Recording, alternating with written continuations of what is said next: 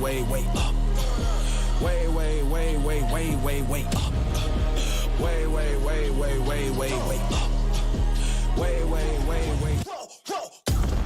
Going back and forth like it's east and west, but the whole team up, say that's north side. I'm all lonely if I shoot the tech, and I'm 10 seasons in, still on court side. Every day I'm going back to back, so ain't no neck to neck. Bitch pressing in the valley, growing stronger, only open up to check the text. Really know it's superhuman, I'm in overtime, they hate, so they check the chest. I've been dotting on my eyes and crossing on my T's, right now I'm trying to curve the S. Young, set apart, and I'm passionate. I've been in my lane, ain't no passing. I'm truly from the bottom, I've been fighting for the light. When you in the dark, man, all you get is flashes. My whole team know that it's do or die. On the top, I see newer highs. I'ma make a move when I make a move. Ain't I thinking I'll let you decide. On the gas with the vision, I've been out to get it, here to do it different. Ripping through the tension, rallied in the streets. Now we in the building, and it's going way up. Way up. Way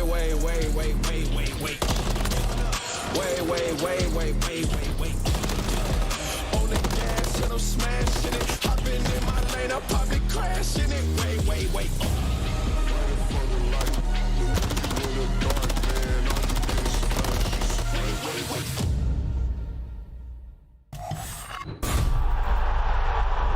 The time has finally arrived. Major 3 coming to you live from Toronto.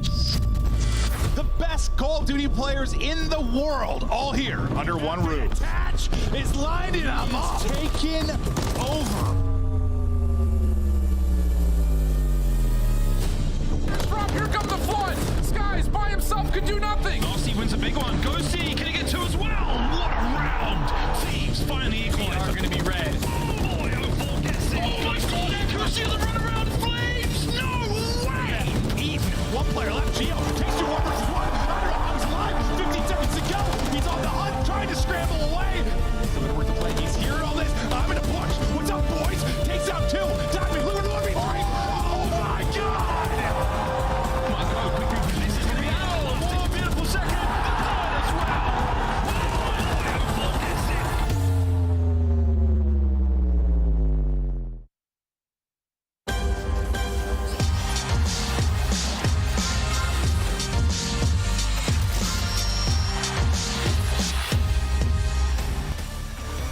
What's up, Toronto? Hello and welcome in to downtown Toronto, where we are at the Matamate Athletic Center getting ready for Major 3, the third major of the 2024 Call of Duty League season.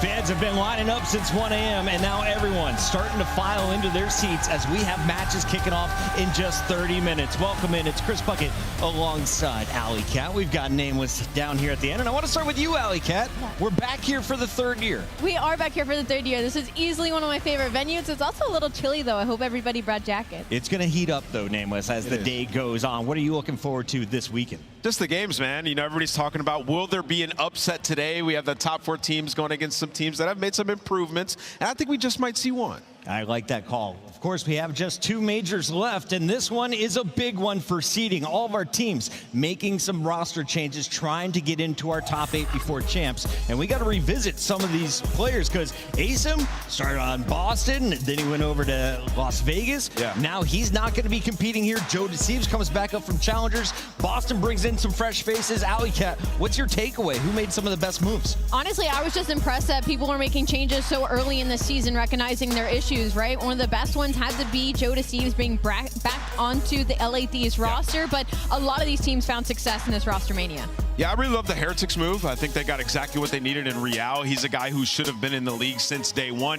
Had some visa issues, and when he got his opportunity finally, he took the league by storm. I mean, leading the team in almost every statistical category, and they find themselves in the winner bracket once again, seemingly the strongest that they've ever been. LA Thieves started the year at the bottom of the leaderboard, struggling in our Major 1 qualifiers. They didn't have a great time at Major 2, but now They entered this tournament with a 5-2 qualifier record, the best we've seen from them all year. The only losses coming in a Game 5 to Minnesota and that loss to Optic Texas, Nameless. Yeah, LA Thieves have been unbelievable, right? You know, some people talk about their strength of schedule. Well, they still beat everybody below them. I think they're firmly in that 5th position, and they're poised to go into the top 4 if they get this victory today. You know, the map change, the meta changes, and SMG's become more powerful. Joe Deceives, they managed this perfectly, sending him down to challengers so he can get his confidence. He comes back into this roster. He has been unbelievable alongside the slaying of Ghosty and the consistency of the other 2 guys. So for LA Thieves, they're ready to go. Incredible stuff from LA. They steal a top 4 seed from New York, and they will face off against New York to start the day. But Ali, as we take a look at this list, one of the big surprises has to be Seattle's surge. You jumped up 5 spots. Is that due to 04? Or do you think the maps had something to do with this? I think it's a little bit of both. I think there was already a lot of talent on the Seattle Surge squad. The problem is none of it really gelled together, and maybe 04 has kind of been that glue. And what's funny is that they were an S&D team to start off the season. When they were taking any sort of maps, it was off of a player or 2 going off in those season 5s, but they've completely changed that. Now they are very dominant when it comes to respawn, right? So easily one of the bigger underdogs that we have heading into Toronto today. Yeah, I mean, I think their hardpoint has had massive improvements. I think the main key to this has just been the role changes within the team. You bring in 04, he's good at search and destroy, so you stay good there. But now Brezzy can run that AR, and he has been frying there. Everybody just seems so much more comfortable. And then also, you're talking about the new maps. That is what made them better. I mean, they're 3 or 5-2 on the 2 new hardpoints combined. So it has improved them tenfold. So LA Thieves sneaking into your top 4, but there's no surprise amongst the top 3. Let's start at the very top here with Atlanta FaZe. They won the last major. They haven't dropped a series since, and they haven't even been taken to a Game 5. What has separated Atlanta from the rest of the pack? I mean, I feel like the caliber of players on this team is just heads and shoulders above everybody else. Like, typically, you look at a superstar team and you're like, okay, they've got 1 or 2 players that can tap these takeover maps. Like, it's a solid talent across the board. All 4 of Atlanta FaZe's players are capable of doing that. Simp is looking at some of the best in his game. Celium is still doing Celium things. And on the flip side, Draza has just added so much confidence to the core 3 of Atlanta FaZe that they literally look unbeatable. Yeah, I mean, the chemistry is there. They fried everybody. I think this is the most dominant stage in the history of the Call of Duty League. I mean, they went undefeated. They played all 3 of the other top 4 teams in the most top-heavy league that we've ever had and went 9-2 map count against them.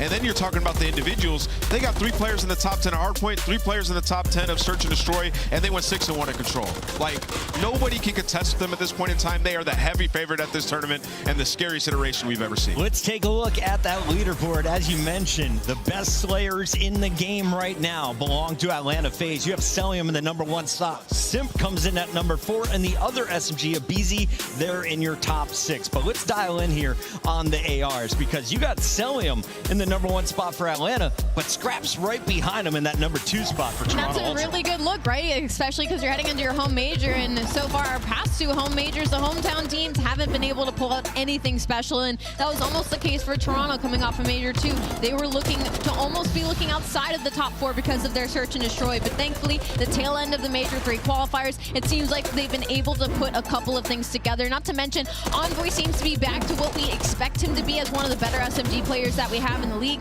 He was having a rough start to this Major 3 qualifier, and they were still able to beat these teams, although they get handed that loss to Atlanta FaZe. That's the thing, they're just world class when we talk about the respawns, that even if Envoy doesn't play well, they're able to beat the majority of the league.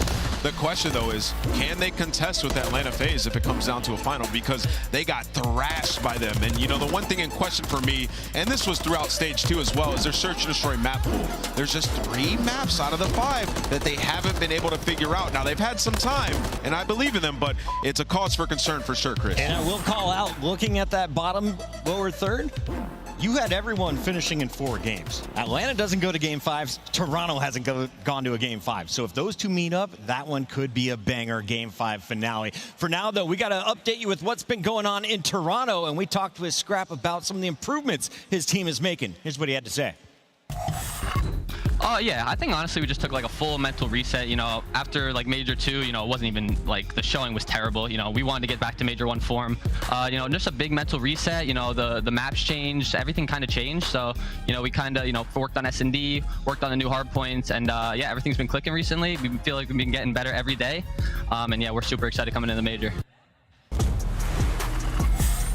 Getting better every day. They started out as our Major 1 champions, now looking to reclaim the throne from Atlanta FaZe, and Scrap is leading that way, a 1.48 in control. And Insight, the other AR for Toronto, comes in at the number 8 spot. But you'll also notice, Ali, there's 2 SMGs on this list, and they both belong to Optic Texas. Talk to me about Shotzi and Pred.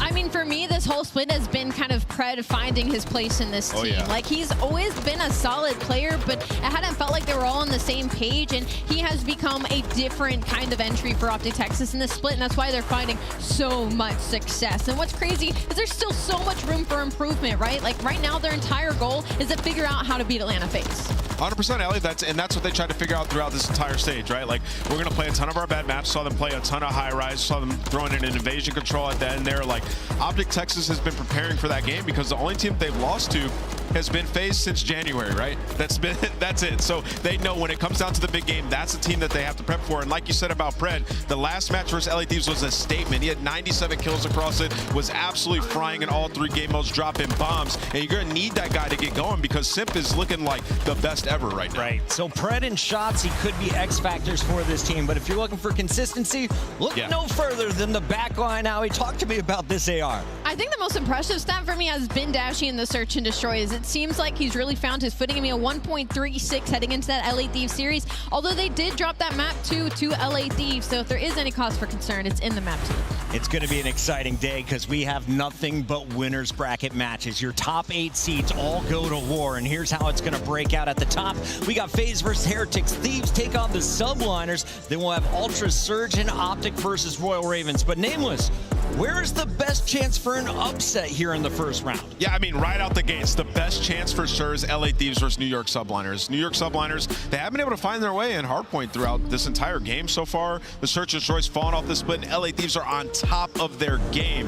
This match should be exciting. The party's just getting started here live in Toronto. When we come back, we'll be breaking down all 4 of those opening round matchups. Upgrade your game with the Scuff, the official controller of the Call of Duty League. Slice up your competition with the Executive Chef Operator, now available in-game in the Call of Duty store. Never miss a match of your favorite teams with the Call of Duty League Calendar Sync. Here's the fun part. When you add a calendar, you'll also receive a Squad Up calling card you can use in-game.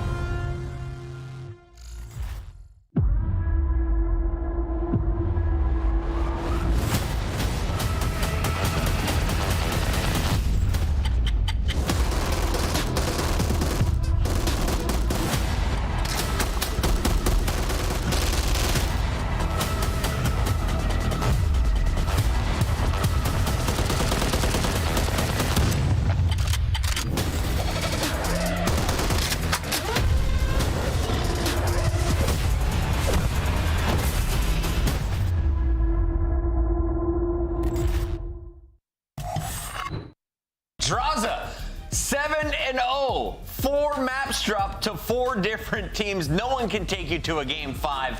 Why are you on top of the game right now? I'll just say it's confidence in how we play, and there's no one gunning us right now, so when we're playing like that, it's a pretty free win. Nobody's gunning us right now. That is straight from the mouth of Draza, who is always a fan favorite here in Toronto. Welcome in, everybody. We are gearing up for our first matchup with New York taking on LA Thieves in just a few moments. But while we're waiting for that match to kick off, we wanted to break down the rest of the action. And you got to talk about Atlanta versus Miami Heretics, right? The Miami Heretics are coming in with the 8th seed, something they barely were able to lock in the final week of our qualifier. Yeah, but I mean, you want to look on the bright side of things, like they're bringing Real, and he's been unreal for this team, specifically in the respawns. In their most recent matchup versus LAG, it was Real dropping the numbers. He was 27-20 in that map number 1. And then map number 3, Karachi, this is a struggling control team, and they were able to take it in a 3-0 fashion. Real going 18-9, not even double digits deaths. So hopes are high. We got to talk to Lucky after this matchup, and he was like, you know, we're all excited to be on land. We're excited to see what Real does on land. So I guess the biggest question mark right now is if they're able to show up in the round 1 versus Atlanta FaZe. Yeah, that has been the storyline for them. It's like, okay, they're all right online, then they get to land and they get bopped. Well, they've had a couple of tournaments now, and this feels like a different roster, I'll be honest. Real has been so good, the best player on this roster, and everything has gotten better. Their hardpoint consistency, you talk about the new maps in Vista and 6-Star. They have a lot of reps on those 2 maps combined, and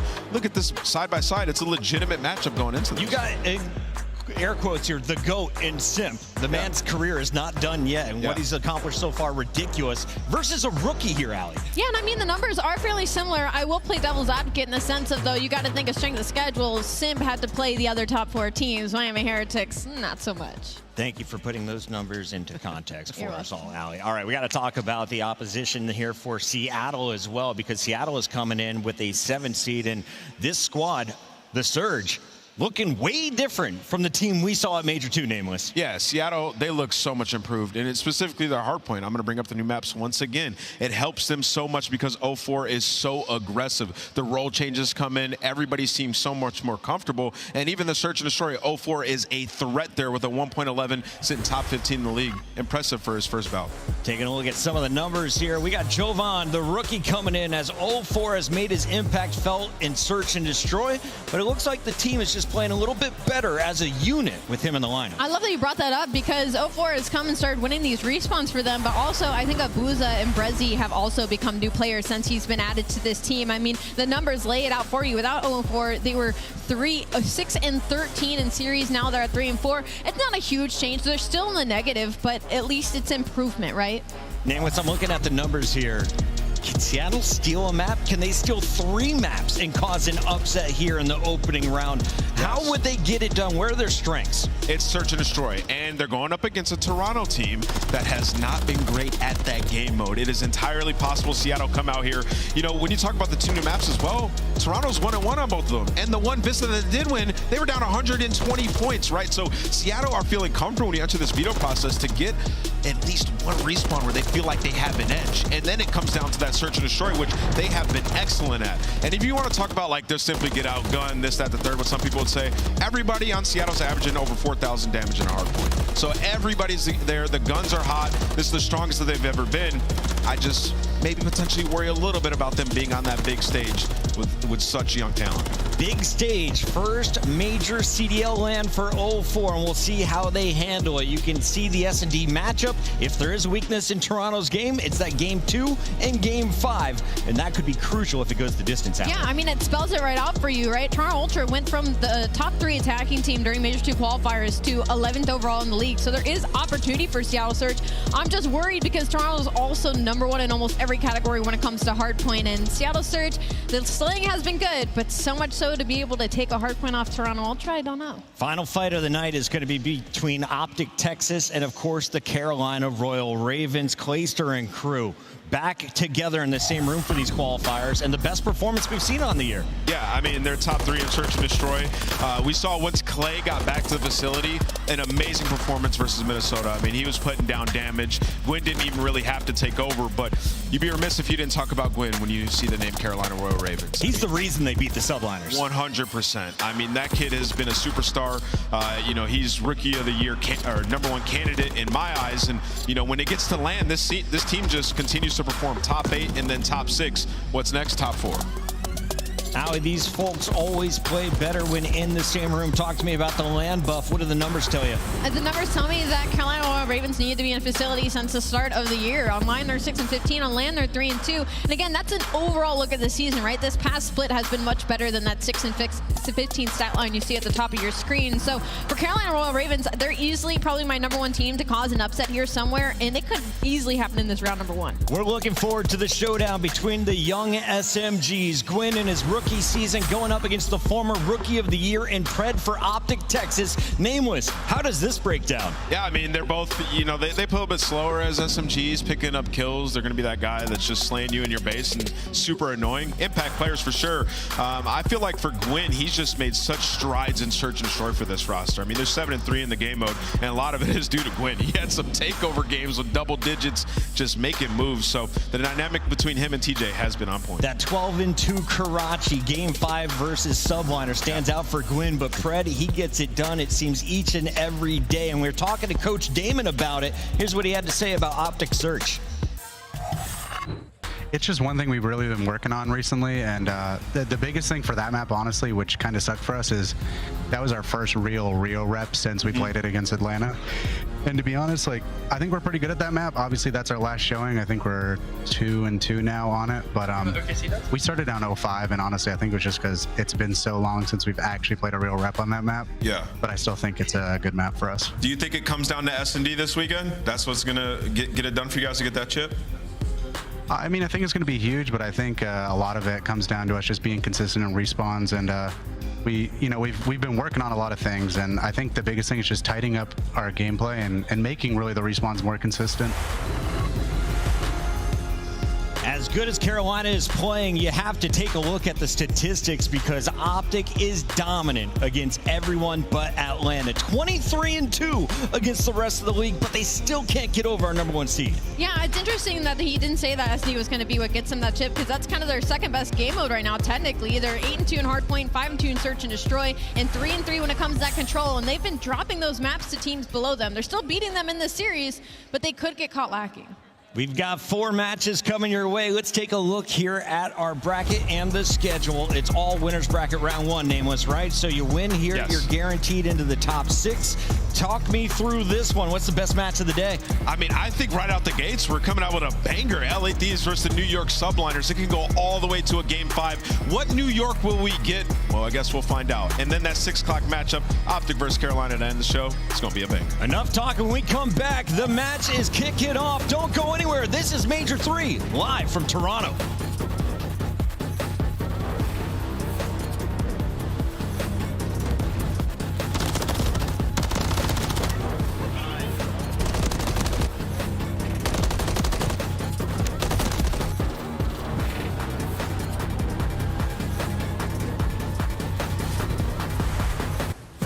Fans, time is running out to make your picks. Choose your winners now by scanning the QR code you see on the screen. Hurry, it closes at 3:15 Eastern. The Cataclysm Pack is available now. This bundle includes the Cataclysm Operator Skin, Dystopia Weapon Blueprint, Iron Lung Charm, Vroom Animated Calling Card, Alpha Vinyl Guiding Light Emblem, and Scratch Tally Weapon Sticker. Use these items in both Call of Duty Modern Warfare 3 and Call of Duty Warzone. Available in store now using Call of Duty points.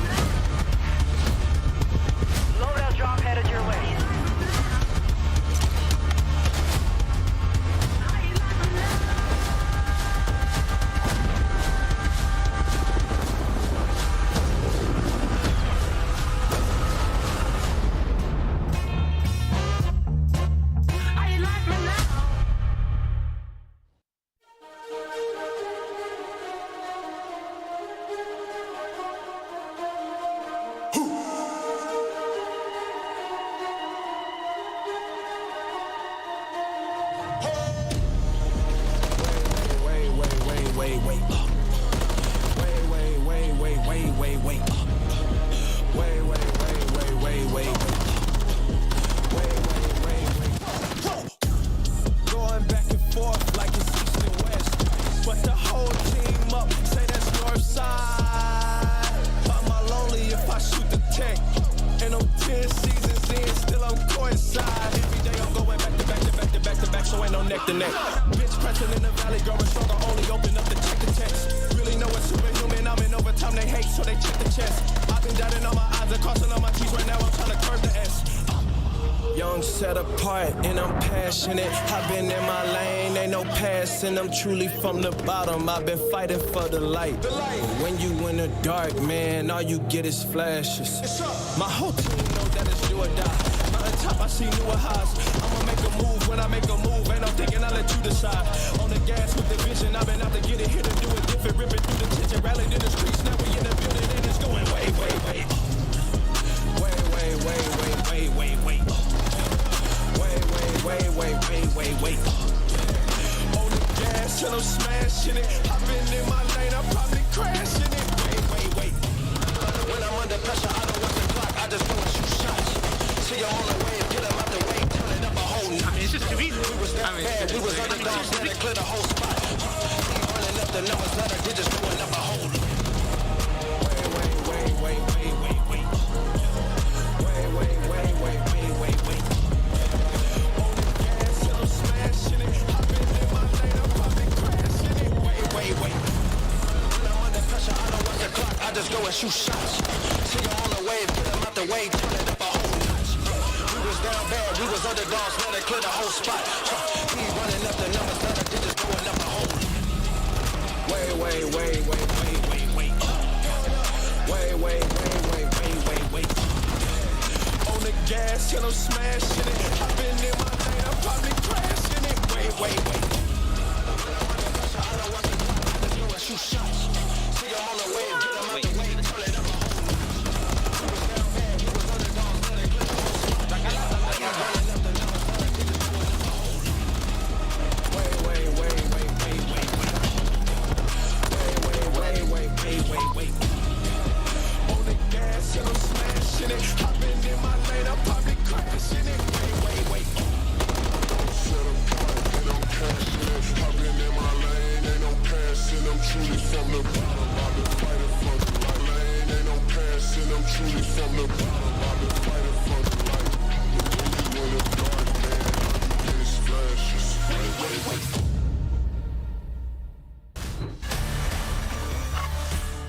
Day one of Major 3 begins right now here in Toronto as we are gearing up for the New York Subliners to take on LA Thieves. Subliners, of course, the 2023 champions. They are always in our top 4 discussion. But recently, Ali, they've struggled. They had about a 10-day period where they lost 3 matches straight. On the other side, you got LA Thieves sitting at 5-2, a huge improvement over stage 1 and 2. Yeah, LA Thieves looked like a completely new team. And, you know, they had to make a couple of shuffles to get here, right? But their search and destroy is still lacking just a little bit. Most recently, they went up against Optic Texas, and they were able to take that map number 2. But the problem is, in those respawns, they weren't able to get some good footing. So versus the top 4 teams, they have yet to show anything for it. But everybody else, they're handedly beating them. I will say, though, at the last LAN, that LA Thieves team, they took Atlanta FaZe all the way to a game 5, where they should have won if they didn't all try to hit dark on Invasion. And I still believe in this team. I think they can perform on LAN. And for the Monster Energy pregame, X Factor, Ghosty, 8-5 overall with positive series KD on the year, 2-9 when negative. Listen, this man, if there's one thing you can count on, is for him to go positive. Over the last month and a half, he has been frying, dealing damage, and really everybody over 4,000 damage in hardpoint, 8-6 in the game mode specifically. And the search and destroy has also improved with guys like Ghosty at the helm. So for LA Thieves, this is the most confident that they've ever been. Yeah, and the biggest thing they got to focus on is that their control hasn't been there, right? 2-5 record, and specifically 0-4 on evasion, which typically, like, it's a defense-heavy team. You just got to try and solidify that round 5. But Krem's rocking a .84 right now, so keep your eye on that player for that map 3. That's our Monster Energy pregame for LA Thieves, but let's talk about the New York Subliners, because this team has one of the highest ceilings, one of the most clutch lineups, especially in game modes like Search and Destroy in the first half of the year. But they seem to be flat floundering a little bit. Have they found their feet coming into the third major? Not quite just yet, Chris. Hardpoint, it just hasn't been on point for them the entire year, and this is their worst split in the game mode specifically. I think they were hoping to get a little bit more out of Civ. I mean, like, they were thinking they were getting a massive Slayer. Hasn't been the case, especially throughout this split, and then Kismet also has been off of his game. It just feels like there's been so many issues that they've had to work on that other game modes have slipped in doing so. So for subliners, it's like, can we just find some momentum headed into this weekend? It could start here. With that said, Ali, they should have 3-0'd Toronto, right? Instead, Toronto takes the series 3-1 in our last qualifier, but New York always has that potential, especially when this man is popping off. You could say that, and that's funny, you know, because Kismet is typically their search and destroy guy, right? A 1.39 SD online, but once it hits land time, he has a significant drop-off, which we're talking about world champ here, so that's a weird conversation to have, and their red flag is going to be the S&D map pool. They're 3-0 in Invasion, 1-4 everywhere else. Their attack just has not been there. They're 12-20 in attack opening duel win rate, so what's funny is they have a 90% conversion when they do get it. So if they focus on those opening duels where Hydra and Kismet specifically have been struggling, they're more susceptible to win rounds. Yeah, Hydra has 35% opening duel win percentage right now. I never thought I'd be saying something like that. There's something going wrong there. Like I said, they put a little bit more focus, and you know, we're gonna get to the maps and modes here. LA Thieves are very happy about this. I mean, you look at the hard points, it's like New York are 0-2 on Vista, where LA Thieves have 5 reps on it with 2 wins. So if you're LA Thieves, you're feeling good about the search and destroys, that Vista hard point, and even Rio, like, you're solid there too. Kismet on high rise. Will he clutch up in a game 5? Will it even get that far? It's time to make our Scuff Pick'ems official. Nameless 108 correct picks on the season. 109. And we still have 2 seasons. Sorry, it's about to be 109? What do you got for me? Oh, they got it wrong. It's crazy. I'm going to go with... Production, you hear that? That's this crazy. is a tough one. I'm going to go with New York. Although, like, I'm feeling it, I'm going to go with New York. I think they just turn up when it's land time, but it will be a close game. Allie, huge Dan Ghosty fan. I know you love these LA Thieves. Do they get the job done with the higher seed? Listen, if this was an online match, I actually might go LA Thieves, but since we're on land and I just don't know what to expect from them, I'm going to go with New York. Subliners. Let's make it 3 subliners here on the desk. I'm feeling New York to start today. Toronto, let us know who you have taken this one as we kick it off with our casters. Take it away.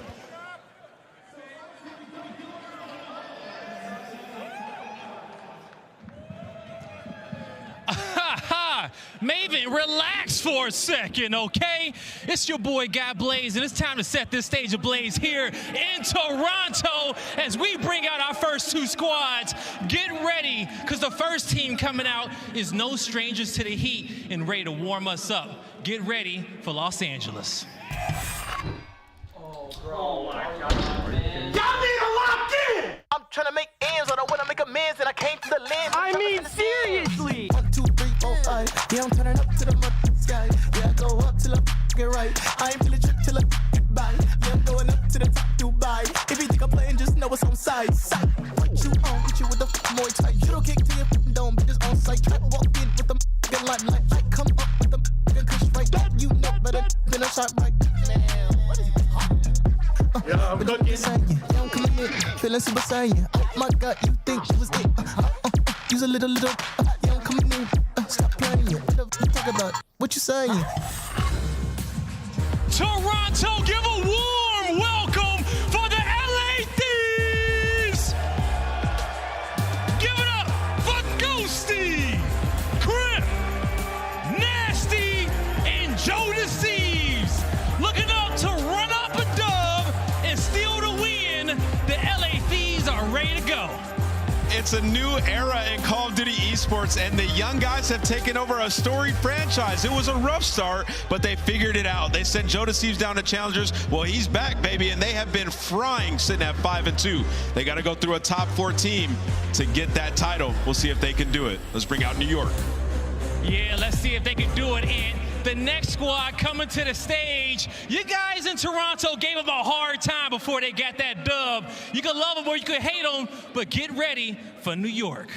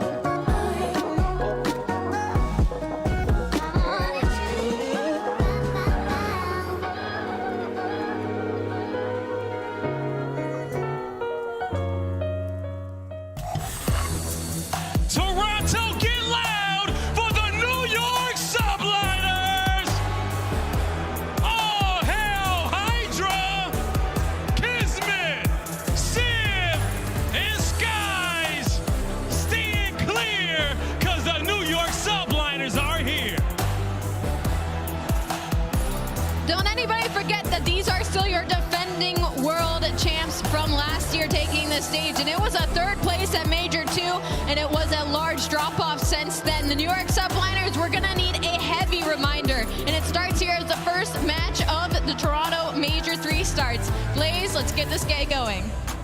Yeah, Allie, I am so excited to get Major 3 started. But Toronto, I gotta ask you, are you ready to get this leg kicked off? Merc, Maven, the floor is yours. Hello, Toronto. We're ready to rock and roll. This is gonna be amazing. We've got a lot of banger round one matchups. We're excited to see everybody. Everyone's been so friendly already in Toronto. You were excited hopping on early. Oh, dude, I thought Chris had thrown to the casters at first, and I was like, I started introing them like, wait, Blaze is on stage. You were just ready to go. I was tired, dude. Yeah, you're ready to go. Locked in, baby. All right, well, let's talk about these matches, because this first one's probably the one you had circled as being maybe the most upset potential, because what, you had a kind of an off qualifier if you're New York.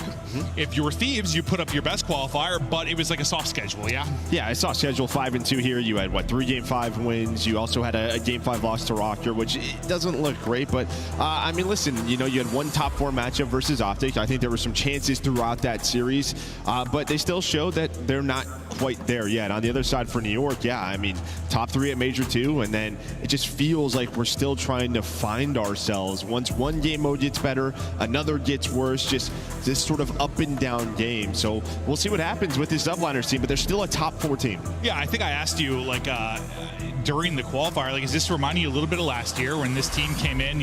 They won an event to start, went through a lull, and then they had to bring it back late in the season. A little bit different because they didn't come out and fire on all cylinders in this title, but they were a bit up and down last year, despite us remembering them as being the best team on the year. Yeah, I mean, they won the first major, and then after that, it was just pretty. It was a roller coaster. Mediocre. Yeah, it was pretty mediocre. You had some top 4s, a 5th through 6, until that Major 5, and then you go on and win champs. So that is when they turned up, and maybe that helps them out in a scenario like this. We're gonna have to deal with some adversity, figure this out as a squad, and build up that chemistry. I would think to some degree it has to, just based on the success. And you have Sib coming this year, sort of the pack-a-punch move. You want the firepower he's going to bring to the team, and he's had those moments where he has looked like the best player in the lobby, but you've still been struggling to find some of the success. But we look at the last 10 hard points for these squads, and this is probably where you have your chance to maybe find some success here, find the edge if you're LA Thieves. Yeah, again, for Thieves, you're sitting at 6-4. You have 2 losses to Optic Texas there, but on the other side for New York, this is what we're talking about. It was 50-50 throughout stage 1.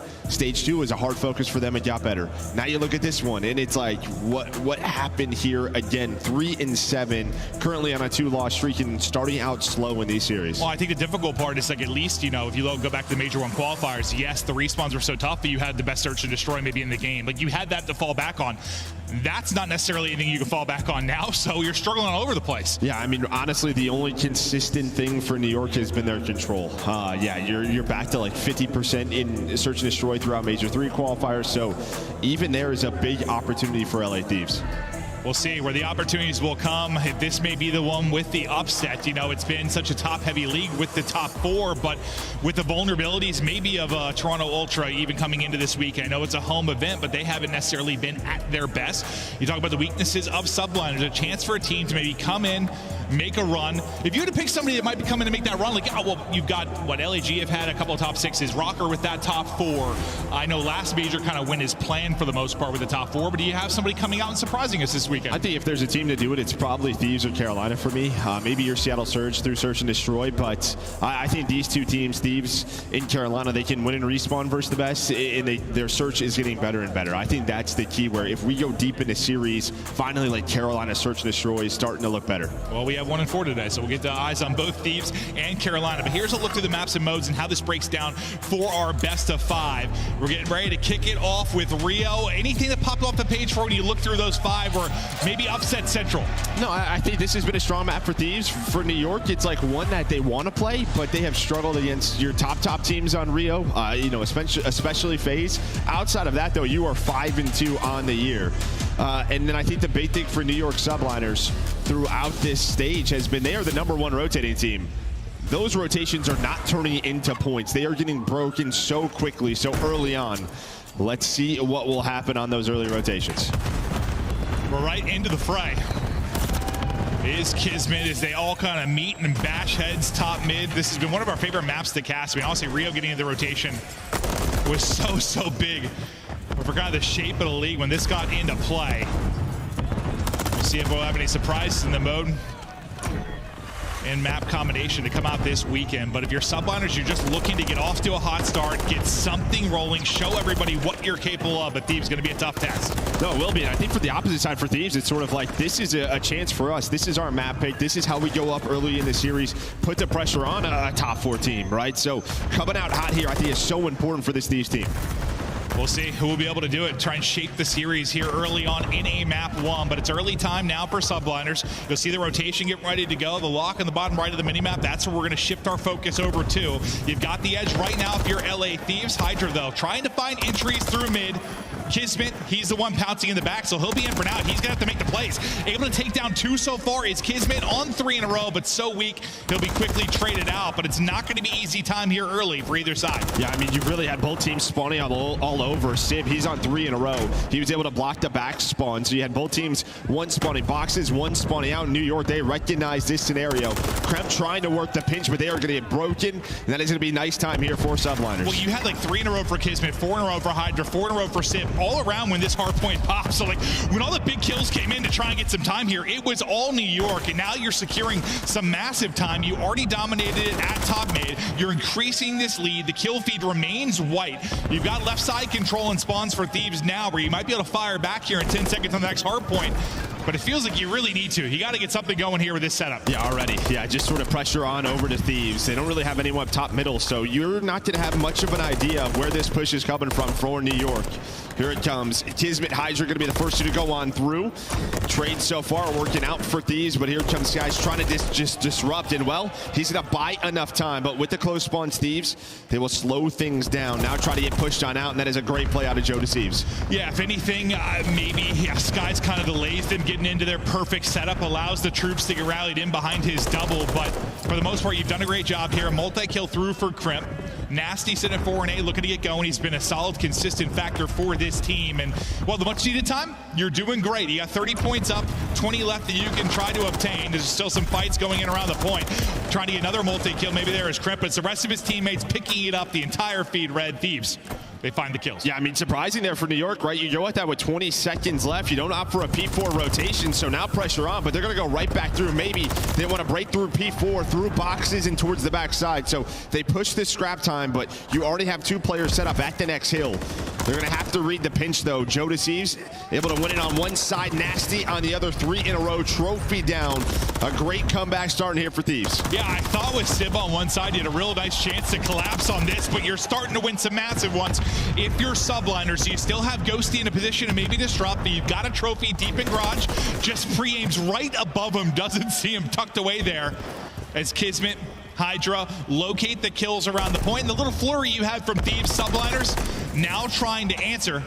We'll see if Nasty can maybe be the point man and playmaker. So far, the guy's shooting absolute beams. And this is already such a much better start for New York. They were 12th throughout Major 3 qualifiers, behind break opportunities. Already a couple here where they have found, what, 20 to 30 points at P2, at P4. So a much better game plan so far for subliners. We'll see if they can continue to break. You know, you get some better hold from Thieves in some of these spots, and then we might have this score flipping on its head. As we get over to bridge, you've still got one person out. Nasty is trying to watch maybe the push through and pinch through the flank. Trying to get there and hold will be Ghosty. He's going to drop. So once again, you get a foothold into the hard point early. Is all the utility now hitting on the subliners players as they're looking to hold again. Sky's POV for now, but he is swarmed and hunted down. And again, you had a chance if you were in New York to get an early break, but Joe Deceives is the big 2, and he needs that. Feels like the confidence to get going throughout this map 1. He was 6-15, now up to 8-15, and this has been one of the talking points, right? With Joe, stage 1, now bringing him back after challengers. He can pop off, but there's also this inconsistency he's trying to figure out. Yeah, there's some eyes on him, I think, at this lane. Yeah, to really see if some of the playmaking ability he was bringing to the qualifier he can do here. And speaking of, he's on 4 in a row now, so Joe Deceives maybe working towards some streaks, but it's Sib and Skies, that dynamic duo in the MCW role that are able to fly over the top. Now 5 in a row for Joe Deceives. That was number 6, so he's able to get the streak, but you're starting to look at a little bit of a hole, down 50. Yeah, down 50, but you are in control of P1, or at least you have bodies here. Ghosty and Kremp with a nice team shot. Now, who's going to go on that pinch? Looks like maybe Hydra number 5. You're going to have Joe Deceive watch that for a moment. He knows that that pinch could be available. With his teammates going down, he's going to give it up, and that's going to lead a Hydra double. So you give it up for 1 second, one of your teammates drops, and now they're going to have to deal with another break. Thieves down 50. Let's go to a listen with Los Angeles.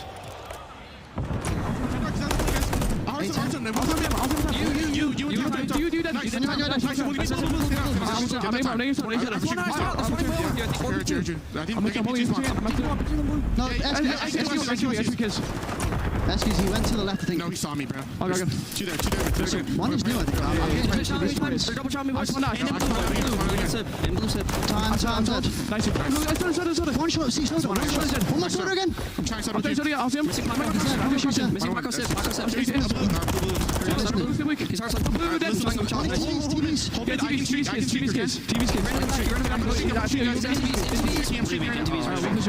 Alright, listen, there is all around time. One hit, couple, and 2 around time. They're going dark. They really go garage. After garage. Paco garage. There's two. I kill him boxes. I kill him boxes. They're on time. Flood here. I didn't set anything to He's grass. Yo, grass. He's on time. I'm going half. He climbed up. He's not grass. Watch your halfway. He shot down halfway. Got tricked. Couple. I'm taking it. He's playing spawners. Yeah, couple playing spawners. Where's he going? Couple. He's just okay. One's on. Where's close ramp? I'm holding garage. Martin, Cobble. Enemy garage. Starting out. Cobble, Paco, dead. One here. Another time. Kids. Banana. One shot. I'll see him left. I'm holding in. Nice. One back. Humble Paco. I'm one shot. Yeah, he's Doing Yo, we're chaining these next 2 hills. Okay, let's go. We are back, and you hear one of the final comms that we need to chain these next 2 hills. We'll see if they're going to be able to do that, but it's a massive lead right now for Subliners. New hard point up, though. In control is Thieves. Chance to hold. Ghosty, Nasty leading the way. Yeah, 3 dead there. And I mean, you just heard throughout the listen, the comms are good, right? You're calling out positions where players are spawning. The problem is New York did a fantastic job avoiding the streak, recovering, still getting a lot of that P2 time, and not allowing Thieves to break on through. So there was just a massive moment there for Thieves with that streak to maybe find an opportunity. Doesn't happen, but here they're able to find the first 35 seconds, and as Nasty said, we're coming back right here. Now a big rotation as Kremp going to be the first one over towards P4. We'll get set up, see if they can continue to rally this back. Crimp's POV now, 2 in a row, trying to do more dirty work as all of his teammates dropping. It's really just going to be him lurking. What kind of play is he going to be able to make? Found one little snap back. Unfortunately, gun up, he might be able to take that, but will end up dropping. So some opening time now for NYSL. A big break chance now for Thieves. And you saw Joe was maybe trying to work the pinch, but with Kremp dying, they lose those left side spawns. Now trying to set up the 2-2 split here. One player going to spawn out. That's going to be 2 dead. They need this break quickly. Sky's Kismet, though, trying to hold on. Can they at least buy enough time? I don't think so. Behind Kremp, Ghosty, you're able to find the break. They get in because, I mean, Joe Steve's had some tough situations. He's hit 27 deaths. Like, he's been the point man, taking that verse gunfight, just getting to Gunny maybe a little bit warm, but he's had some tough situations. They've had to break more often than not, but you are still very much in this game. You'll be down 10 to 20 if you're able to get the remaining time. That's 5 in a row now for Ghosty as he looks to maybe get a streak. I'll say that's a chow with some confidence, but he's able to get away with his life. Sky's trying to hunt him. Ghosty, great job playing his life. Can he just get a freebie here, trying to bait somebody in? That's really what it is. He's just playing his life right now on rotation. Though Nasty's able to win the first one, and you are very far from this P5, and there is the crew. So you're down 30 now is LA Thieves. A 3-man push through bridge side. Comes New York Subliners trying to find one more break. A pinch from Kismet, a quick trade from Joe Thieves. This is where he popped off on the first rotation, now within 20. Can he go nuts from this spot? First gunfight, not able to take it. You see on X-Ray, all 4 players getting ready to go. The stun, everything hitting, trophy eliminated, players dropping, but it's Ghosty and Nasty trying to be the bailout in the back line again. Plus, you've got Crimp to work with. The movement's there, but maybe a little bit of a panic. Melee or T-Rex farms, he's not quite able to hit. Down 14, it's Thieves. And now what do you want to do here if you are Thieves? You can put some nades on this hill. Do you want to rotate up? A team nade is in. Maybe you want to contest for this time. Just go for P1 through bridge side. That's going to be the call. They don't want to give up this time. But everyone throwing nades on the hill. On P1, though, there's going to be a big one-on-one with that nade. So Nasty gets one with the nade and wins a rotation gunfight, setting them up for this P1. Can Nasty be the one to make the play? Now getting them into a solid spot here to hold. You know how much time you can get on this P1, but Kismet just tucking away. The nades have been so big for Thieves. Able to find another. The reads on point for the contest. They're able to get the kill, and Ghosty wins another as the lead change is looming. 15 more to go till they take control. And for Thieves in the clutch scenarios and the hard points, they're 1-7 when it's within a 30-point game. Can they flip the script here? You still have that cruise, so they're playing very conservative right now, not trying to flip for P2. Hydra, though, able to find a double, able to find a triple with the Renetti, but Nasty has been so clutch on this hill. Can't find the third, but will at least allow his team to find the trade and keep this messy.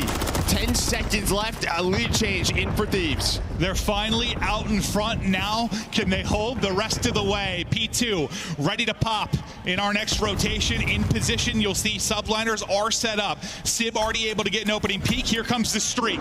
Cruise in. What can it find? You've got Nasty working deep. Nobody really able to pounce quite yet. It's able to get two, though, outside of the point, and Crimp gets one at the same time, and Thieves come flooding through. Now 20 needed for the victory as this streak hits. Yeah, they just stayed patient inside a lobby. They knew the players had to run inside. They didn't run into them, but Hydra's able to find the first, allowing New York to go quickly towards the hill. The ARs for Thieves to hold the line. That is going to be another 4 dead. Skies off spawn. Ghosty, 5 in a row, up to 37. He is dropping a bomb on the main stage. Ghosty is locked. We'll see if he can get another cruise. Probably not going to need it. The kills are coming through, and Thieves come in and shock map 1.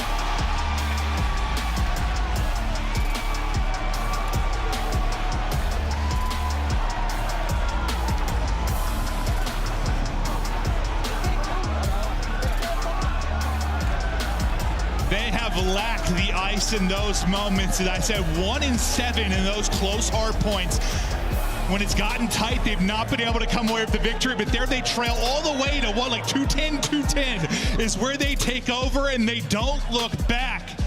Looking like Hercules on the main stage. That is an effort from Ghosty. What a map. I mean, 5,500 damage. Nasty right behind him, leading the way. But 32 non-traded kills. And I mean, you were slaying throughout that entire game was New York. Only one player in negative, and it's only by 1. It's honestly right at the end of that listening, right? Hearing it from Nasty, we have to hold these two, and we are right back into this game. They did just that, plus the cruises. Now, the first one, not very effective. The second time through, because their P2s were not great, but it was able to hit that double. And I mean, that just leads to the control going over to Thieves. No, I love that, because we heard in our ear, like our producer, like, all right, pulling us out of this. And we just heard like 2 more lines right before it went out. And yeah, you just heard it. Let's chain these two together. Like, let's do it when we're in this game. And that's exactly what they did. I mean, I know Joe Deceives on the stat line, it was a tough one, but he was applying the pressure. He was the point man taking fights like that, channeling out, trying to get the opening gunnies, and when he would fall, he'd get info. His teammates would pick up the slack, able to earn a couple of streaks throughout it, but from here is where they really start to take over. They do not look back. And once they get the lead, it's a thing of beauty. And I just loved how patient they stayed on this P1. They knew they had this cruise. Hydra almost made some insane plays, but Nasty held on. And you see, watch number 4, number 1, they're staying so patient inside a lobby. And then they find those 3 kills. It does get a little scary because Hydra comes up off spawn, or sorry, where he was avoiding that missile, finds the first. See the spawns coming in. But Thieves just able to hold. There's another 5 spree for Ghosty, leads them to the victory. Yeah, I mean, Nasty was nasty at that P1. And at the beginning and the end of it, some really clutch moments. And then Ghosty, he's going wild. Everyone's on their feet roaring. Ghosty's just chuckling, man. Like, just vibing in this environment is the Toronto venue. Already ripping and roaring early on. You see there the breakdown from the get-go. It is an advantage there for New York, but late. Thieves able to take the lead and just close it out. Yeah, and then really what you see is the second half, right? The second P3 and P4, 170 and 170. You're getting 27 points over 3-4 hills. That is where the comeback comes in there for LA Thieves. As the guns got hot, the streaks came in. And now this is where this gets interesting, right? Like, if you wanted an upset early in this bracket, it starts with a map 1 win for LA Thieves, because their search and destroy has been on point. I mean, we thought, the opener would likely end up being a hard point. That's where you might find an entry just with the struggles that you saw for New York coming into this one. But New York, for the most part, look good early. You're up, what, 60 to 80 for the most part throughout our first couple of rotations, and I'm thinking, oh, they've got the edge, oh, they're going to be clicking, but New York, not enough late in that one, and maybe some frustrations on their side. But for those of you at home, maybe looking for an upgrade on controller, we've got a new Scuff collection coming at you with the CDL teams, which I imagine we'll be showing here shortly. Yeah, maybe you can get them in the venue too. So if you're looking for a new Scuff. I know the Scuff crew was going to be here. I want to check one out because I was going to get a new one. I saw it was some of the new faceplates, I believe. Well, we're headed to a 6-star search and destroy, and for both of these teams, I mean, just the way the map vetoes worked out, I mean, I think you're happy if you're Thieves. New York they've only played this map one time. On the opposite side, 1 and 2 here for LA Thieves. So you have some of these newer maps where you don't have a ton of repetitions if you are the subliners. Okay, so I realized our screen didn't have the graphic. It was there, so. Okay. Yeah. That makes sense. I was like, all right, leave me hanging. But no, that's just our screen here. Didn't have it. We get this. As long as the people at home saw it. Yeah, no. I was like, hold up, are we showing this thing? All right, right into the map too, Thieves. Trying to keep the momentum going, but Hydra, who can just be such a superstar for this squad on the New York side, looking to be the playmaker. Yeah, and I mean, he's kind of struggled throughout this stage in Search and Destroy. And, well, there's going to be a first blood for Ghosty. So one of the big reasons maybe why they're only 4-4 in Search and Destroy, Hydra not having the best stage. On the opposite side, you are 8-3, the #1 ranked team in this CDL throughout stage 3 is the LA Thieves, as we're quickly into a 2-on-2. Now down to a 1 versus 1. Joe Deceives back with the squad. Sib, the newcomer this year with New York, and 45 to go. It is beams as the head gets ripped clean off in range there with the rival. Sib's like, what just happened to me? I was deleted. Yeah, no, it's the rival headshots coming in. I think there's a little flinch there, and there you see it. I mean, the headshots in, and I think just a huge round for Joe to see as a confidence builder for his game to win that one-on-one versus Sib. Because when he's going to be playing like at the pace he is in a hard point, like, yes, you want him to be brimming with confidence. It's one of those positions where you're taking entry fights. They can be so stressful. Well, yeah, what a round for him maybe to get him going in a nice clutch moment. Can just alleviate some of the pressure. So you get the nice one-on-one win. Now you take it to the offensive side, and we're headed to the pool. But it's a great first pick there from Kismet as he'll give them the 4v3 odds. Yeah, just right through the middle. Playing really around this A side, but Trent trying to start the trades, but Hydra's going to shut it down. A 1-on-3 quickly for Joe Deceives. And this is what you kind of see on 6-star. If the defense is quick on one of the sites, you can pretty much just get hard countered the way LA Thieves did. Well, you already clutch up in a 1 versus 1. Can you do it in a 1 versus 3? And you've got a lot of time here. Like, you're going to be guessing a little bit if you're NYSL and what the position is, how he's going to play this. Same could be said on Joe Deceives' side, as he's just going to be taking his time. Yeah, he's trying to catch somebody pushing through. Yeah, he's trying to hope that like maybe they just double sprint through the flank here. This is the right call. You see both New York players starting to go over towards A. They're not going to see much. They're going to stay inside of the bar. Joe going to go for a dip, but the timing now might not work out because once they start this rotation, they're going to peek this bomb around, done. Yeah, I mean, you're just, when you have that much time left, like 60 seconds, it's just sort of a game of cat and mouse, and also a guessing game. Like, he's hoping he baited him off, and he did, but if he's there about 5 seconds earlier and gets that plant down, things get interesting. Unfortunately, it's right when they start their wrap back. Well, New York, I mean, just starts off with the kid's first blood, and once those trades happen, it comes down to Hydra, who ends up with that double. Yeah, first I thought Hydra was the guy mid, and I was like, how did he get a second? And then I realized he's the one shooting him in the back, because I thought Crimp was going to get 2 at first. Little I was Hydra that was actually peppering him, so we'll be tied up 1-1 now. We'll trade blows early. And where I feel like when we were casting this in the qualifier, we saw so much action towards A, you know, kind of the smoke retakes. A lot of what we were seeing so far, poolside, has been the play of choice. And Sib, he's going to be the guy kind of watching the push through, watching the wrap and the flank. He'll be backing up for now as mid-control. It's all Thieves as they're starting to progress the map. And a lot could hang on to this player's hands throughout what we've seen watching the flank. And I like this. Just get together with your teammate. That is where the push is going to start for Thieves, right through that vent. Who are they going to find first? Are they going to know Sib is here? I think Skies is going to see that, and Sib, well, he's going to pick it up, turn correctly, find a free double. 2-on-4, 25 seconds left. Yeah, that'll work out. He's getting everybody as Sib is now on 3 in a row, picking them apart. Final kill through. It's a clean one there for Subliners in the post plant. But yeah, Sib, whose job was watching the push through, it suddenly became annihilating the entire team.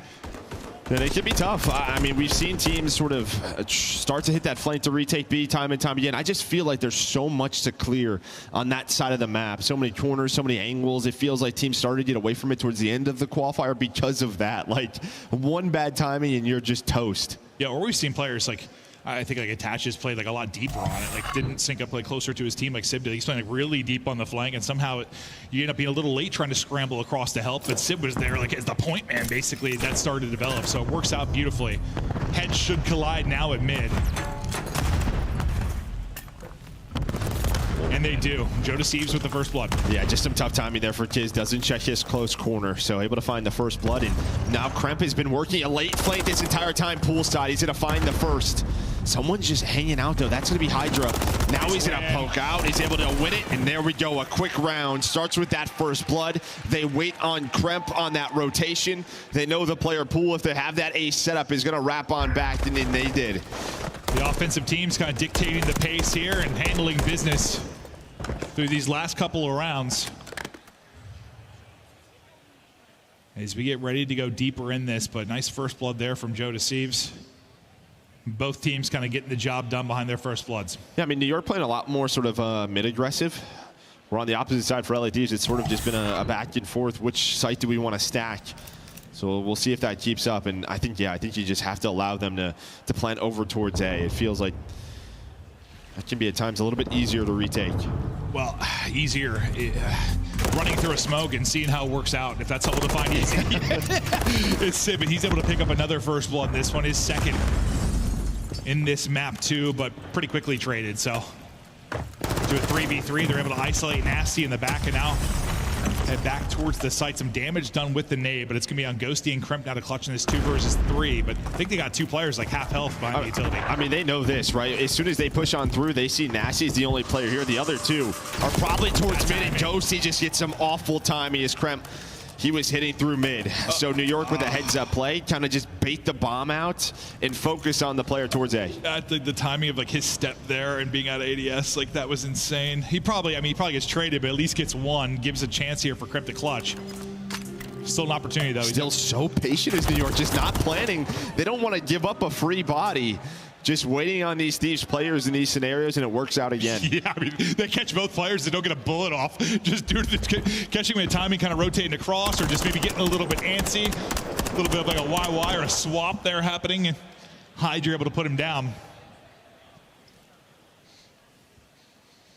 This is a guy that is just itching to get back to being a contender. Been a superstar in the league since he joined, and I mean, he's actually had some vulnerabilities, I feel like, over the past qualifier for the first time in a while. Like, he's looked an invincible god.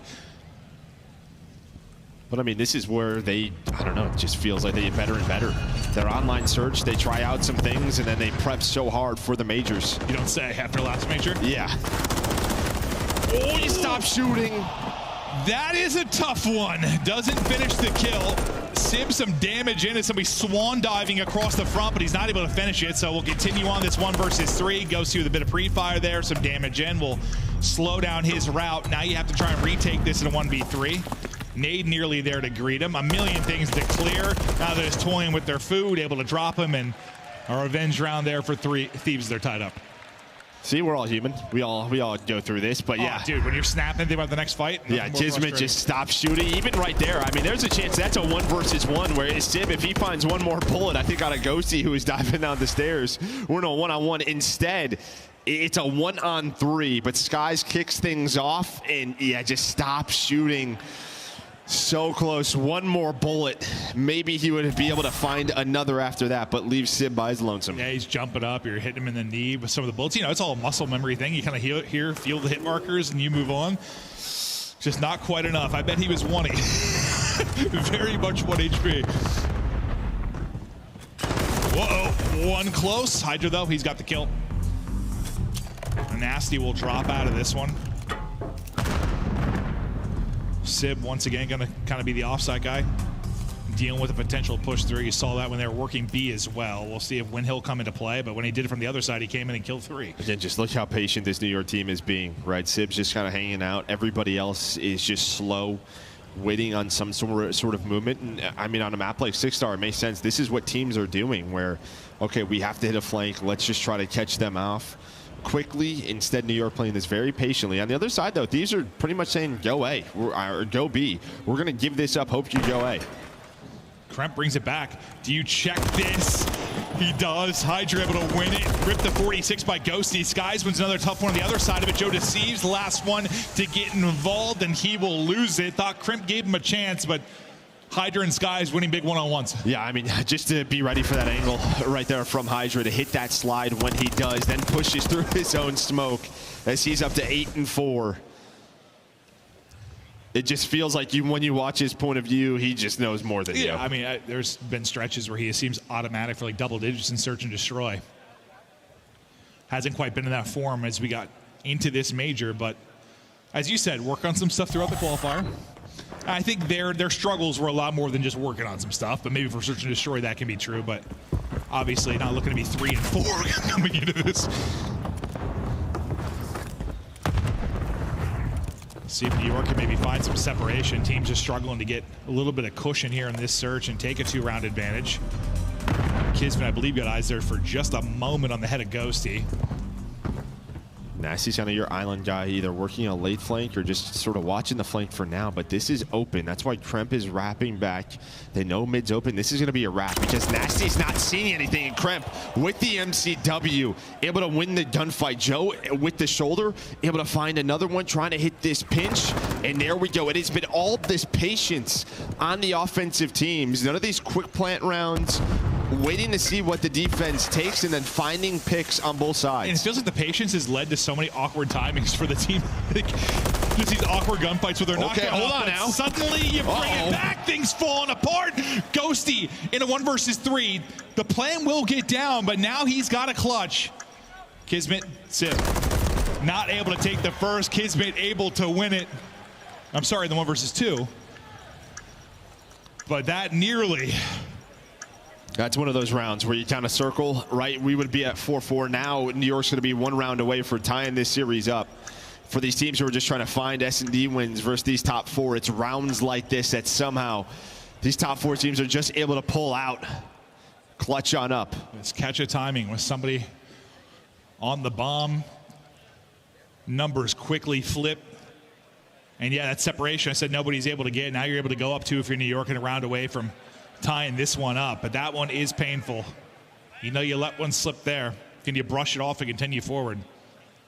I don't even know how that happened. I mean, just, yeah, they find those timings and you're 1 player still on the bomb. I feel like this map, like just this particular matchup has been some absurd timings both ways. And that's Call of Duty in a nutshell sometimes. But the President's out toward mid. There again. Kismet on 3 straight at 5 and 4, able to get out to his spot, and now he's going to pop, instantly traded out, so he'll get the first blood, but to a 3v3 we go quickly. Yeah, but look where Hydra is already. He was the 1 man over towards A. He cleared out Secret. He pushed up towards A. Now they have to worry about him. On the opposite side, Sib is all by his lonesome middle of the map. You're not planting this bomb yet because you don't want to get caught. You know how spread out you are. Yeah, this looks insane on the map. Now if you're Thieves, this is where you just have to be patient. You have to be more patient than them. And I don't know how it's going to work out. Maybe, okay, Nasty gets on through. Dude. That could be huge for them. Hydra in the spot to lurk. He pounces, you're at least able to trade it. You don't let him get 2 because that likely would have sealed the game. Now to 2 versus 2 we go, 30 on the clock. On opposite sides of this are Nasty and Ghosty. A big win there from Sib. All down to Nasty now. Last alive with 25 to go. Spots 1 in the back, damage in, but the gig is up. Sib now to Chow, tries to send it forward, can't quite win it, and NYSL able to answer back as they take over late in the search and destroy. I mean, they just played with such patience, waiting on, trying to find openings, waiting on certain movements out of LA Thieves. And I guess if you were a New York fan coming into this major, a little worried about their search and destroy, that is a great sign for you. Still showing Their prep is on point. And I think that's a good thing to do. Like after how that map one went, right? It's like a crazy map one, like crowds on its feet roaring, like Thieves are all amped up, like, okay, let's slow it down. Let's take it to a snail space. Put your foot on the brakes a little bit, make some decisions. You put up 2,100 damage, nearly 2,200 if you are Sib. A little bit. They literally had the emergency brake on. Yeah. They weren't moving. You really did. But just finding so much room was Hydra. Like every offense, it just felt like he was able to, even just right there, that last round, get all the way into the defensive spawn. And you saw, right, Nasty has to check so much on the pinch. The other two guys are trying to find Hydra. It just takes so much time. But who knows how it goes? That round 8 goes a little bit differently, right? Like, I mean, you got the first blood. You're in a decent spot getting the bomb planted. You think you maybe have that round in the bag in the round 8, and then things kind of fall apart. You get caught with an awkward timing. Nobody able to clutch up with like a big trade, and then, I mean, that one you could tell just when you saw the faces of like Ghosty and the guys after that round. I was like, I mean, that's how Ghosty looked after map 1, so I don't know. I think my man's just locked in right now. You're just out there smiling. Ghosty is absolutely locked. He puts up a monster map 1. Absolute dominant effort, but NYSL able to brush that off and answer back in the map 2. This will now be tied up 1-1. We head to Invasion Control next. We'll be back after this quick break.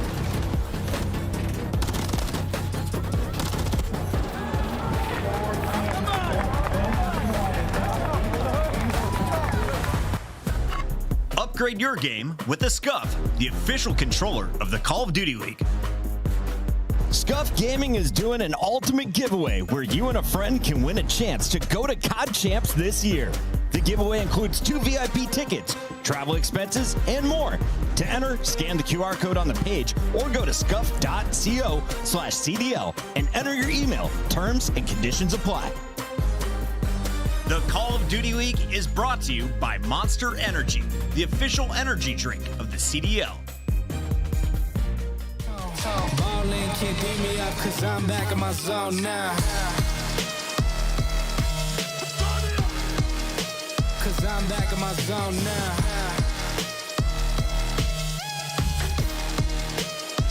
Back in my zone now.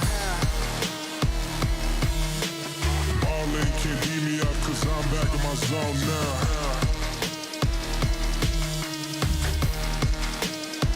Back in my zone now.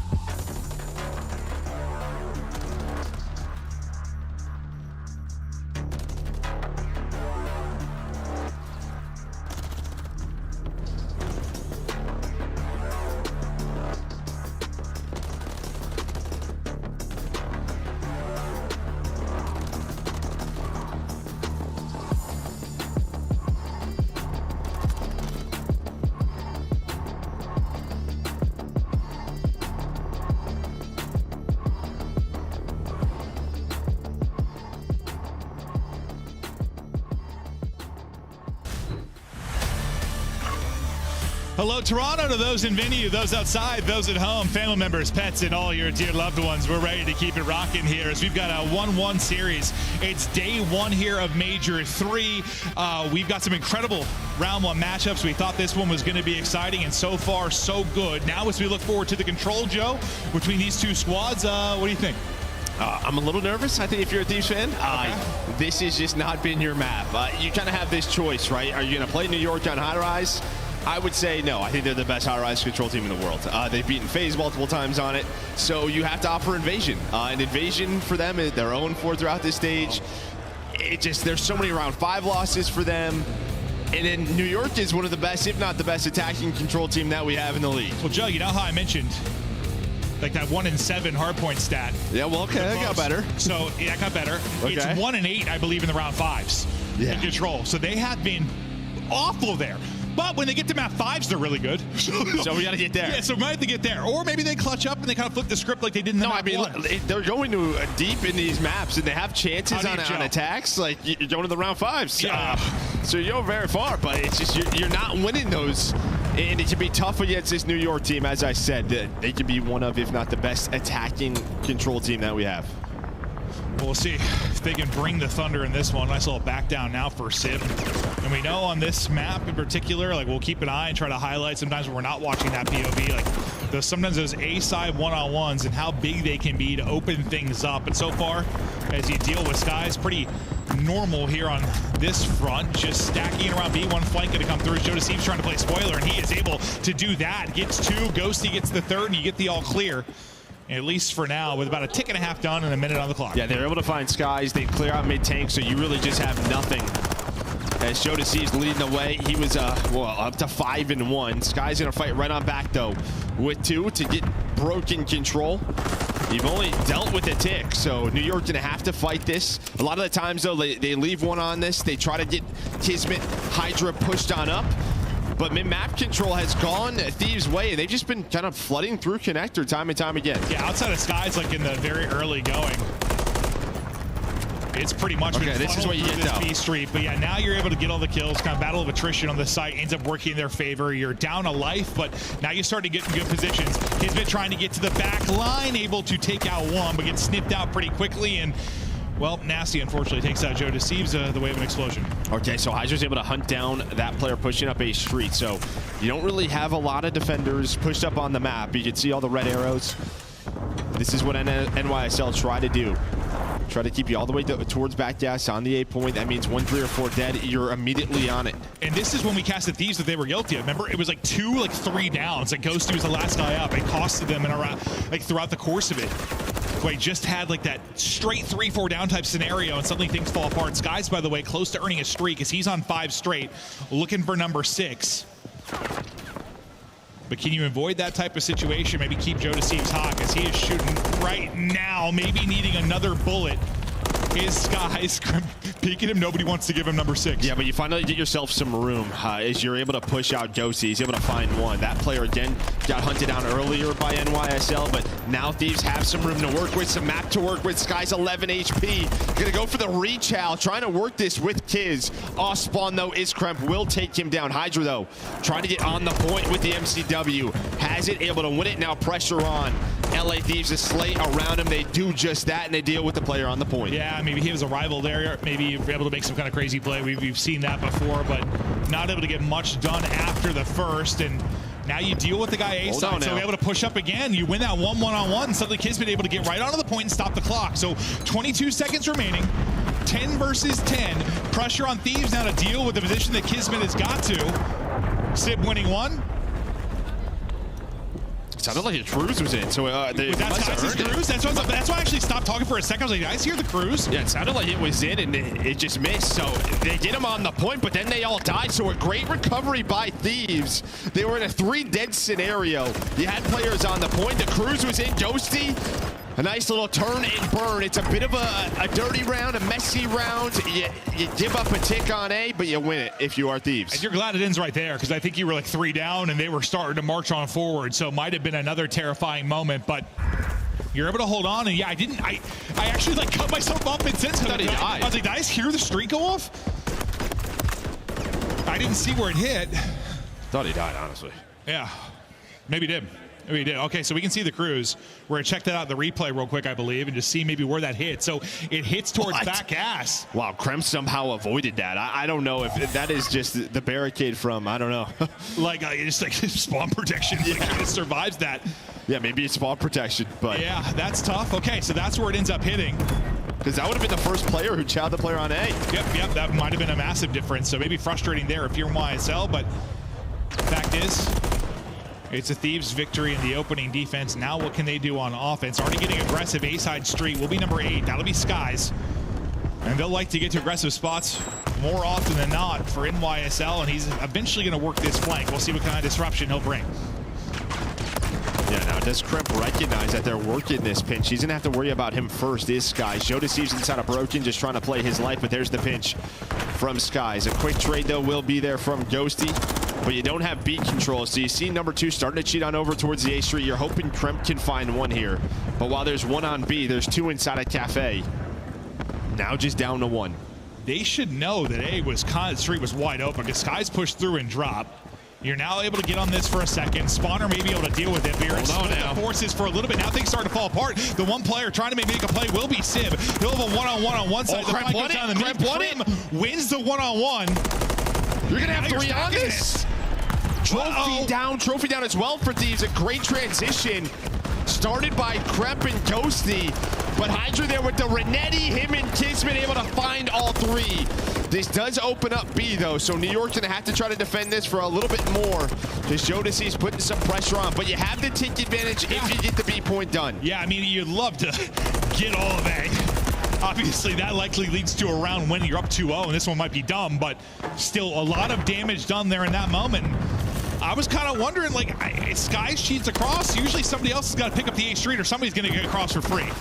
And everybody else ended up dropping. Now you have to track back towards A again. Can you win it on the B side? 30 seconds to go. Kismet, Bulldog, able to hit with the pistol there, down to 2 HP, but he'll win it at 14-9. And now it's still a little bit of a scary moment because you still want to finish B and at least get the minute extension, but I guess at least you got 4 ticks, yeah? Yeah, you're at least tied in the tick category, but yeah, you'd love to have that advantage. But it doesn't look like New York's going to allow them to get out of this spawn trap. You just see, was that 9 kills in a row. Sib looking for number 10 in terms of their team slaying. He's able to find it, doesn't find the street, but New York recover. I'll tell you what, that's a hell of a recovery because you deal with a potential threat to lose A entirely, but you come in, Hydra able to get 2, you get the 3-man clean sweep and you deal with it, because in that moment, you're kind of going for the jugular if you're Thieves. Then the fact that you don't allow them to even get B, I mean, that is magnificent, but we're going to see Hydra's play here as he gets across. Oh, man, a stun hit. Joe Deceives hit the stun and just watch the pinch. And I think due to his position, Joe's position, nobody's picking up the pinch. They're hoping that he's able to get them a calm, but maybe he's like behind the Humvee or throwing a nade where Hydra just able to sneak on through. Well, now we see how it played out. And yeah, great recovery there from NYSL to keep us tied in the ticks department, and one you would think 9 out of 10 times Thieves are probably going to walk away with an advantage. Let's see if NYSL can improve on their early effort in round 1. Skies was on 4 straight, I believe, before he drops, and progress now starting to happen at B. Pushing on forward is Ghosty, who tries to find an angle, maybe to disrupt the reinforcements, be able to get one, but looks like he was effectively traded out. Yeah, and I mean, if Joe's able to win that one through connector, then you would start to retake on B, but now it's going to be tough. Gonna have multiple members from New York on the point, picking up that connector. Skies off spawn, just gonna play safe. Now you can have a very quick transition, but Nasty able to take it, able to take mid-tank control, fine too. Yeah, now we get some more of our standard setup. Granted, you get some early pressure here due to some massive gunfight wins the Hydra's doing. On to 4 straight, but B is done. 2 minutes to go to work A, and you got somebody onto it. So this transition ends up being remarkable. How much damage can you now do? And you're sort of lurking, maybe waiting for the trophy to come up. But the trophy's gonna blow up to the first Simtex that came through. Hydra still working though. There's a streak earned as well, up to 6 straight. Yeah, but Trump's able to find 2, so maybe that slows things down. A bit of a lifeline here for Thieves. So there's only 2 members on it. Hydra up to 7. You do have that cruise, 2 players off a spawn. Thieves gonna try to put some pressure on both sides, but they have to go. I don't know if they're gonna get here in time, and we talked about how good New York's offense is, and they show you right here. Again, the transition, and it's Hydra who's able to make the play, find them so much space to work with. Well, yeah, the first thing I said was like, this is sort of more like a standard setup because they went 2 for 2 after they got beat. So I'm thinking, okay, but then Hydra wins like his next 2 or 3 gunfights, and suddenly it's like, oh my God, they're getting across to A now with little to no. Okay, well, I mean, there were some roadblocks, but Hydra has bashed on through them. Yeah, and then he's just stayed patient. So clean. I didn't think with like 2 players dead that was going to be as clean as it was. Yeah, I mean, then he just stayed patient inside of Laundry, waited for his teammates, and hits the flank. Just so much pressure on the point. I mean, you have an incredible recovery if you're subliners, then you have an incredible rebound and answer. I mean, that was remarkable there, and Hydra's still going. He's doing whatever he wants. 9 straight for him, 18 and 14. One of the true superstars in our league is we're up to double digits. The man is a threat. The French sensation making it look easy. He's got both weapons in his hands. He's literally a super soldier. Now you have the trap set up again. You look at the position of number 7 over towards the tractor and Thieves. What do you want to do with this? You have to deal with Skies first. Then maybe that opens up A. Kismet, though, has his cross. The teamwork right now on point for New York subliners. Yeah, they got the protractor out. They're setting up angles. Like, they've got these guys locked in. It seems they've got nowhere to go. How good this looked for Thieves, what feels like 2 to 3 minutes ago. And how it has flipped on its head is remarkable. The streak's still going. Give him 12. A dozen up, 13. The man with the kill. This has been a stretch for the ages. He's got 14. Looking for 15. Hungry for more. This is unreal. I mean, if we had more time to play with, maybe we get a nuke, but I don't know if that's going to happen. You have the crew still if he wants to use it. Thieves just with no room to breathe. Not only is it 14 in a row, there was also another 9 from his teammates. There is the Cruise. Thieves finally get out. A nade hits, the Cruise hits, 0.8 seconds, and New York dominates Invasion. And that just felt like a lightning strike. Like, you can have that great A play if you were Thieves. You've got 2 ticks on, we're thinking, oh my God, they can go up 2-0 in this. Then, of course, it's Hydra that comes in and is able to get 2 in that situation and make the play. And from there, the guy doesn't die again. Just goes bananas. Like, he makes that play to get them out and then just goes on a tear till it's done. And that has been the strength of New York, has been this control, and they show you why. This man especially, I don't know what he finished with, 15 or 16, because his Cruise, and yeah, he's got the kill streak record, no doubt about it. I mean, the one that was coming to my mind was what, Simp at the final of 13, I believe it was. So I was thinking 14's got to get us to some scary territory. The streak doesn't count on top of it. Well, sorry, the cruise missile. So it ends at 14, but still truly unbelievable stuff. A heroic effort. I mean, it was Ghosty putting on the map 1 respawn that was putting up absolute numbers here. It is going to be Hydra. 4K damage, 24 and 14, 14 streak. And I think the number 2, it's sort of the 6 objective kills, but also 12 offensive kills, right? Because, again, every time they get that 1 player on the B, they get a couple of kills. That is when he just goes, and it feels like he's better than anyone else at sort of catching players off spawn as they transition over towards that A point, time and time again. It started off so well for Thieves. I think we've seen so many players when we've casted that. Like, I mean, a Shotzi comes to mind, or a Nero. Sometimes you've seen, like, on this particular map and mode where, like, they get some breathing room in around the mid-map, and they just have the timings on point. It feels like they've read every play, every spawn, every movement, and they're just gun up and ready for it. Hydra seems to do it a lot more often. He just seems to be so consistent. He was 5 and 11 at that point. We just saw, like, it didn't start off well for him at all. No. Well, I mean, yeah, I kind of figured that's the case when you're 24 and 14 and you had a 14 spree. That might be how it went, but my God, the guy just goes on an absolute tear on the map. Had both guns to work with. Was frying everything. His teammates kind of bailed him out in a few moments where maybe he was going to drop or in a tough position, but just a superstar performance there in the map 3. And now suddenly, after the big map 1 win from Thieves, you're in a 1-2 hole, and you're going to have to get both hard points here to push to map 5. But that's probably where you're most susceptible to the losses right now if you're subliners. Yeah, and this is a Vista hard point where you have a couple of reps if you are New York, but LADs, I believe, what is it, 5 times they've played this map throughout Major 3 qualifiers, so this should be a go-to for them. And now New York, the one time that they lost, it was that crazy comeback last Sunday versus Ultra. They were up like, I don't even remember. It was an insane one, like 100+ points on this Vista they threw away. So you have some reps, ones you probably should have won. But Thieves, this has been a go-to for them. What was the one where they came out and had like the 250-249 victory? Was that 6-star? That was 6-star, right? Yeah. Yeah, okay. I knew one of the new maps when they came in, like the first time we saw them, I was like, okay, well, all right. Making a statement early, but we've had a lot of great additions to the map pool over the course of the year. What looked like absolute frustrations maybe for this squad after the map won, all vibes and smiles. I mean, we've talked to Skies over the years how crucial it is for, he just, you know, some people like big competitors, like they're, you know, I don't care if I'm teaming with my friends, like I just want to have absolute weapons on the map. We'll bump heads at times. So you think back to, I don't know, a complexity roster or something. Some people kind of want to play with people they get along with, their friends, they vibe, they win together, and that's always kind of the vibe I got from this New York team. And man, they're battling through some tough spots this year, but they're fighting. Yeah, and then same on the Thieves side. It's right, just figuring out this roster.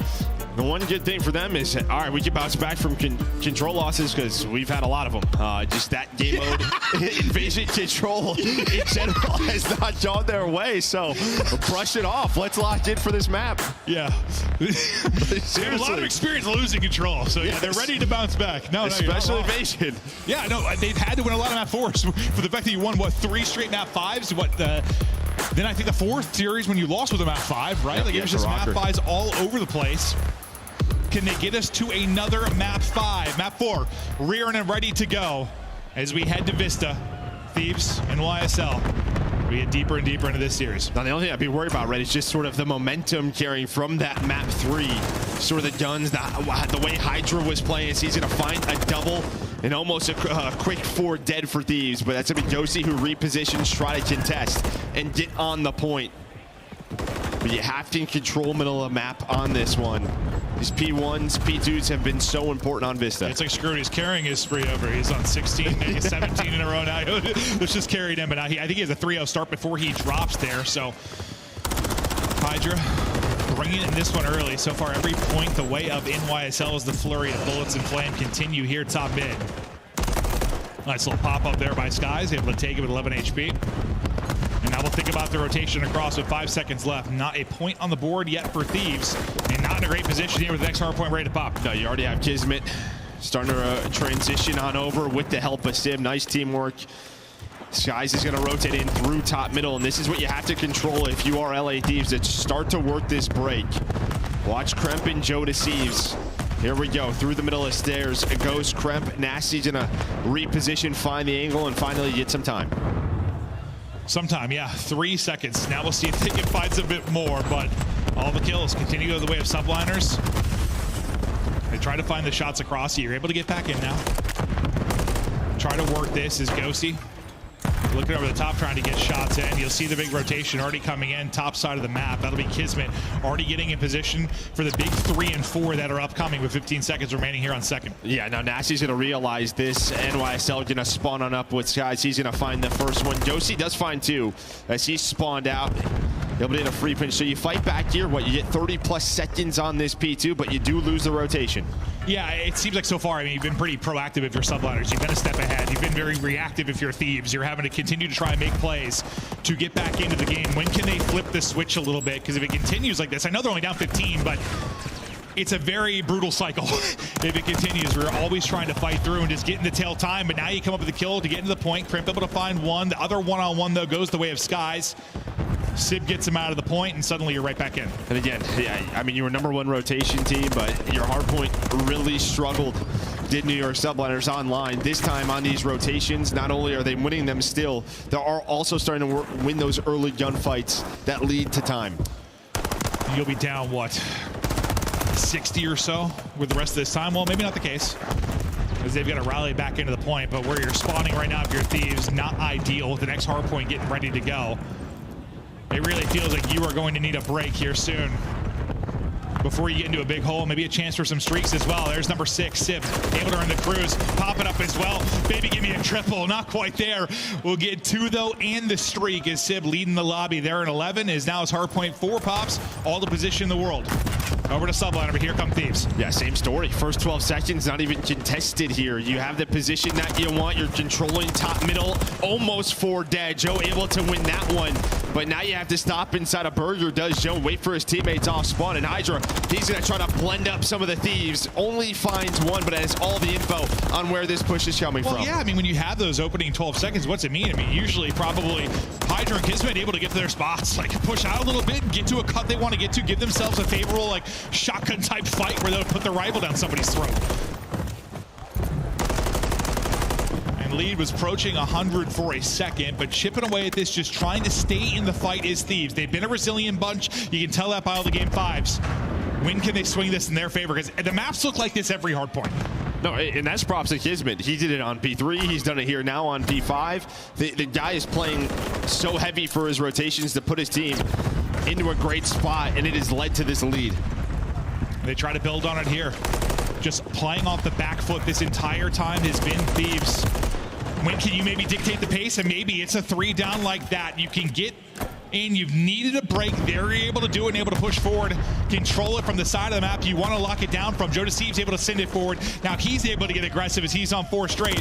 Wants to keep the gunny going, not quite able to get back to full HP. Trophy out for covers, and the pistol is a pop, and back-to-back headshots there for Nasty. Finally some time to write home about, but still 20 seconds remaining in the point, and that's going the way of New York. Yeah, but with what we saw from Rio, right, sort of chaining 2 hills together, this is the chance for Thieves. Control this P1, you get fined 50 or so seconds, get right back into the game. Well, so some key gunfights here for Thieves. I mean, it feels like everything kind of started off the back of that first hard point in the rotation to B2. Like they were just a step behind the rest of the way. It's just this cycle you get in. This is where you can flip the script. You're absolutely right. You get a reset here at P1, you try to start to bring things back into your favor. Your chance to do it, and granted, even though they've been behind like all these rotations, they're in the game. You're down 55. It's not that bad. Well, now it might start to look a lot worse. Yeah, you get broken. Hydra Sim able to work on through with the help of Kismet, and you're going to have to break this P1 setup. Hydra in a great position on this pinch, but New York 1 map away from closing out this series. Let's go to a listen with the subliners. One shot bridge, one shot bridge, one shot bridge. Let's fucking go. I'm playing Burger. Yo, give me Burger. You play Burger by me. Outer. Play Burger. One shot. Outer weak, bro. He's shouting. I love you. I have a streak as well. One shot. I'm helping him. No, you should stay no. Joey goes there. Chill. We go right. One shot. Burger and one snack, one shot. Just stay alive. Yo, we should go right left. You want to me? Top snack. I stopped back. 2 steps, one shot. 2 time, Nasty. We get there time. One shot this time, and then one time challenge. Alright, take routes. Yo, I have a shoot, okay? I'm a shoot. Yeah, okay, give me one first. Wait, Joe's already. I'm shooting. Okay, you're 2. Left side P1 and 5. Right side P1 and 5. I could've got time. Burger, we get Burger and Vines. Burger and Vines. Got Burger. You want low Burger or something? You still top Burger. One shot Burger on me. Absolutely on you. Nice. Sun mid. Top stack. Yeah, I'm gonna get lower. Tool. Yeah. I'm gonna get left. They can beat P1. Best girl. They can beat P1 right now. I'm looking lower. Yeah, I'm watching my short. On time, weak on right side time. One's under Burger. They can only go P1. They can only go P1. I heard you. One's under Burger on time. It could be low. No, I have low. Tower, only 1 bullet. Nasty. One shot to tower dead. Nice. One shot to One offside. Nasty and Joe. Missing one. Tower, Nasty. Top tower there. Time. I have all left from time. On the right. Spawn ticket. Go see someone else. All the right. Yeah, but go see assets. Get my count. Curve. One more S1, Joe. On the right, one shot. One shot on the right. Gap open, got sets. On the right. They're gonna be gunsets. They're gonna spawn. He's on dark pillar. He's weak as fuck. I shot 3 times, Parker. You're good. There's one tower. He's close. I got him. Nice. The comms on point, the boys gassing each other, and so far have the advantage. But Thieves still, they just hung around this game, kept it within 50 or 60. It's just that one chaining moment, like you mentioned time and time again. Can they do it? Can they rally? Can they take the lead? Because remember, they trail all map 1. Yeah, but this guy's just making plays. That's sort of the problem. Anytime there's maybe an opening, it's Hydra with a 2-piece. He's up to 30 already in the map. You do get the streak out. You're able to hold on to P2, at least split it behind the streak. But honestly, New York have been fantastic at these P3s. Again, controlling spawns, forcing Thieves to break time and time again. It can just put so much pressure on you in sort of these scenarios. They have to go now. You get Sky spawning out, but New York finding all the slays that you need. That is going to be 4 dead. And you're spawning out Narnia now, trying to track across. One's going to spawn kind of split in Joe Deceives, which he might find an opening, but there's 35 seconds remaining on this. They're going to pick it up and they're going to drop him. Yeah, so they continue to hold. Yeah, Sib read it. It's one of those spawns that can happen near P3, but they know it. They're on point on Vista. Kismet now on 5 in a row. And again, they just have not allowed the break to come through. Or if there's been a break, like you said, Hydra makes a big play. You're able to earn another streak now. 1 HP is Kismet. He's got a cruise to use. It's already bailed him out once. Maybe another chance to do it if needed. But you're going to be at, what, 235 or so on the scoreboard. And now you've got to basically be perfect if you are Thieves, and you got to deal with a cruise. Yeah, you see kids just kind of hanging out. Dominus team. Now, Hydra does die when they call this in, so this might not turn anything. That's going to be 2 dead. Maybe you get them off the time. You're just going to find one on the pinch. Try to work it with Skies on the flank. But Jodeci is able to win the gunfight, so you deal with that for now. But Hydra through the middle of the map alongside Sib, and that is going to be 3 dead. Okay, maybe the streak doesn't get you a ton, but the gunny does. They collapse. And where Thieves have struggled on the breaks at times, subliners make it look easy. Kismet still on 7 in a row. It was a streak from Hydra in the map 3. There was the difference. Kismet going monster mode here late. Just 2 seconds need. They can lock down this series, but you get in, you keep fighting if you're Thieves, trying to stay in the hunt. Just 2 more points needed, though. This would have to be some unreal Call of Duty breakdown we certainly have not seen. You are winning these gunfights on rotation. Finally, if you are LA Thieves, maybe a little bit late, there's a chance here to get set up at P1. You've got the setup, you just got to be perfect. Yeah, well, you can't win, but you get pretty darn close up to what, if it's a full 60. Well, yeah, I mean, if they get a flawless hold here, oh, well, maybe there's a chance, but everyone's starting to drop. Really 1 player remaining. He will fall. In goes Hydra. 38 for Hydra. A monster series as he pops off in every mode. In New York, reminding people they're a threat.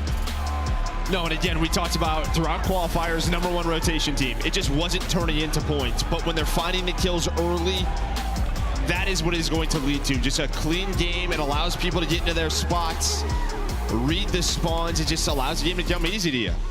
Yeah, I think, like, you know, it looks like a little slay heavy at times. Like, maybe not as focused on the objective. That's what happens, I think, when they give up some of those bad breaks. But when it is, you know, kind of played how they want to, and they're not allowing people to get through. It's just this like constant lead that builds and builds and builds and builds and builds. And in map 1, where they kind of allowed that sequence to happen, they allowed the break and able to chain together 2 and suddenly rally back, you know, it looked kind of like, all right, well, things fall apart there. But there was just like, there wasn't that moment. There wasn't really ever that scary moment, or Hydra popped off if there was. Yeah, I think Vista plays like a little bit differently, where if you're playing for spawns, it can be away from the hill at times. Just the way sort of the spawn works. Or something. Yeah, where I think Rio, they definitely have to go back and figure out what happened, because that's going to be a map they want in their arsenal for this tournament. But you get Hydra going 6,400 damage. He carries that momentum from game 3, where he goes on a 14 spree, shuts the door. And the fact is, a lot of times when, I mean, you're going to be playing ahead of people like that, you're going to be able to earn some cruises that might come into play and come up with a big moment. I know not the best example there, but they definitely were leading the way when it talks about just getting streaks. Well, I guess it was the ghosty one there in the map 1 that ended up having the final lap, but that's all they're going to win is the map 1, then 3 straight. Hydra, just an insane effort in the invasion, an insane effort in the Vista, and what he put up 9, I think, in the search and destroy as well. Really, once he started to take over and just remind us the superstar he is, this team started flowing. Yeah, and this is sort of like, you know, with this bracket in the top 4, you see teams are progressing through online qualifiers, but we haven't seen someone take one of them down quite yet, right? Like, you have a couple of upsets here and there, but you're still just waiting for on land for an upset to happen. Yeah. Well, it's one of those where New York maybe we're lower in the seeding, but we thought they were probably the favorites just based on how the whole year has gone, the threat that they can be. But on stage now to break it down, we've got Blaze, we've got Skies. Take it away, lads. Thank you so much, Maven. Toronto, show some love to the subliners as they continue in this tournament. We had some boos to start, but a lot of cheers here.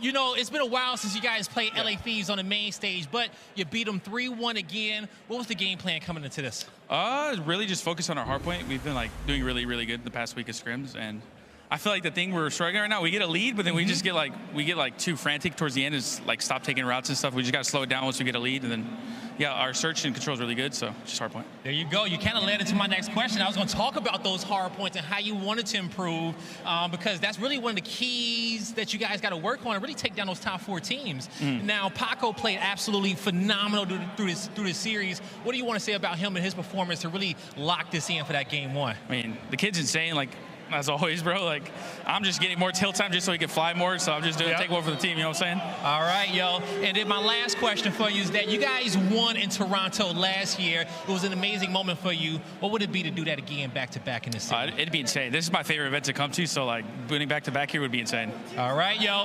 Give it up for Skies and the New York Subliners one more time, Toronto. That's going to do it for us on the stage. Chris, take us away.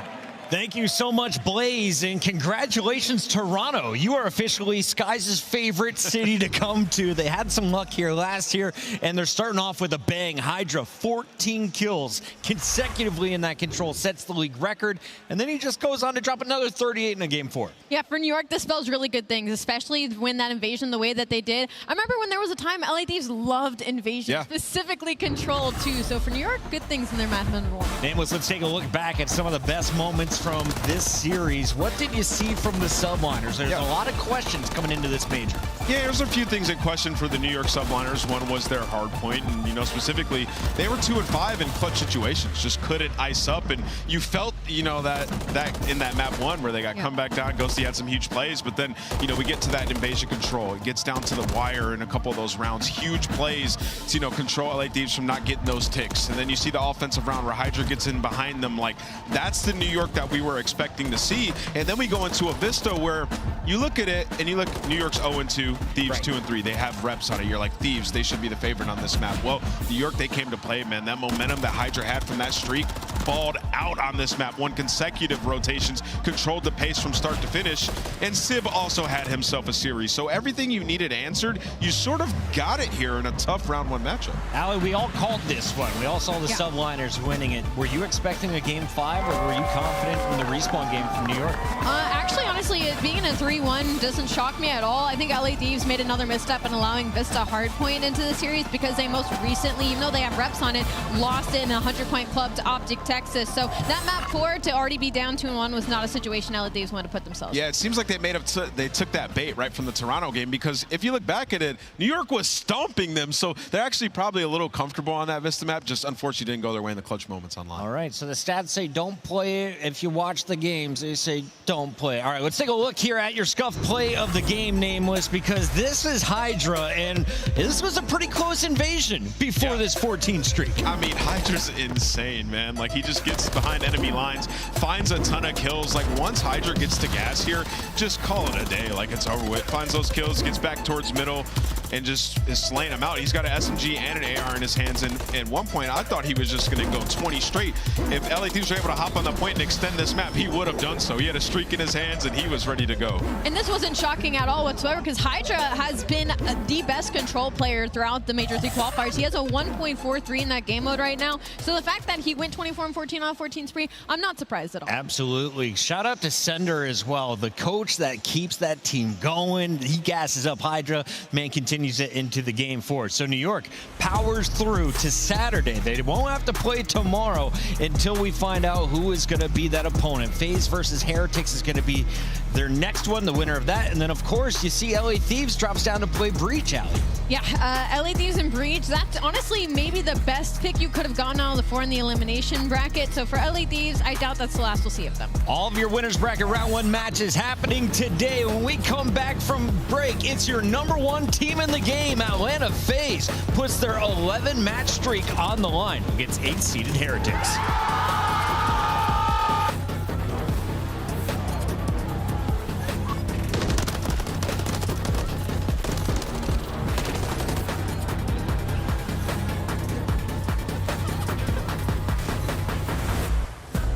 Upgrade your game with the Scuff, the official controller of the Call of Duty League.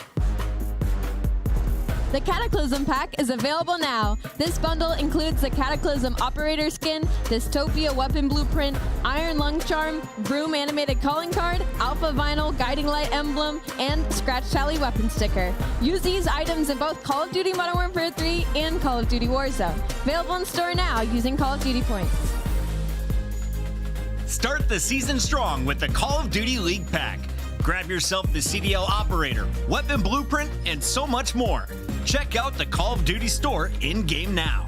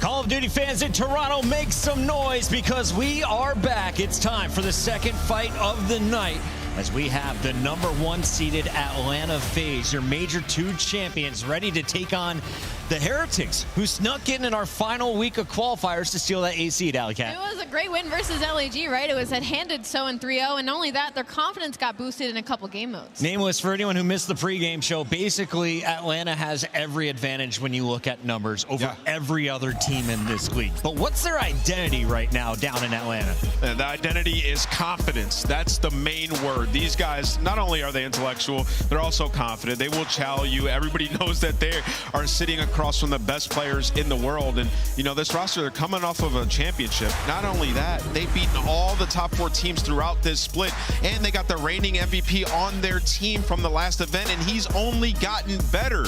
This team has been unbelievable, man. And, you know, they just want to come in and they want to. Sim said he wants to win he'd rather win every major than win champs. So he's bringing the heat. I love that answer, by the way. He wants to stay consistent all season long. They just won Major 2.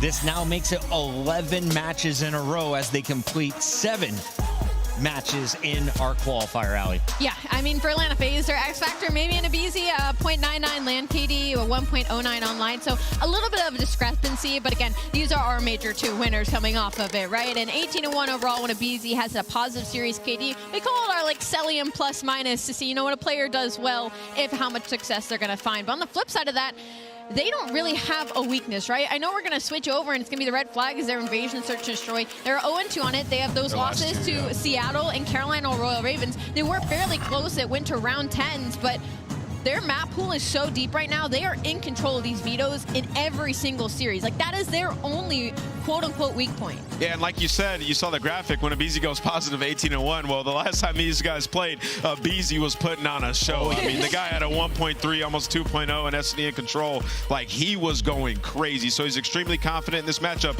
But there's a difference, though. Real's on the team, and he has gotten better with every single match. We have just been waiting for Miami to show up on land. It has not happened yet. It could be today. But will nerves get to Miami? Real, a rookie, taking the stage here at the CDL for the first time. Allie, let's break down the squad that makes up this Miami Heretics. I mean, you kind of forget this stat is hanging over Real right now. 0-4 on land, 0-12 map win-loss. This was when he was a part of the team. But now you're heading into the major thinking you're the X Factor. That is a lot of pressure to put on a rookie who's about to step on that main stage for the first time. Yeah, but also on the flip side of that, he's got nothing to lose. Like, you come into this team, you're in winner's bracket now. Everybody's playing better, and it's a system thing. Like, you got, you know, Lucky going crazy in the search and destroys. Vickel's been more consistent. And then the X Factor in your Monster Energy pregame, Real, like, statistically, the guy has been playing with the best of them. That bottom line is ridiculous. 1-in-19 in maps when Real has a negative KD. They are dependent on their star to have success. And that's not a good statistic, because when you think about it, you are banking on one guy to do well for the team's success. So on the flip side, the red flag is their control map pool. This is not a solid control team. They did win Karachi 3-0 recently versus LAG. We can say, no, that is, you know, LAG, but they're 2-12 rounds outside of Karachi. And so again, going up against a team like Atlanta, who has an unreal map pool, this could spell trouble for them. Yeah, here's a look at the squad name. Sorry, real quick. We got Real closest to the camera. You got Lucky, the S&D god, but it's Metals there in the third seat that I think we need to keep eyes on. He has been the energy of this team when they come to land. Yeah, and if you think back to stage 1, like when they beat Optic, which was like their signature win, it was Metals who was taking over. Now, damage-wise, like, he's been able to do that throughout the season, but on land, he's had a massive dip in performance, right? So I'm excited for Metals going forward, and then also Lucky, as you're seeing right now, search and destroy, 1 versus 2, 1 versus 3 situation. You can count your money on Lucky, man. He's that guy, and that's been their best game mode throughout this split as well. Allie, where can you take games from Atlanta FaZe? Where can you take games from Atlanta FaZe? Right now, I don't know if you truly can anywhere. Well, last time they played, they won a hard point, so you can take a hard point. That's a good place to start. Karachi hard point, real hard point, though, Allie. I'm with you. My memory tells me that Atlanta's pretty good at these maps. 6-star, though, and Invasion for Search and Destroy. Can the Heretics take us to Invasion? I mean go ahead. We're both just like, man, looking at this map set. I'm looking at the high-res control, and I'm already worried, because for the sake of Miami, they're struggling in the slaying department, and that's all high-res is going to be in that map number 3, and they're already struggling in control, going up against the likes of Simp and Abiz. I mean, Atlanta have 1 rep on that 6-star search and destroy, so you just got to take that, and then somewhere here you have to steal a respawn. Obviously, the statistical edge is going to be on FaZe's side, but you got to think one of the hard points, if everybody can play at their best, they can take one. Keep in mind, loser of this match goes down to play Vegas, who's arguably one of the toughest teams in that elimination bracket. For now, though, let's look at FaZe's hard point statistics, because this team has been dominant. 10-1, that's first in the league. Average margin, over 60 points. When it comes to how many points they get per hill, it's almost 25 seconds. I mean, they're top 2 in almost every single category. I think the only team that comes close right now is Toronto Ultra. And for Atlanta FaZe, like, their respawn looking this good is what is terrifying, because their search and destroy always gets, you know, by the end of the year, they always have it figured out. So yeah, I don't know. We've already hit this point. There just might be an evil genius on the side of Atlanta FaZe when it comes to picking new maps, because, yeah, I mean, we got 2 new SMG maps. They've won 9 straight hard points. They've just been unbelievable across the board. And one map they don't like to play sub-base, they just get rid of it, and they're like, we'll square up with you everywhere else. Getting rid of sub-base could be key against the Heretics. They win the weird maps, man, and today they're going to try and make it weird for Atlanta. Throw them off their game, because in a fair fight, Atlanta are the juggernauts. Let's talk about those juggernauts, though. If we are going to put some emphasis on an individual to drop the most kills in game number 1 for Hardpoint, who do you go with? Is it Simp or Celium?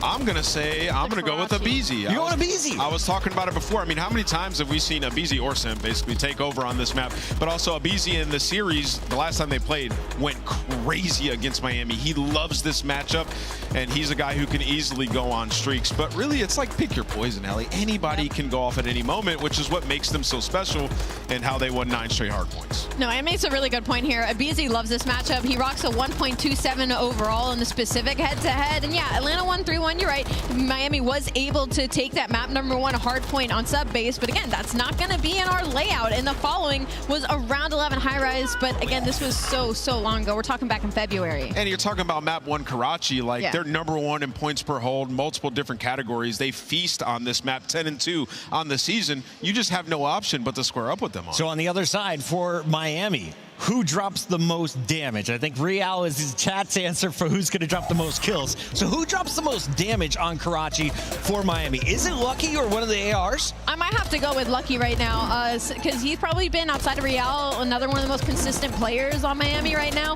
For Metals and V-Cole, it's been kind of up and down, which is weird, because at the beginning, the first iteration of this roster, they were both simply that guy for Miami Heretics, especially when it came in the respawn. So I'm kind of putting my focus on them when it comes to LAN specifically. Again, we're talking about a team that has yet to win a map on that stage. I will say, they've had massive strides of improvement in their hardpoint through the last stage and into this one. They're a solid HP team. You know, everybody throughout the split averaging over 4,000 damage, right, Chris? So it is actually a fair question. And Metals consistently has been putting up that most damage for the roster. So to answer your question, I would go with him. It's just extremely tough when you're going up against Atlanta. And this is a Miami team that has only played Karachi 4 times on the season. I want to give a big shout out to our production team keeping us rolling here up at the analyst desk, but it's time to cut the talking. The players are finally ready as we get to our scuff pick'ems. Nameless, you've been perfect. It's your turn, Allie, to start first. Who are you going today? You're phasing up? You told me to cut the talking, so I'm just, yeah. Phasing up. Oh, man, should I just do it? Yeah? No, I'm going Atlanta FaZe. Atlanta FaZe is going to win this series. I think it'll be a 3-0. I'm going to go Atlanta FaZe. Well, I wanted to say Miami, but I can't do it. It's time to catch up to Allie. Let's make it 102 in a row, shall we, chat, as we send it down to the stage with Blaze. Thank you so much, Chris. Toronto, you ready to get this second series underway?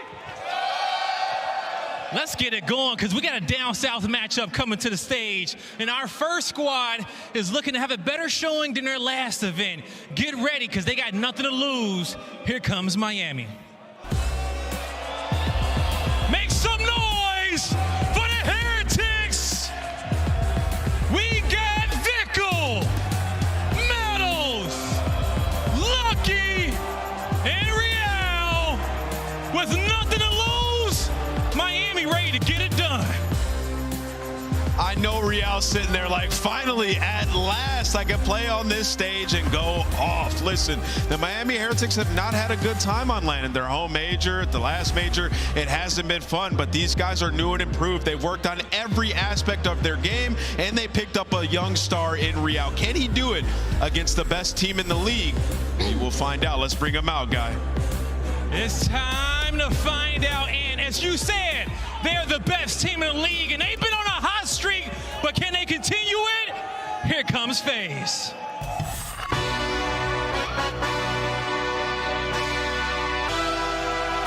Yeah, let's see how you do under pressure. Oh, yeah, ain't no errors, baby, it's a new era. I wake up early feeling rich like I'm Kesha. I get to the paper, boy. Extra, extra. Work with me, you know that I got it. Come with me, let's take a trip to the islands. We up on the jet, we'll do more than just fly on it. Stand on that hill, you gon' die on it. Boom, boom. Back with a vengeance, I show you the ropes. Peace in my town, I can show you the coast. Up in the shots if they wanted to smoke. If you know, then you know. Hey, let's see how you do under pressure.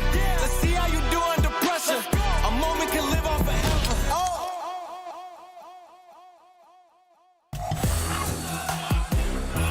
You can love them or you can hate them, but make some noise for the Major 2 champions,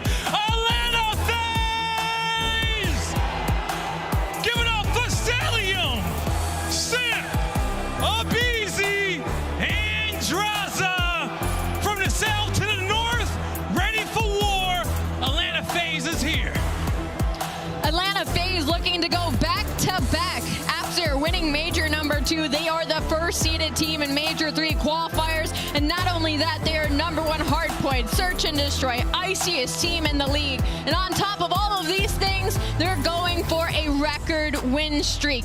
This was held in Cold War at 13 straight. Let's see if they can do it once again. Let's go, Blaze. It is absolutely electric here in Toronto on the main stage, and I'm ready to see a masterclass of something. And to take us on a journey is going to be Shift and Study.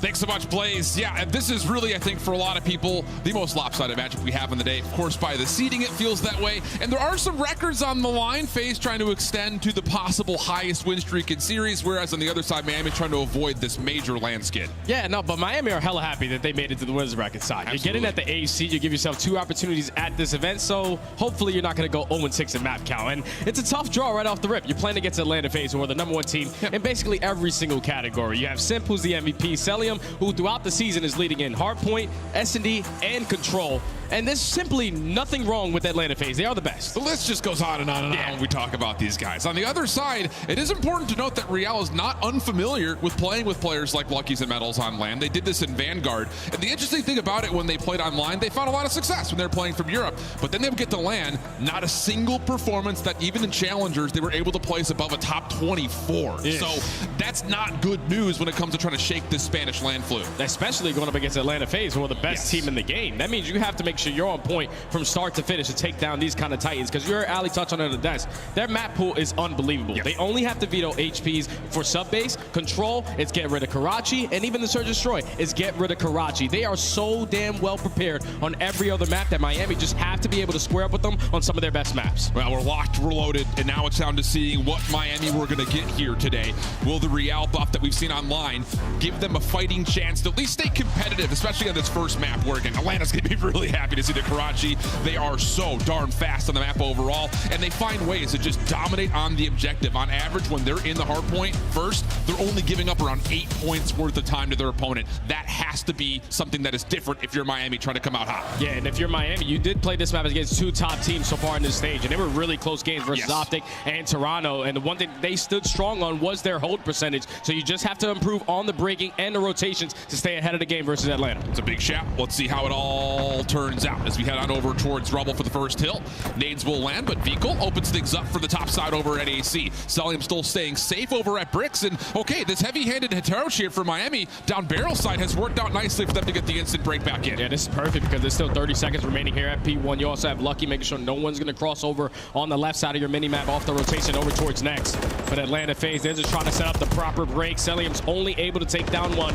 Metals is able to find a double with that AR, and Metals is a guy that I really want to focus on because he's had so many different roles throughout this squad. He was an SMG, the first guy in. Now he's running that flex role with the AR, and he has to play well for this team today. And Vikal with the rival line in hand kind of start things off. He's done well to kind of hold off this Atlanta rotation around the back, so spawns will stabilize a touch here for Miami. Looking over the top at P2, but Abizi opens up space right through mid.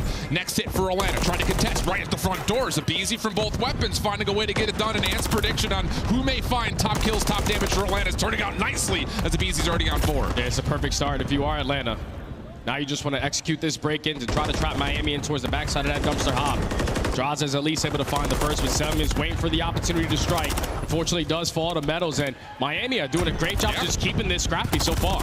Yeah, they're able to at least stabilize a touch. You know, that first 30 seconds, not polished from either side's perspective, but now FaZe from the break angle, holding from the front, locking down this jump wall, and Miami are looking like they're going to focus on rotation through mid-map. And this is where FaZe start to pull away with the game when they play like this. They're just so ahead of those rotations. They're making the kills a lot easier for their side, and Miami are just walking in to the pre-aims of the AR setup out of Atlanta FaZe. It's another clean 4 dead. Only 10 seconds remaining here at Cafe. Abizi is going to get shut down off that streak, but Atlanta fully set up over towards the next hill. And the thing that FaZe, I feel like when we watch them in this major compared to how they played throughout the rest of the year to this point, is this qualifier stage has been, they're challenging everything. If we feel like we've got rotation, send someone out, go rogue, make life difficult for your opponent, and so far that's handled by Sim beautifully. 7-3. Start Abizi even late to the gunfight against Vikal, takes him down for his 8th overall, and FaZe are comfortable in the first 20. This is an opportunity for Miami. You just have to make these kills count. You got players going from every direction, but Atlanta FaZe finding the initiative in their favor. Now, if you're lucky, you just got to take your time over towards Junk side. Hopefully, your team is able to win a couple gunfights on the other end, but he gets cut down, and Celium's already started with the body shooting. Yeah, confidence has been key, and, well, you saw the smiles on stage. It looks like this Atlanta FaZe team is just ready to get to work. BZ on 4. Vico nearly his 5th in a row, but shut down. So now a chance. Miami have to feel like they need to contest this and at least make life difficult on rotation, but Simp is already there. It's just another day, another dollar right now for Atlanta. And you talked about Real online to land. So far, sitting at a 2-8 start alongside Lucky at 1-9. Yeah. When you're playing against Atlanta FaZe, you have to be able to slay with the best. Basically, wake up that day and play your best Call of Duty. But now off the rotation towards P4, Atlanta FaZe are right where they need to be. You're getting those back spawns. You also have bridge control, and Miami are put on the back foot because you can't really soak a lot of time here. Yeah, not at all. Vico's had a good start. That's really been the only thing to mention, though. And that's kind of surprising because when we were looking at the overall stats, he had one of the lowest KDs in the hard point for the team. He also had the most engagements and lowest damage. So it's like he's trying to get things done, but not winning gunfights. Hasn't been the case here, but the rest of the team just hasn't shown up yet. Yeah, just a little late to the party, and Atlanta FaZe are taking full advantage of it. And now it's only 25 seconds here at P4. Just going to try to flip these spawns if you are Atlanta. You have one player in Sim working his way up through Junk side, but then Draza working his way around that deep pinch. Is able to at least find one onto a car bomb, but this next gunfight is going to be massive. Absolutely the case. Real just trying to stay tucked to the corner. Stun will land him easy. No problem there to find the kill. Beautiful overhead look in terms of how that was broken down. And the lead now starts to look closer and closer towards about a 100-point gap as Atlanta FaZe will get first in towards Junk, and they have a full read on where this Miami hit is coming from. Abizi just tucked into a corner. Challenge me. Gimba, you got to come on in. Come on in, Waters. Oh, my God. BC's just doing it all. Looking for the full team wipe. Sure, why not? Let him know about it. Oh, man, that's how you take over right there if you are Abizi. You already had a cruise missile. You thought you were going to try to invest it there to make sure you held onto this HP, but Abizi had a 16-7 start. He's going to potentially earn himself another cruise missile, but the time is right. I don't know if Atlanta are playing for the kills first. I guess that's exactly what the plan is. They find the initiative, they're back into the HP. And it's just all about making sure they have the right read on where this Miami hit is coming from. I mean, the onus falls on the Heretics. They have to make something happen as Atlanta are very comfortably going to walk away from this rotation with, like I mentioned, that 100-point lead. And just no one's losing gunfights right now for Atlanta. Not the start you want if you're a Miami fan. Got to try to turn it around. It's going to be even more difficult now because there's cruise missiles to work with on the side of Atlanta FaZe. And just they already find themselves up by 100 points. You're going back over to the P1. An insane chow right there on the Sim. Metals is able to win it. So Miami need to find something to start building upon. And this guy right here may be the only person you need. Cruise missile can be dropped in by Sim. Easy likely to be the first one to try to move forward. But as Miami exit from the hard point, they do find a couple of kills. So that keeps the Heretics in position to allow Real to jump back into the hill. But 5 and 15, 20 seconds with the hill time. He's got to do something special here to get Miami back into the game. Yeah, you take that too as well if you are Atlanta because the spawn's now flip. You know you're contesting around this middle hill. You still have one player in a crucial position to potentially get them off of the time, but Meadows gets a read onto Celium. So Miami, great job so far here at this P1. Now you just have to focus off the rotation where Atlanta FaZe have the preferred spawns for next. Yeah, you need a couple of gunfight wins here at mid because there is just no chance you're going to flip these spawns around the next 12 seconds. Good trades over towards Sim. Abizi pops himself over towards backside rubble. And again, trades are decent here. Draws the last left over the barrels. Okay, 3 will fall. Atlanta will still spawn in, but Miami have a free route to try to contest early. Yeah, you have to try to break in early. You have a couple players contesting their way all the way already up through the arches and through red side. One player going around the deep pinch. Is he going to win the gunfight versus Johnson? No, he falls. So now all of Atlanta FaZe know where the pressure's coming in. That's 3 dead in the feed. Lucky last player up over towards bottom ticket. Just has to play his life, wait for his teammates to get near him. And it's moments like this that we really see where the Miami hardpoint struggles the most. Great exit from P1, but late to the party here in the second hill. 11th in rotation percentage across all the hardpoint map pool when it comes to finding ways to break open early time. That's again becoming an issue for them here. So we got to within 40 points, but this hold for Atlanta on P2 has been, again, very comfortable, very confident, and it looks like it's going to turn into a full 60 where FaZe can go up by 100. Yeah, but now you have to cut your losses if you are Miami. You cannot afford to die off the rotation. Draza at least finds one, so now that's 2 players from Miami spawning all the way across the map. It's going to fall into the hands of Lucky and Metals, trying to hold down the lines over towards P3, both in some insane one-on-one gunfights, but Vico joins in the party, is able to keep Lucky alive, and it should be Miami Heretics winning a rotation over towards next. Have to hold this, though. You absolutely have to, otherwise the game will just be over. And I will say, Lucky, the guy currently in the hardpoint, has turned away from what was a 1-9 start to 11-19 tally at the moment. Cruise missile in. That opens up Junk as Metals will drop almost instantaneously. Trophy system down. FaZe looking to break as we jump into an Atlanta FaZe listening. time. Stay on time. Extra time, on time.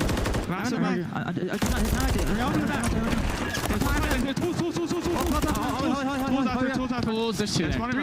3 on time. 5 third. Yeah, we have plenty of time. I'm gonna rotate like towards the church. One shot. Nice. Deep 10. Hold on. I'm in here. I need after. Play the time. We got the cards.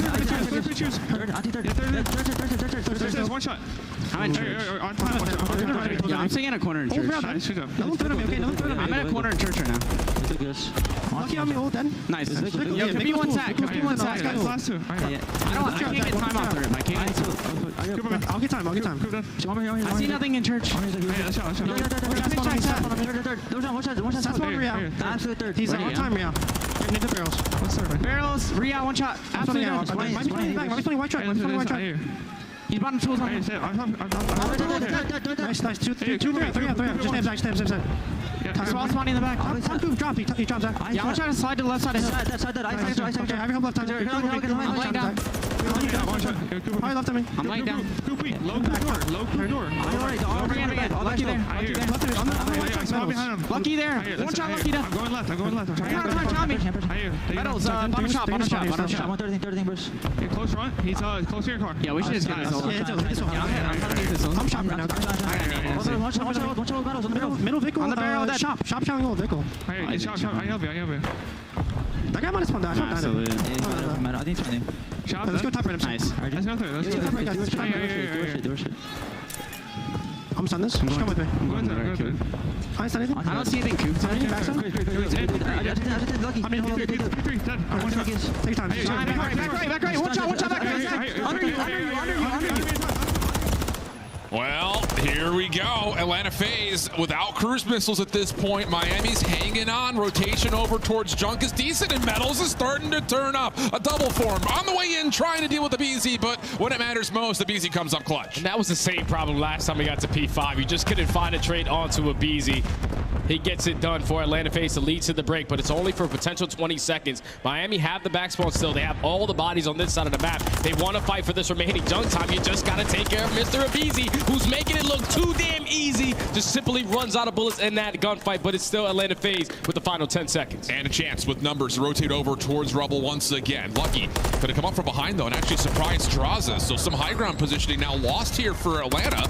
Abizi working on it, but this is a tough gunfight versus Vehicle, who wins it. And okay, here we go. Miami up to 160 plus. Chance to get a little bit more time here as Atlanta as a blitz split spawn, trying to find a way to come back into the hill. Starting to turn up for Miami. Real had a slow start, so did Lucky, but they're slowly trying to climb their way back into this game. That's not going to help, though, with Draza finding that double. Now it's hit the go button if you are Atlanta FaZe, because we have the numbers. They're able to find the break, and they're also able to read the spawns. Great heads-up play right there to Draza. Miami, though, actually just walked right through that nade. So do you get a little bit of an option here through this back alley? Abizi, just tracks through midair, no worries. And all the pistol off versus Oh my Real. God. Not gonna happen there. 34-18, 3 in a row. Miami have to win this rotation now to P2. And this is their opportunity right here, because they're gonna have a lot of people, a lot of reinforcements on this side of the map. They're able to take care of Draza. Now your next line of defense is finding a trade onto Abizi. It's been very difficult all map long, but this one-on-one gunfight can go a long way. Abizi's able to find it. The trade is effectively going to be there, but Miami in control of the hill. Spawns are good.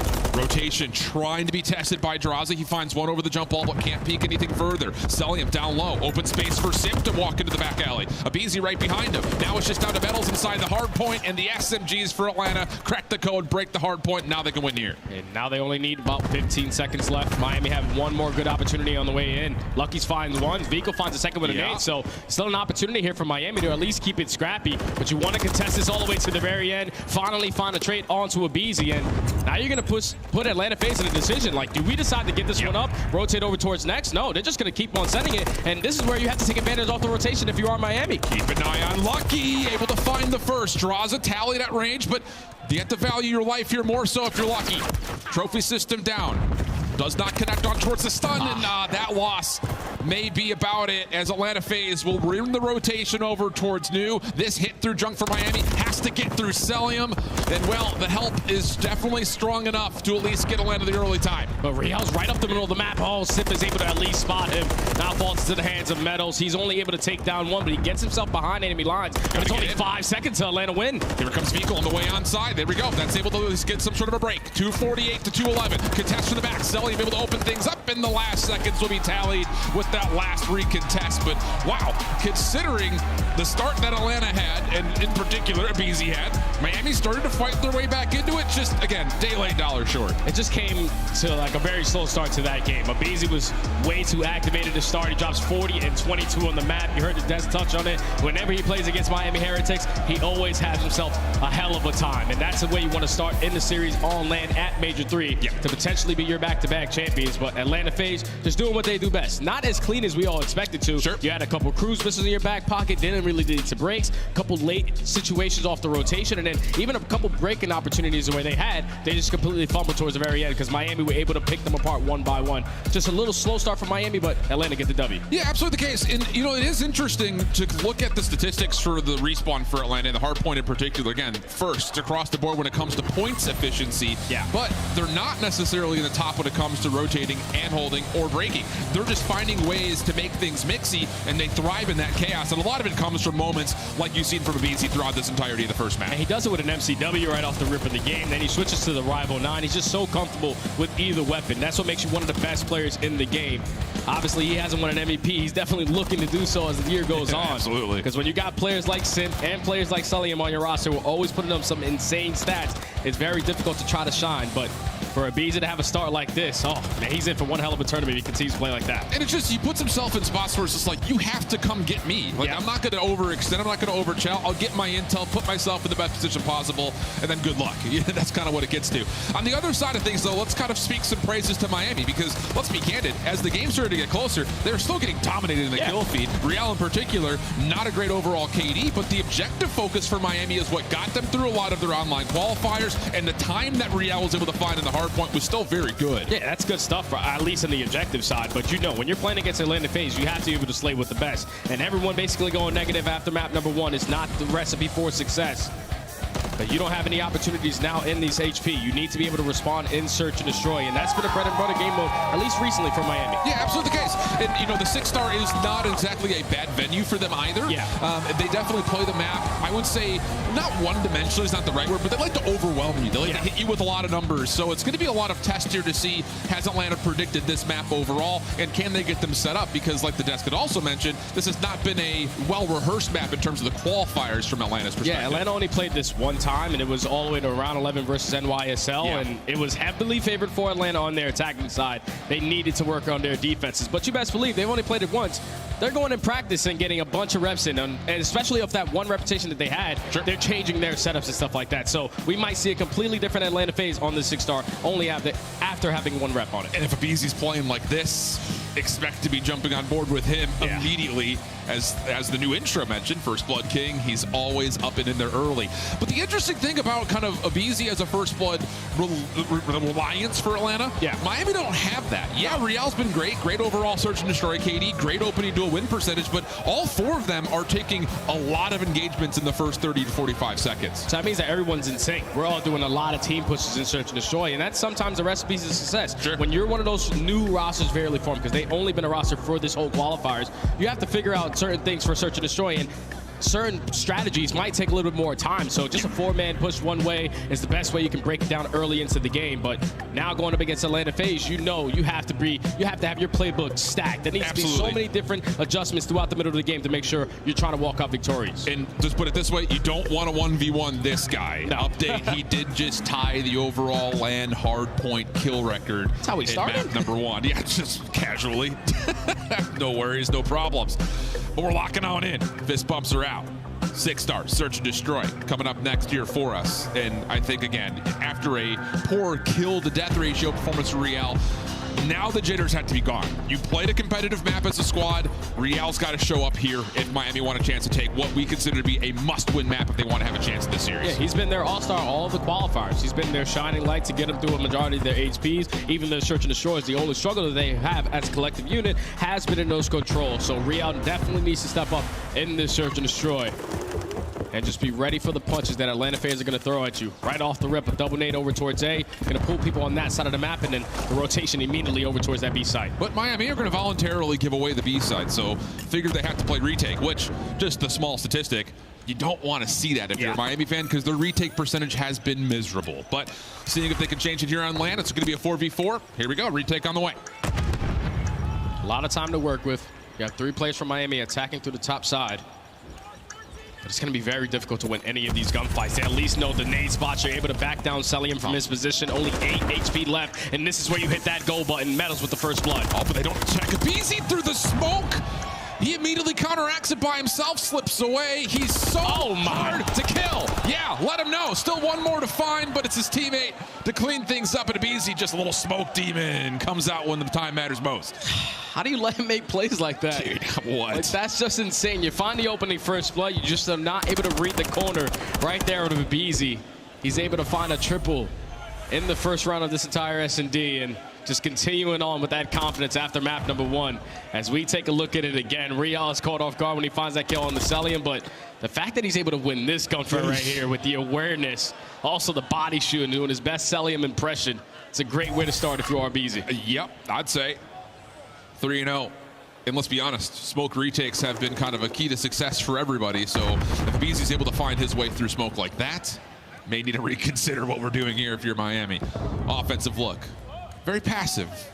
Just kind of hoping to see someone get overextended by Atlanta, but that's not their game. That's not their moniker. They're going to wait till you make a call before they make their response. Yeah, and I love the adjustments already out of Atlanta FaZe, because where they struggled was on the defensive side for this map. They were instantly getting first blooded. They only are 20% on that side, but everyone's playing that 50-50 setup, back down, use our attacks to retake over towards either bomb site. As Droz is at least able to gain a little bit of info over towards A. Now the reinforcements are going to try to retake. And at this stage in the map, Atlanta will know that, okay, let's just take over mid. Figure we'll give ourselves some points of ingress to retake over towards A. And, you know, other side of the coin here, Atlanta's great at finding good retake percentages throughout this qualifying stage. Seeing if they can do it here, 35 seconds. A lot of it coming through mid. There's that same smoke we talked about. Beagle pushing forward, does take down the first, though. That's good stuff by Beagle, even better out of Lucky. Okay. Able to get the objective planted. Atlanta goes for the smoke through mid-U, lets everybody bombard one way out. And Miami, on the back of Beagle, just pushes right aggressively right up through that smoke grenade. He's able to secure the attacking ground. I thought it was a good start, at least from Atlanta FaZe, but we got to be a little bit faster on those adjustments. Yeah, and again, first in retake percentage, they're majorly qualified. Now 2 straight rounds, definitely a bit peculiar. Yeah. So we'll see if the tempo starts to shift just a touch here as you jump into round number 3. Atlanta will, of course, get the bomb over to Abizi, very often the carrier for the squad. And once again, same setup for Miami. 2-2 split, nothing over towards B. Yeah, the double nades over towards the A side, potentially slow someone down, but B bomb is going to be wide open once again. But this time, Miami should have a little bit more of an info gained, where they can try to retake easy, because everyone's through the middle of the map. Yeah, the last time it was a full retake through the waterfall drop. Now it looks like it's going to be something maybe more centered towards the middle of the map. Not the case. They'll leave Lucky there to kind of maybe pull a late pinch. Everyone else will hop down again together.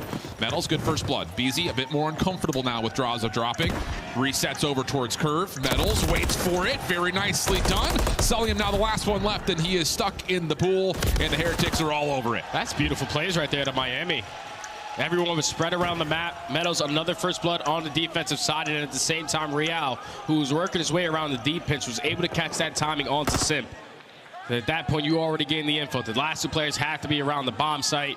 Celium plays the same exact spot he was on the previous offense.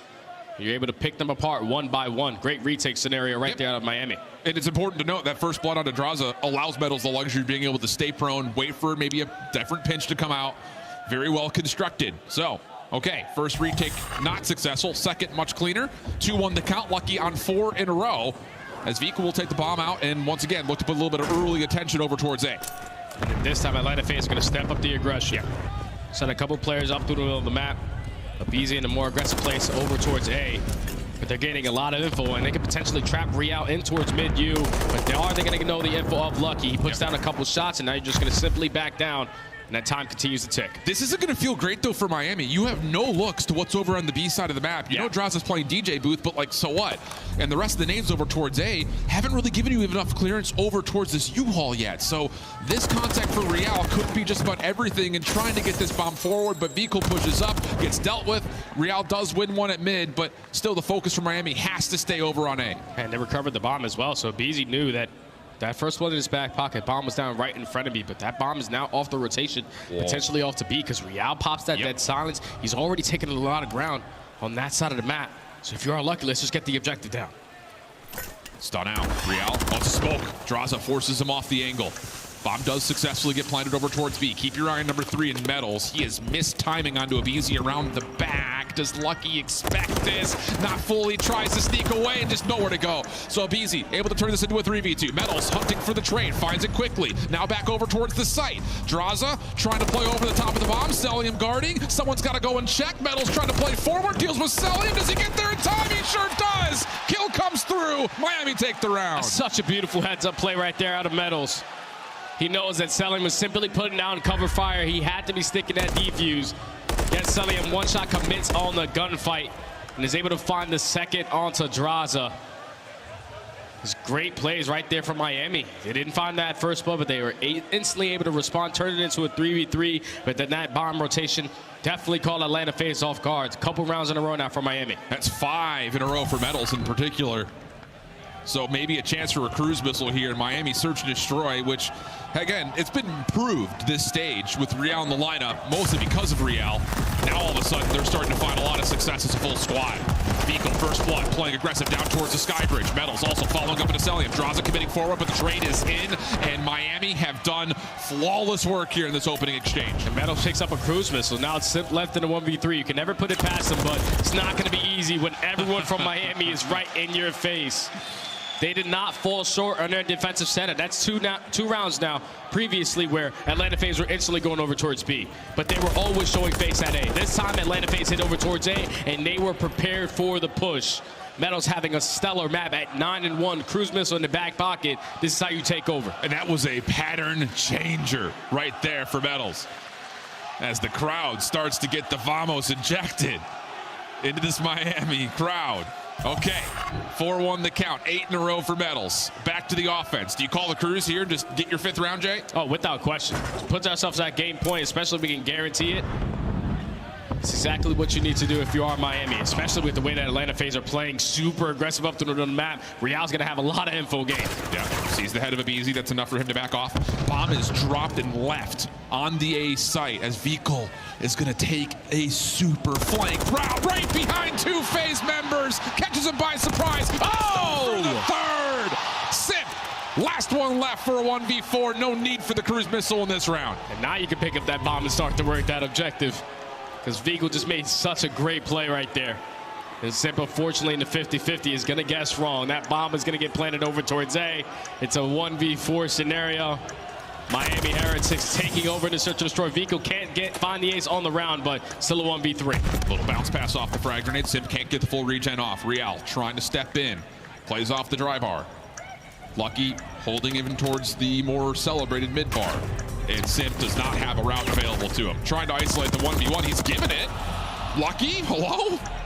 Couldn't finish off the last shots needed. Time is the biggest issue here, though. 13 seconds on the clock, and Simp will have no more time to fool around at mid. Miami get to 5-1, looking for their first map win on land. They're just 1 round away from doing it. And that simply comes down to Vehicle, what he's able to get done. Real gets the infinite. There's a lot of players from Atlanta pushing up to our middle of the map. So Vehicle drops the bomb over towards A, instantly pushes through their spawn and finds the perfect timing to find 3 kills in the round. Miami now at game point, and they didn't even have to invest that cruise missile, so still got that in the back pocket if you're Miami. And honestly, a round like this, you've ran this kind of 2-2 split defense every single defensive round you've played of Miami. Why not do something crazy here? You've got a lot of rounds to play with. Not too much different, though. Lucky will play a passive angle over the top of B. Clearance through U-Haul for the defense around the A side, and as they don't hear any nades going off, Miami's going to try to restructure, assuming there's going to be a quick plant called in, and ooh, the cruise missile's going to get called in here. aBeZy still finds first blood. This cruise needs to lock things in, but it's down too late. aBeZy gets a second, and all of a sudden, Miami a little bit of trouble here. Yeah, I just don't understand that play. Like, Metals is calling in, I have a cruise missile, everybody stay alive, but Vico jumps through the smoke grenade, he gets picked off, and then Real gets two-piece. So it makes this round even more difficult. Lucky now in a 1v3 with only 20 seconds left, only 76 HP in his back pocket. But it's just not going to be time favor. At least it turns to a one-on-one, though. Oh, steps away, pistol out. Almost finds the last shots needed, but not the case. aBeZy's even laughing that one off as he just absolutely takes over it. You're absolutely right. The call for the cruise missile just very puzzling to start the retake, which was already heavily stacked at mid. Because all you have to do is just simply wait for the comms to come in. Because Metals knows exactly where everyone is when he invests that streak. But Vico just decides to take it upon himself, trying to shut down that bomb going down, and eventually comes back to bite him. So Atlanta FaZe stay alive a little bit longer in the search and destroy, withstand the pressure coming in from that cruise missile. But now they're back to the defensive side where they have been struggling. Yeah, exactly the case. And what do you call differently here? 3-man hit with a trophy system to support right on top of this A statue. Bomb making its way forward as much as it possibly can for Miami, but a moment of hesitation here, trying to play things over towards the top of security. Lucky's able to find first blood. That's on the opposite side of the map. So now aBeZy has to kind of pick up the gap over here towards B. He's at least able to get info onto Real, but Lucky's trying to find his second kill on the round. Unfortunately, can't find the timing onto aBeZy. But with Simp dropping in his position, now it forces Atlanta FaZe to change their defensive look. A couple players who were 3 stacked over towards A now have to spread map and try to win a couple one-on-one gunfights. Draza starts it off. He gets 1 steps away. Good support from aBeZy. A little bit of crossfire angles. We'll make sure there's no immediate trade, but Celium left on an island over towards A will drop. The bomb now making its way to be committed onto this A side. aBeZy re-wrapping back, and well, he's got to wait for Draza to get part of the play because he's on the super flank. There comes Real as well. Draza's at least able to find 2, but Real is working his way around a deep pinch. Now it turns into a 1v2. They do not have any info on where he is playing, so can he just stall out more of this game clock? He has to pop and check at some point, though. There's aBeZy. That's the information from both sides. Opening shots good for aBeZy. You know he's going to take that challenge, and why not? Okay, hold on a second. Cruise missile out. Atlanta FaZe get their 3rd. And once again, this ebb and flow of who's holding control over the map starts to continue to shift. And the post-plant situation right there for Miami needs to be a lot better. You had Real through the middle of the map. You already gained info onto aBeZy on their side. Someone has to be paying attention somewhat to the flank side. And unfortunately for Draza, he's able to get the timing to find the initial 2 kills, put them in the advantage, and then get the info onto Real to stay alive again in this search and destroy. Slowly but surely climbing their way back. Down 5-3. If you are Miami, this is where you have to stand strong, because 5-3 in search and destroy is a very scary scenario. Absolutely the case. Can Metals step up? 10-3 already. Seems to be the raid boss. You kill him, you win, apparently, if you're Atlanta. aBeZy quickly through you, catches Real with some tactical utility out. Yep, it was a stun. So first blood is automatically tallied, and once again, Miami just don't have any defensive pressure towards B, and Simp's going to confirm that, already getting this back curve position. Yup, he gives the info to the team. Hey, B's wide open once again, so we can work this objective now with the man down. But you also want to try to set up aBeZy for 1 more kill so he can earn himself a cruise missile. That objective is now going to get planted. Miami at least have a couple players here to contest immediately. Metals makes it a 3v3, instant response out of Simp, but now it's all up to Celium to clutch up into 1v2. And he is far away from being able to check over the top of this B site. Waiting to see if there's anyone crossing over through mid. He's not going to get a chance at it. Lucky and Vico looking for the elimination, and there's the info for Cell. He's got to make a move. Here comes the play. Vico caught on sprint. Cell expecting the challenge, but Lucky's going to hold it. And the curse is broken. The Spanish flu's been shrugged off as finally Miami win a map on land. What a great start from Metals. Was the tone center for this Heretic squad early on into the search and destroy. But then in those later rounds, just simply playing down to the clutch factors. Metals starts it off, but Lucky instantly there to respond with 2 of his own. Then once it turns into a one-on-one, the cojones right there out of Lucky to just stick on that defuse, going up against a great player in Celium. Such a heads-up play. Miami Heretics tie up the series with the Search and Destroy victory. And now they have some life, Alan. Yeah. Now they have some life. Yeah, late comeback effort in the Karachi keeps you tight, keeps you close. Now all of a sudden you could walk away with what was a very convincing Search and Destroy for the first 6 rounds.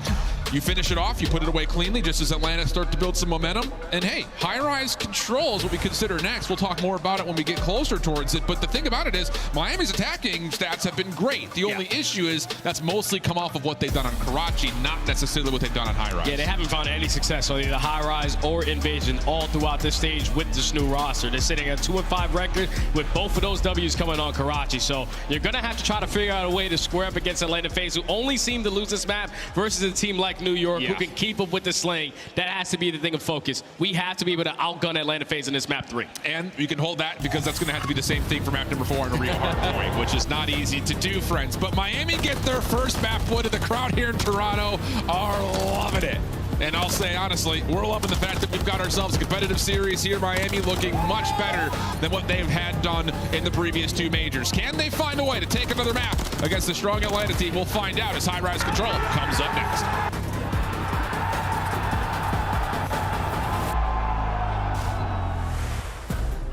Upgrade your game with the Scuff, the official controller of the Call of Duty League.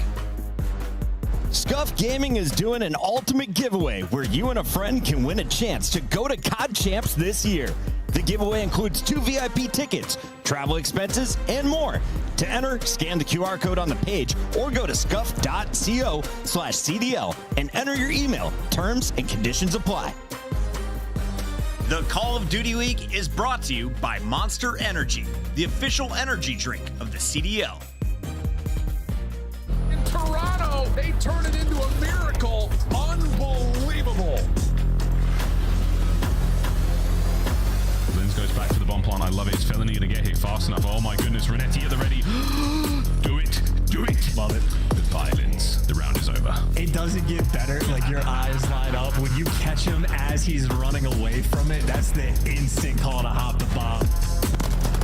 Nasty gonna get that trade, but a 3v2 for Surge, and they are still smooth. Oh, Nasty wins a big one. Ghosty, can he get 2 as well? What a round. Thieves find the equalizer. You are dealing with players that are running you down. Toronto have to reset up again. This is their last hurrah. Only 2 defenders inside the zone. The others for New York. Worried about the overextension. Oh my God. Drop. Here comes the flood. Skies by himself could do nothing. Trophy system this time gets placed safely. On top of that, it's a 12v2. Toronto looking clear here at A, unless maybe some desperate nades land and popcorn out of the zone. Hydra tries to step up, and Toronto takes the round 5 offensive win. Oh my God, Ultra. Nero on 3 straight, he'll be holding. Get the plant down.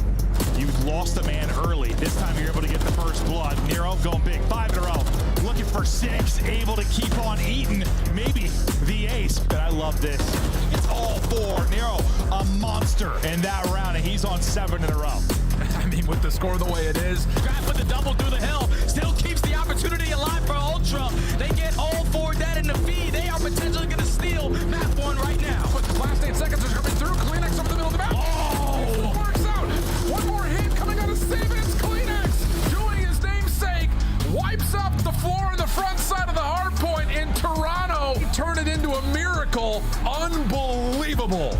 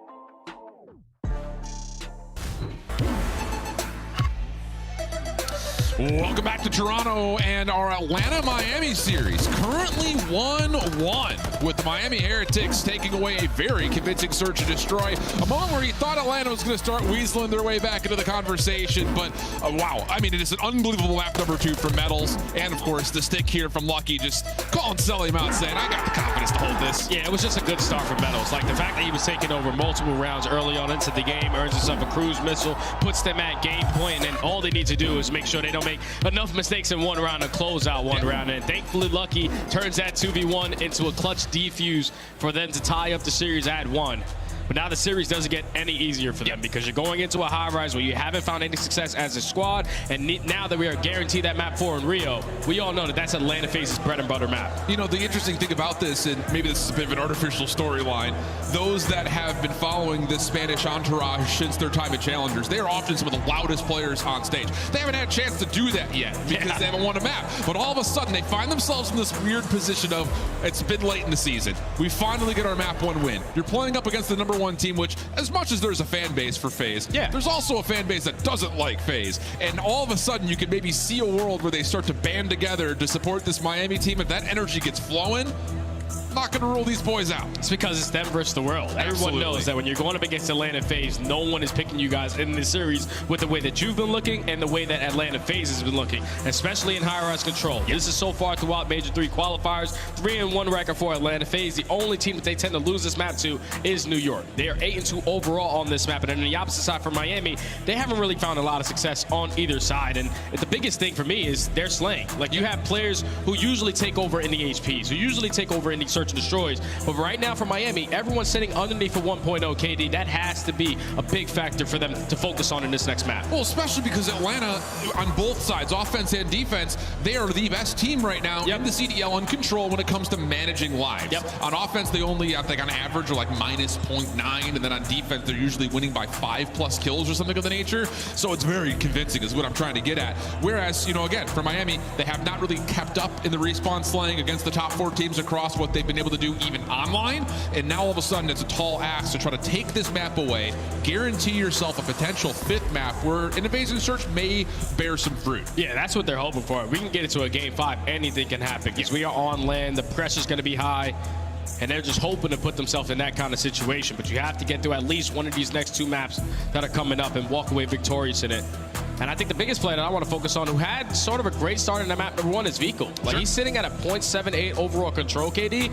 That's not good because control basically all in this game is about slaying. If you're not finding your kills, you're losing map control. If you're not gaining map control, you're getting instantly put into a spawn trap. And it's just very difficult for anyone that's going up against this Atlanta FaZe roster because they slay so damn well. Absolutely. And it comes from every form too. It's not just the subs, it's not just the ARs. At different moments in time, it could be any one of the 4 players you see on screen. So there definitely needs to be some sort of a heroic X factor here for Miami to kind of keep things going, build a little bit of extra momentum. Map number 1, we got a little bit from Vikul. We also had kind of a nice come up from Lucky. It was Metals and Real that had the slow start. So maybe you look to one of those 2 players to say, shake off those hard point opening map, you know, nerves, come back into this 3rd and do what you've been doing online. I'm 100% looking at Real. Like, this is the guy that you put into the roster for these kind of moments. He's been able to slay all throughout Major 3 qualifiers versus some of the top teams in the game. He's been their X factor, and he didn't have a best start in that map number 1, but if he can go off and really set the tone in his high-rise control, they stand a great shot. Yeah, he's been that way before.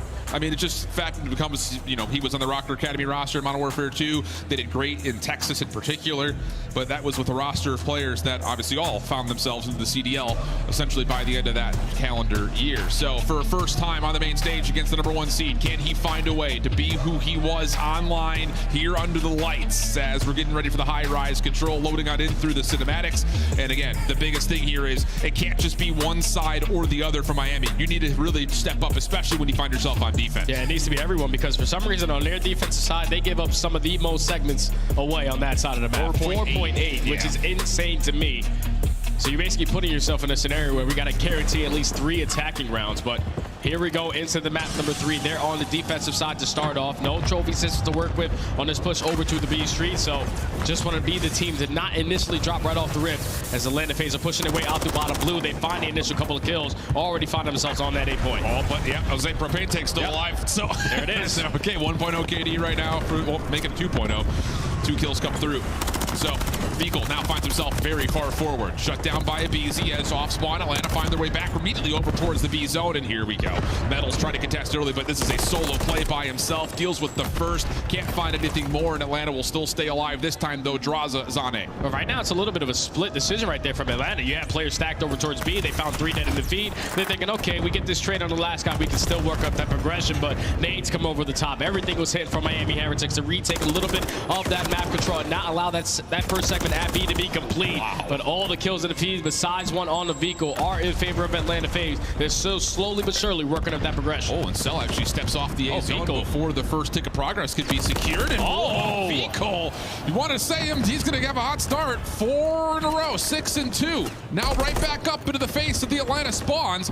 Tick of progress on it. B has been completely depleted. The one on A is close, but largely speaking, Atlanta just need to find a way on a spawn right now. Yeah, they only have 40 seconds as well to do so. And if you are Miami, you are trading so efficiently around the map right now.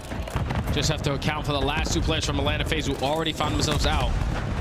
Maybe at least gain info onto one. Vico trying to sniff out where a BZ is, but a BZ finds a kill, so he should instantly be there for the trade, and he's able to find it. Only 21 seconds left. Atlanta able to stop the clock, though, over at A. Yeah, the clearance at B is good, but right back on towards the A zone. Celium will be existing with what was help from Draza initially. Beagle, what a start from 8 and 3. Peeling players left, right, and center, but first tick of progress is already done at A. Second is quickly on the way. Lucky looks like he wants to give this a try, and he's the only defender here. So now you got the double stack up, and, well, a 13 plays 9, and Atlanta are looking good for this third tick. And you would think with such a hot start that Beagle had, they would be leading in the lives remaining column, but still Atlanta FaZe up by 5 lives. The third segment about to get complete over towards A. A BZ now slaying in your spawn. Time is now extended. And this gets a lot more difficult for Miami with only 7 lives remaining. And the B zone's already going in the blink of an eye as well. Draza's still on it, working on the third tick. Support from his teammates is good. Looking for the trade as, okay, Lucky will deny. Gives Miami a chance to hold here. Don't worry about the clock. Worry about the lives. And maybe worry about a BZ in your back line as he finds one from the backside window. Right back in towards mid. Gets a look at the player over the top of the staircase. And Atlanta will win this round. It just comes by way of either lives or ticks. And it will be lives as the last heretic throws himself off the map. And they complete 5 segments. Miami gave themselves a lot of opportunities. Sure it's just that one opportunity where Atlanta FaZe were applying a lot of pressure over towards bottom blue. All the kills went in their favor, and that's the worst thing you can do in control, is go to clean 3 to 4 dead, because everyone coming off the respawn, all info gained out of Atlanta FaZe to put you in a little bit of a trap. But that at least completes 5 seconds to keep the sling in their favor. So now if you are Miami, you have to try to get something done on your attacking side. And if we're to be really nitpicky about the Atlanta FaZe control where it's weakest, they sit 5th in allowing ticks progression when they're on defense, so maybe that is an option here, but we already saw the stats. Miami at the same rate, not necessarily great at finding good tick capture percentage when they're on the offense, especially on this map where, again, have not found a lot of success. So what's the angle? Looks like it's going to be some sort of a B setup here for Miami. Early, a BZ already in position to try to challenge, but getting shut down. And Draza still finds himself in a crucial position, though. Has top propane currently. Able to get the info on a couple players from Miami already working their way out of the spawn, but he's able to find the first. Now it's your opportunity to potentially take these guys off of B, but Miami, they're slowly but surely working their way up through bottom pit, trying to at least take a little bit more map control. A BZ and Celium find one, a BZ with the double, and now all of Miami back in the spawn. Oh, what a transfer for Simp. Right down mid lane. Takes out a couple more Heretics offensive players. A BZ on the pit staircase. Just trying to keep Miami stuck behind these glass windows. Also gets reading the player down low. And I mean, the finesse game. Just so hard to deal with if Beagle's patience works out. Simp trying to get his trade. Waiting to see where exactly Beagle's gone. And off the regen, Beagle will take that into a double metals following up. Leaves Draza by himself on B, but the rotation to A is perfectly timed. Draza on 4 in a row keeps the Atlanta defense largely safe. And comes the pitch out of a BZ, able to win the one-on-one gunfight versus Metals. The trophy system at least good enough for the trade. And now that time is continuously taken down. You're able to put someone over towards the 8 point. Again, he gets taken care of, but now with only 24 seconds left, you had to make this B push count. Nades are landed onto Draza. He can't challenge this B zone at the moment. Help is on the way. Abizi is the one committed over towards this defensive spot. Nades are also going to help keep the clock ticking. First tick not locked in over on the B zone. So for the 5 ticks of progress that Atlanta got in their first offense, if this continues, Miami's not going to have a single one to tally here in this first offensive attempt. Yeah, you can tell by all the kills in the feed that they're probably not going to get another opportunity to complete one of these segments at either point. 3, 2, 1. They found a couple kills in the feed, but now you just have to get past the lines of Celium and Simp. They're able to find the initial 2 kills. It turns into a one-on-one in towards his B point. V-Cool just dancing with death. Thankfully, the nade is going to hit over, but Atlanta FaZe with the reinforcements, able to bombard their way back into that B point, not allow a single segment to get away from them. And this is just what Atlanta FaZe do on high rise. Yeah, it's one of those things, and you look over the course of the stats, it's just they find a way to get it done when it matters most, legitimately. Because some of their core statistics, the macro statistics, they don't necessarily turn up number one every single time. It's when things get weird, that's when they really show when they're the best. So, not a great start here for Miami. Taking some of the momentum just immediately out of the sails after what happened at the Search and Destroy. Have to put together a really solid response here defensively. You got to find a way out. You got to try to figure something out, and just slowing down Atlanta FaZe, potentially find a clean 2 to 3 dead. So you're gonna have a couple cruise missiles potentially to take into your next attacking round if you can get there. Just gotta simply keep track of everyone from Atlanta FaZe. I know you're playing against Sip and Abizi, who will cover a lot of ground, but those guys make such impactful plays. You have to always play for those trades. Oh, quickly, the clock is already stalled. Sim sliding back and forth between the generators. There's the assistance. Draza right in with a pistol. And it's just the longest bait and switch you've ever seen in your life. Everyone's so focused on Sip. Here comes the help. And now the stack is in. First tick done, second on the way. Vehicle looking to get himself into position to try to challenge this. And a good kill for Metals keeps this stack a little bit more contestable. Oh, man. But team day is out. Second tick's going to be gone. Second segment already going to be complete over towards B, and Atlanta FaZe still maintaining a lot of map control. They only have dropped a total of 3 lives in the entire round so far. Now time gets extended. This is why Atlanta FaZe are one of the best teams, if not the best team in the game, because they just make it look so damn easy. Great transfer right there to Simp. I would have been draw dropped if he finds that kill, but Atlanta FaZe up by 6 lives, still maintaining a lot of map control, just had to work their way out to bottom blue. Okay, couple of kills coming through. Miami also win a gunfight over to the middle of the map, so things again start to play that little tug of war where the defense gets into better position. The Semtex from Celium onto Simp also aids. So now we've got an 18 playing 20. Miami are chipping their way back in defensively, and okay, here's a chance. Draza, last one really standing over mid, and every kill turns up really in favor of Miami. Good moment for the Heretics. And now you have to try to keep them trapped as long as you possibly can. Someone needs to earn themselves a cruise missile. Try to gain a little momentum going into this next round if you can force it. But it's still tied up in 16 to 16 in lives remaining. Atlanta FaZe using their teamwork to try to at least work their way out, but they are getting cut down every single time. Guns, nades, everything is hitting right now for Miami. Looking good. Only issue is, you didn't have any tick progression in your favor at all on your first offense, so you're going to have to win 2 offensive rounds in a row if you pull this one off still, which, again, is not out of the question for Atlanta yet. Still just under 60 seconds. 14 playing 13. FaZe have worked their way through the spawn trap pressure, and now they're on their way with eyes over towards A. Still a lot of time to work with, though, if you are Atlanta. Just need one sequence of kills to go in your favor, but it's still Miami trading more effectively. Just maintaining the map control, putting Atlanta FaZe to slow down in their scenarios. It's now with only 35 seconds left. They're trying to rally their way up to B Street. They also isolate Real, so that's 2 kills in favor of Atlanta. Yeah, Vehicle also committed down low. He was tagged. BZ searches out that kill. And here comes the surround. 23 seconds at the clock. Atlanta staging for their approach on in. Lucky has to worry about a lot all at once. Deals with the first. Trades are decent. Vehicle with the pistol. Continues to keep this pinstripe kill feed alive until Real finally finds the final kill. And now you're down to your last approach of your phase. Yeah, that was a big one-on-one gunfight because Simp would have been able to put the game clock at a pause that allow his teammates to still work their way up through this bottom blue area, but only 3 seconds remaining. All the kills in the feed are going to be blue. Miami are able to extend the map a little bit longer. But you would have been happy as hell if you can have a cruise missile going into this next attacking round, especially when you found no success your first go-around. Yeah, it's just, again, it never really felt like there was a good concentrated approach for Miami on either of the 2 zones. And that, again, is a led towards what Atlanta is able to do. They're able to stay alive so easily. The finesse game on the individual level is at the highest level. So you have to find these skills to find them quickly. You need to find a way to confirm it, get yourself on the zone, put that objective pressure into your favor. If you're on Miami to get a little momentum right here, it has to be to start off kills. Absolutely. Put a couple ones in your pocket. Super aggressive out towards A. If you can hit a couple nades, a couple stuns to potentially start off in these trade fights. The make your life a lot less difficult, but it's going to be contested already here at this 8 point. Abizi just flies right on in. He's able to find a double. Metals last player up, just simply trying to play his life so his teammates can work their way out of spawn. Yeah, it's a decent idea from Miami, but it comes up completely empty. Not a single kill tallied, and now Atlanta are all over your spawn.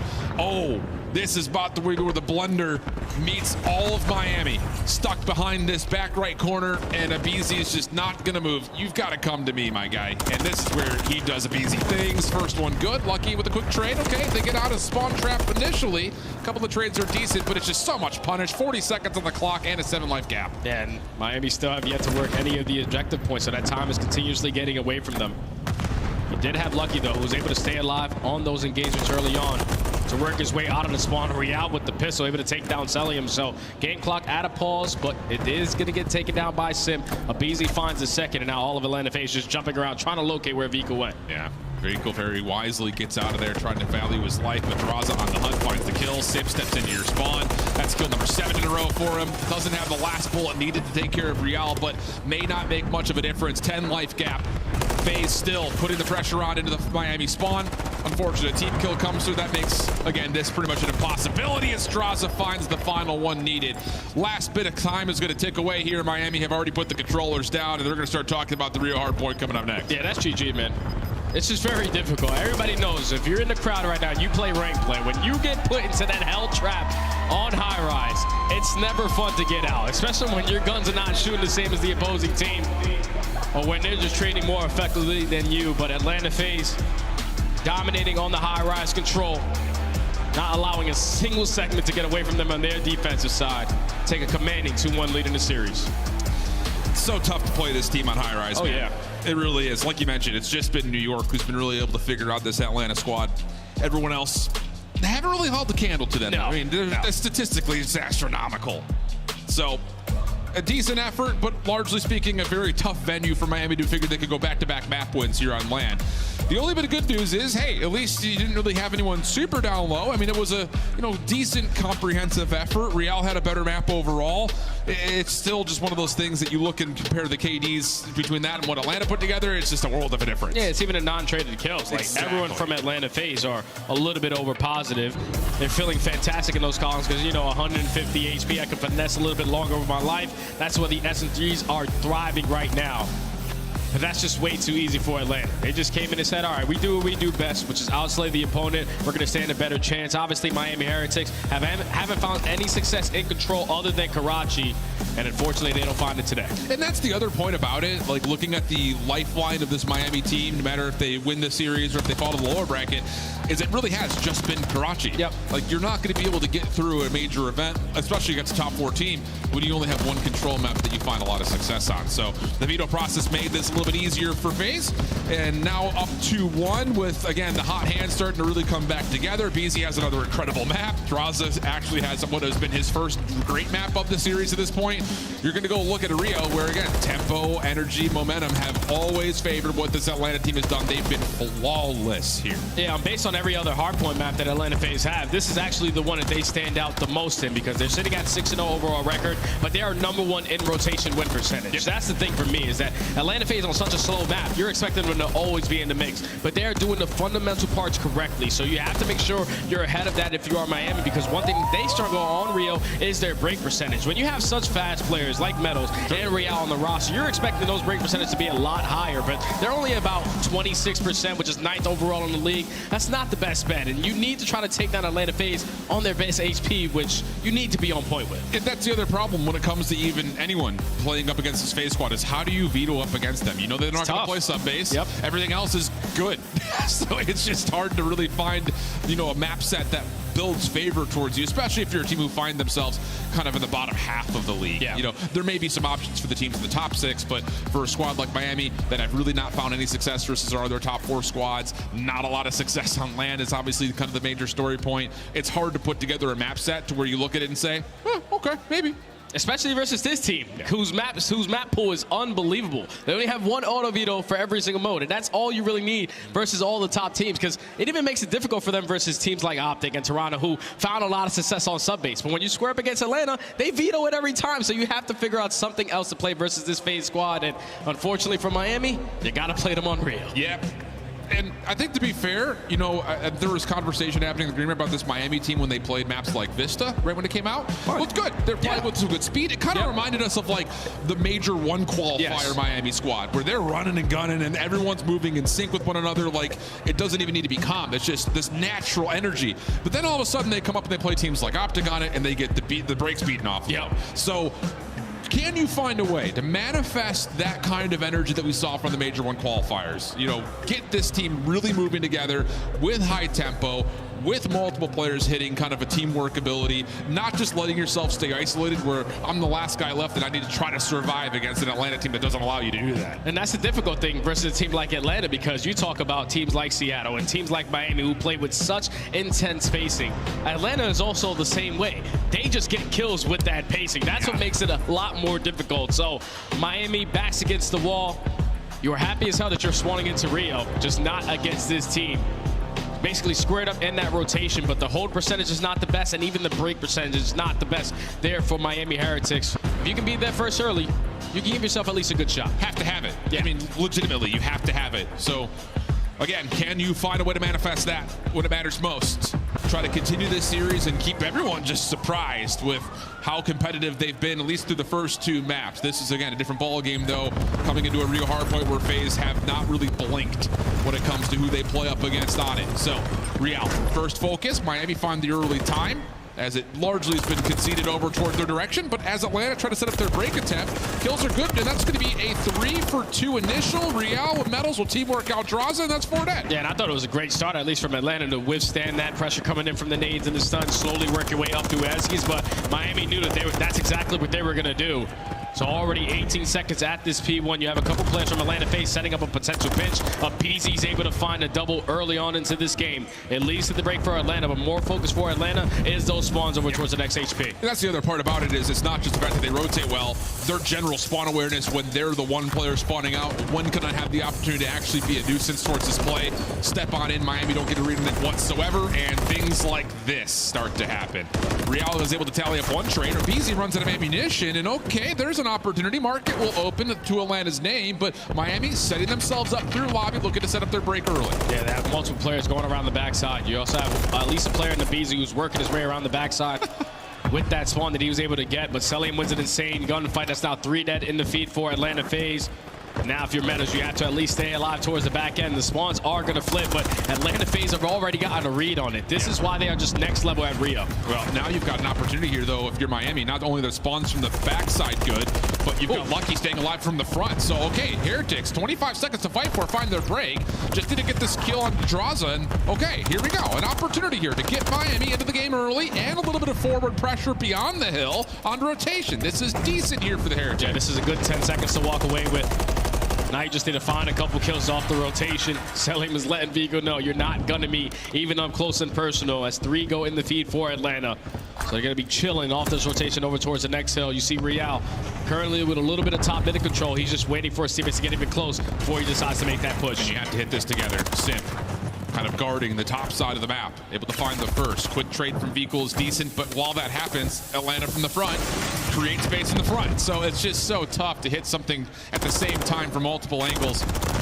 Vico's side door going to be shut down, and you got 3 teammates right behind you. Why are we not trying to hit that together? The punish is good from Atlanta in the last 30 seconds. Still to fight for as FaZe hold the spawns. And Simp winning that one-on-one gunfight allows his teammates to still spawn behind him. So Miami Heretics doing their best job of at least contesting this, but it's still going to be at least 50 seconds for Atlanta FaZe at this money hill at P3.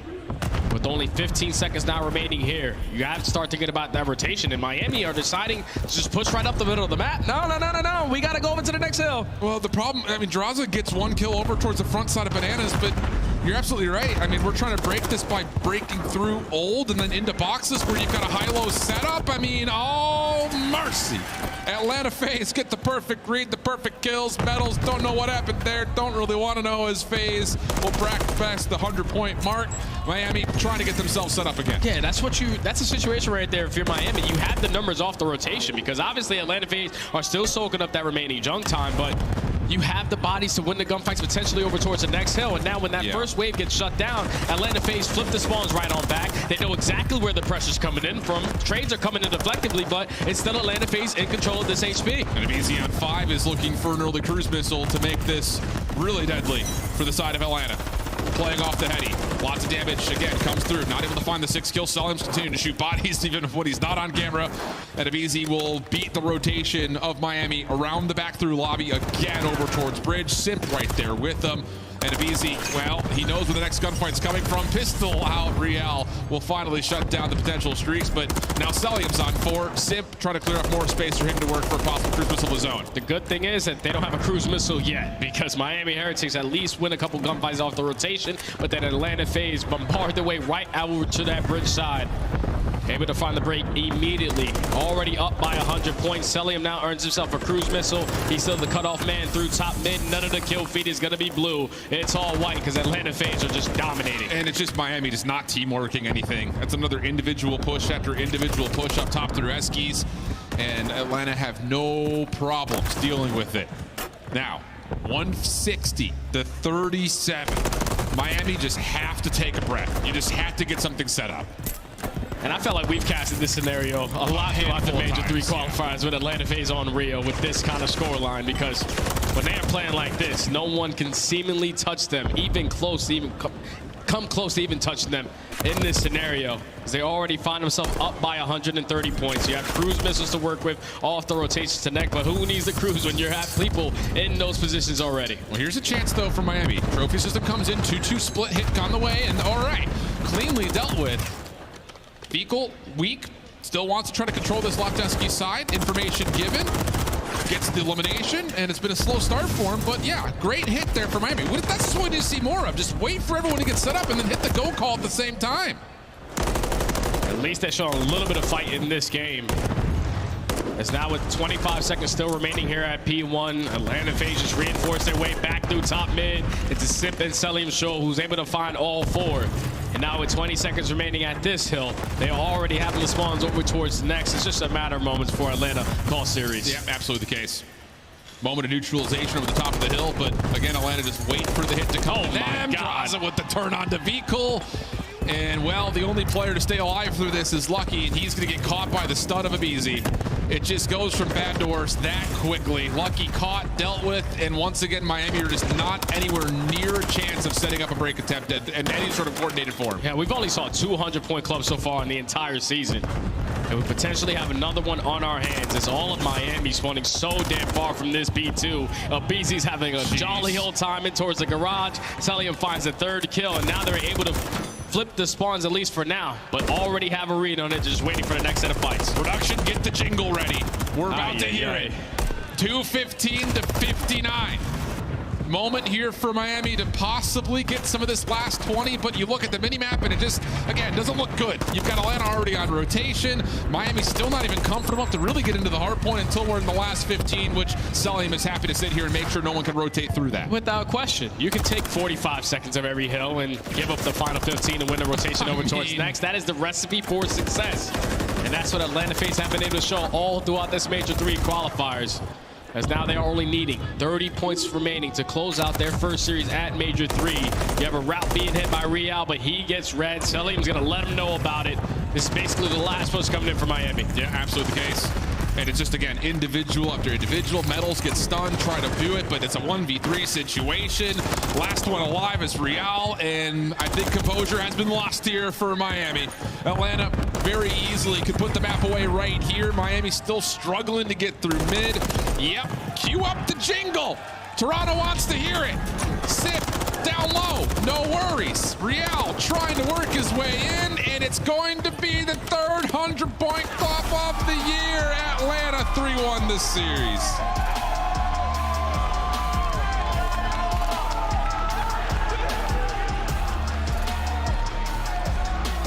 Obviously not as clean as Atlanta FaZe would have wanted it to be. A little bit of a scary map. Number one, you fall short in the 6-star Search and Destroy. But the next two maps were absolute blowouts in favor of the best team in the world. They just come out and let everybody know in series number one of the whole event, we're not here to mess around. We're trying to go back-to-back champions. Any worry about the Search? No. Okay. Because they played 6-star what? One time? That's the second time they overall played it. So I think now going forward with a win underneath their belt and now a loss underneath their belt, the adjustments are going to come in the next time we see them play that map. Yeah, I mean, it's just one of those things, like, Allie talked about this in the desk with the invasion. It's like, yeah, they lost their last two searches of their qualifier stage. Yeah. They're both round 10. Yep. And it did look like Atlanta were trying some new ideas. It just didn't quite work out against two really good search and destroy teams by the end of Major 3 qualifiers. So, yeah, I think there's definitely some reflection to be had about, what happened on those last 2 weeks and then also kind of what happened in this particular map on 6-star. I mean, the smoke retakes, not as successful as you would have hoped for. Also, they're trying to play a late 4v4 in almost every round, it felt like. Yeah, that's the thing for Atlanta. Like, on their defensive setup, they couldn't find any success in the first blood column. But, like, you need to have a different defensive look, especially if you're going to have 3 players stacking over towards that right side of your map at that A site, and then Sim being the island player over towards B. Yeah. Sim cannot afford to die in that scenario because now everyone is forced to change their positionings, and then you get caught off guard with some bad Call of Duty timing. So I just think the more Atlanta FaZe get to play it, obviously the better they're going to be. Totally fair. So Miami do break up this Spanish flu curse, able to find at least themselves one map win, but they drop into the lower bracket with still a very tough path ahead of them. Whereas for Atlanta, small hiccups here or there, but the body shotting did not stop, did not pause. No. Was not even a consideration of stopping. Selling him, I don't even know if he's got enough ammunition in any given life to continue to do this, but still finds ways to make it happen. And with that, we also have, again, a great opening performance from BZ, who is on stage with Blaze with their post-game reactions. Thank you so much, Al. And I got Mr. Too Easy for it, Beezy, on the main stage. Show him some love, Toronto, as Atlanta stays perfect. And speaking of perfect, how did you guys just do it against these guys on the stage? Even though you lost to S&D, what was the game plan to close it out against Miami and keep your streak? I mean, we're just so confident. I feel like we were just firing on all cylinders. Even in the S&D, I was still like shitting on them. I was literally just shooting their bodies. I mean, it was crazy. So you guys come off a Major 2 win in Miami. You go back to the drawing board and you say, guys, we want to stay consistent. We want to stay perfect going into Major 3 quals. What was that talk like? How did you guys want to build off of that? Did you add anything in there? You just kept doing what you've been doing? Honestly, just kept doing what we've been doing and making sure that we're always putting in that extra 10% effort, like in scrims, whatever the case may be. New maps and everything. Exactly. Always just putting in that 100% pretty much. Okay, all right. Now, I know you want to give 100% to this crowd and everyone at home cheering for FaZe. What do you want these guys to know and everyone out there in the world? Hey, appreciate all the FaZe fans. I know, like I said, there's a little bit of you guys, but appreciate you guys. Thank you for the love. All right, make some love, show some love to Atlanta FaZe. That's going to do it for us on the stage. Bucket, take us away. We're getting rowdy up here in Canada. Love to see it. Love to see the smile on a BZ's face. And, of course, Atlanta FaZe living up to the hype. Now, they did slip up a little bit in the search and destroy. But it looked like the team just had a statement to make in that game 4 out. Yeah, no, it's funny because now both our game 4s have started so handedly one-sided and favored. But for Atlanta FaZe, maybe you're a little worried with that 6-star S&D. Like Ann said in the pregame, it was their first time playing this map and it did not go their way at all. Even in times when they got the first blood and got that opening duel, they weren't able to convert those rounds. Yeah, it's the second rep on it. And this time around, it's just a guessing game. You saw some huge rounds out of Heretics there, retake on B. And then Atlanta FaZe is like, okay, we don't like our B offense, so let's go over towards A. Well, Heretics is all ready for that pushed up, right? And then the damage is done. You're down 4-1 at that point. I still have full faith in Atlanta FaZe in their search and destroy game. But yes, this was a statement in the respawns. You're talking about a team. They outslayed Miami in this series by 79 kills across the 4 maps. Can you say that again? 79 kills they outslayed them by. And by the way, 31 of those were on map number 1.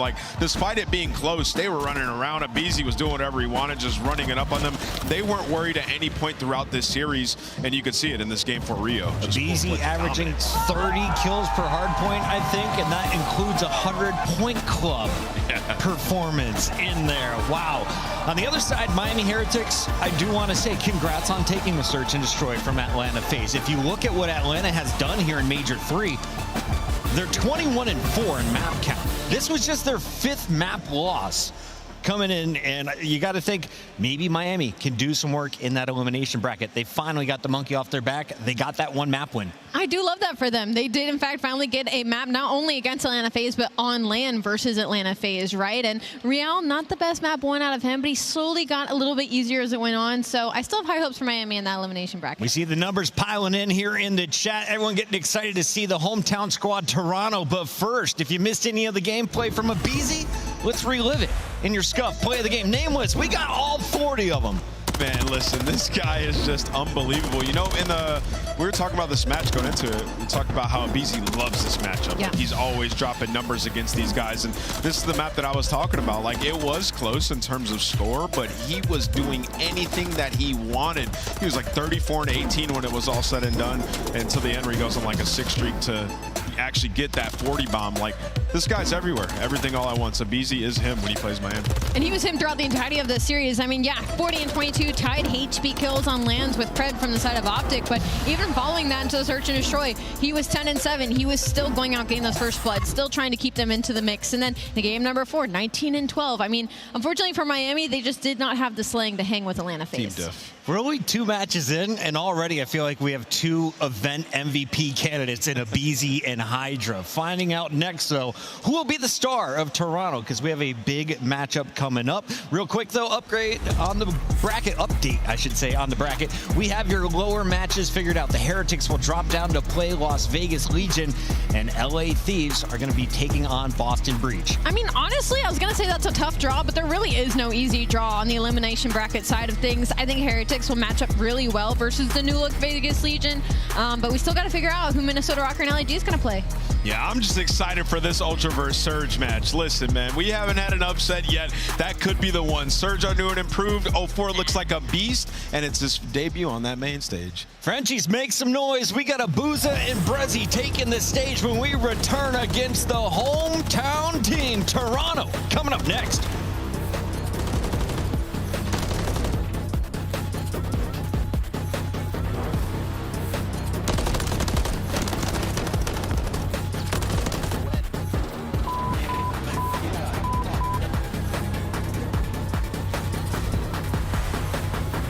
Upgrade your game with the Scuff, the official controller of the Call of Duty League. The Cataclysm pack is available now. This bundle includes the Cataclysm Operator skin, Dystopia Weapon Blueprint, Iron Lung Charm, Vroom Animated Calling Card, Alpha Vinyl Guiding Light Emblem, and Scratch Tally Weapon Sticker. Use these items in both Call of Duty Modern Warfare 3 and Call of Duty Warzone. Available in store now using Call of Duty points. Start the season strong with the Call of Duty League pack. Grab yourself the CDL Operator, Weapon Blueprint, and so much more. Check out the Call of Duty store in-game now.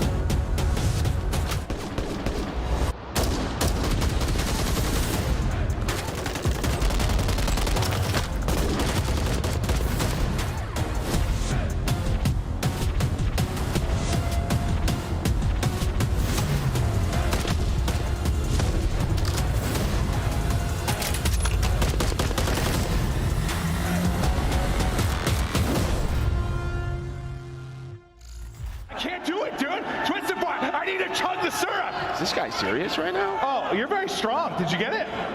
Not the headset, please. Not the headset, please. Not the headset, please. Joe, do I actually got to do the whole maple syrup thing? Yeah, I mean, at this time, you've committed to it. What do you? You were committed. It smells horrible. Yeah. You're actually going to do this. Oh, Joe! It tastes horrible, Joe! Oh, wait, that's not even, what is I don't know, that? it's awful! It's horrible! terrible. Why is it so liquidy? It's sugar-free synthetic stuff. What is that, dude? That looks like, that is disgusting. Tastes like squirrel pee.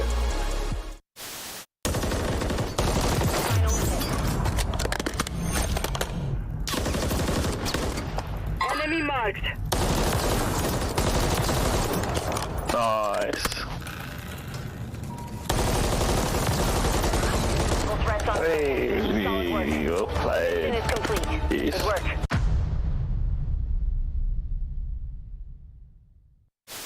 Stops the clock. You have to do a setting on the top side of the flat. Does indeed. That's good. Oh, the snap! Max stays alive. Another for Mac. That's unreal. 23 seconds. Pause. Red dot, and he's gonna chase it. Hungry for the streak.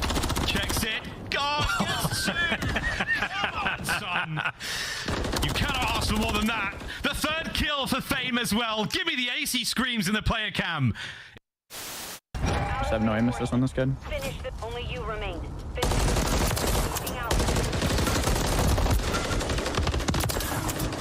Oh, snap. What is he doing? Get him off of me! God. Get him off of me! Yo. Get him off of me! Oh my. Who are you? I'm not mentally ready.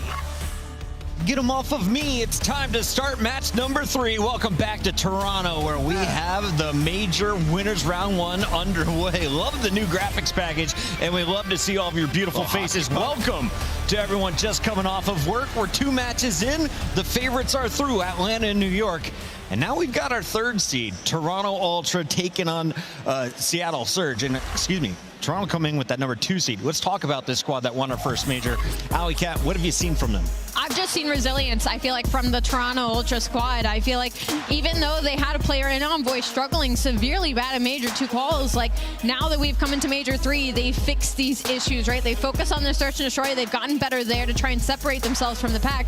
And Envoy's put in the work as a player to now come back, hopefully stronger heading into their home major, because historically speaking, Boston home major, they bopped out. Miami home major, they bopped out. Respectfully, they weren't top 4 teams, but you know, the curse could follow them here. Look at the numbers, though. They are on the road, Nameless, to repeat what they did at Major 1. Yeah, no doubt. I mean, a lot of other teams have gotten way, way, way better as well, right? But for Toronto Ultra, it's always been their search and destroy, which we'll dive into. But I heard, Allie, you mentioned Envoy. Also Insight. Hardpoint search and destroy has not been the same, right? Like, and when you think about Major 1 and how they dominated, completely different map set, and Kleenex was God himself on the map. True. It hasn't been the same. He's still absolutely amazing, but not the same as Split 1. You could see, goes into what Ali was saying in the Monster Energy pregame, the X factor has been Envoy. 0.86 respawn KD, 1.2 in search and destroy, 7-0 in respawn maps when Envoy finishes with a positive KD. Yes, listen, he's just had these maps where he has dropped the ball, but this is more so playing into when they play against the top 4 teams, they need him.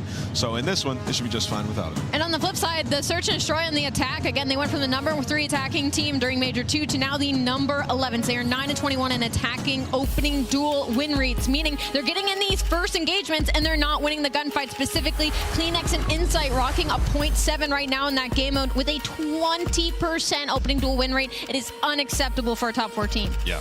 We're not online anymore. We're on LAN, and that is where this young man shines. A 1.12 in S&D. You saw him top in the leaderboards for the control damage. Scrap has done it all this season. The question is, who is he gunning up against on the Seattle side? Who do you think could square up in a one-on-one today? Oh, that's a loaded question. I mean, honestly, like, it's more been a team effort for these guys. When you look at them and, like, their stats, they're all actually negative, especially when it comes to that hard point. But they've been getting it done. They're sitting at 6-6 in hardpoint throughout this split, and the damage is there. So to answer your question, I will say Brezzy. I think Brezzy has been extremely underrated since the role change, going over towards that AR and bringing in 04. 04 plays extremely fast. He sets his ARs up for success, and they've been finding it in hardpoint. But you can see the control has been a struggle online. This has been a pretty, or this is going to be a pretty mismatch when it comes to these teams going against each other, because whereas Toronto is struggling to search and destroy, that's where Seattle Surge has soared, right? And Toronto is also one of the best control teams, and that's where Seattle Surge is struggling. So for the Monster Energy pregame, the X Factor is going to be 04. He's a new test. What kind of confidence and what kind of player he's going to be. Nameless, I got a chance to run into 04 backstage. I asked him, so how many lands have you been to? He's like, all time? I'm like, yeah. So, well, this will be my third. Third LAN, and you are going up against some juggernauts on the other side of their this home stage. major, by the way. Throw these stats away. Yeah, Let's talk about the nerves coming into this one as we take a look at our maps and modes.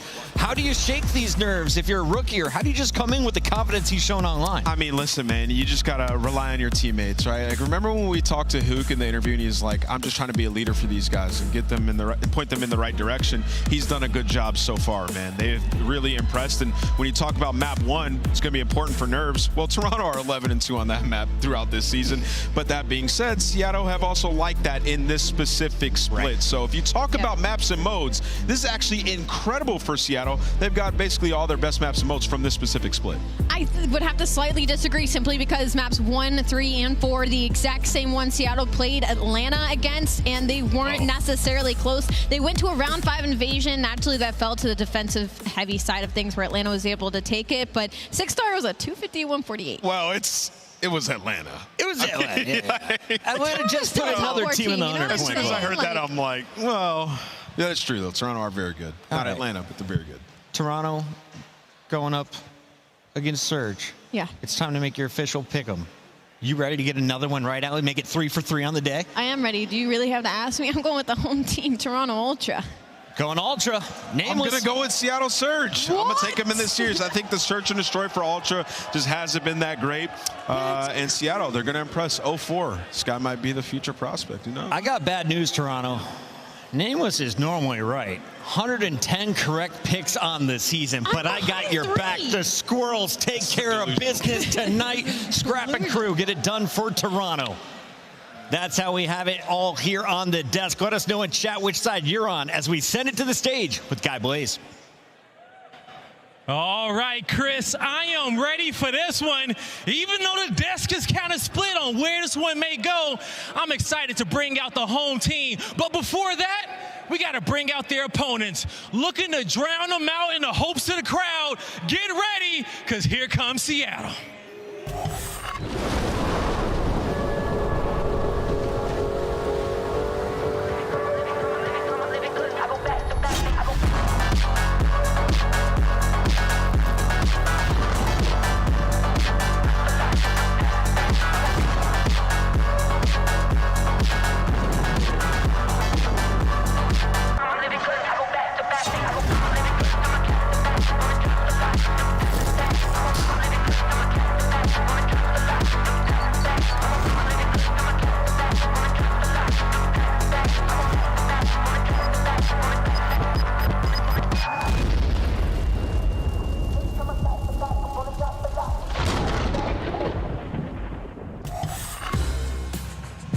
Toronto, get loud for the Seattle Surge! Here comes Ofo, Abuza, and Brezzy, ready for whatever. Seattle Surge is here. What an improved roster. 0-4 has breathed new life into this team. Hook now being that veteran leader, and the role changes have worked for Abuza and Brezzy. Remember, this team is top 3 in Search and Destroy on the season as a whole, and they have improved in hardpoint. Is it enough to beat a top team like Ultra? I think so. It's possible. We'll see. Let's bring out the home team, Guy. And let's see if you're right and how well that prediction shall age. But Toronto, I gotta ask you, are you ready for the hometown team? Everyone at home, here comes Toronto. I love when the good news coming in on a day-to-day.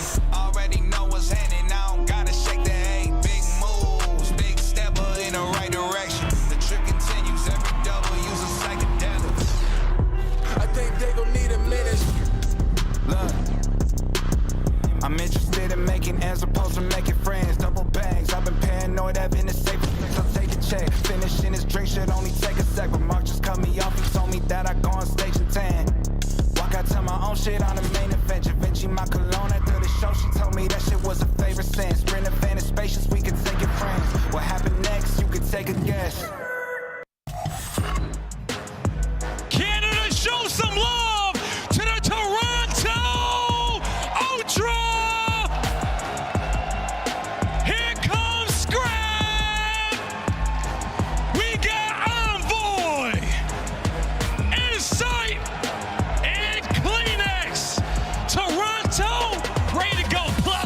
Ultra. There is no better feeling than exiting that backstage to a sea of purple. Toronto Ultra now taking in the second seed from Major 3 qualifiers, heading into their home major, looking to not disappoint the 6. They have looked disgusting, and with the crowd on their side, there is no reason for them to fall short in this matchup versus Seattle Surge. It's time to just get the job done for the hometown team. Blaze, third match of the day. Let's get it started. Yeah, Allie, the third match of the day in Toronto. Let's set this stage right. Are you ready to get this game started?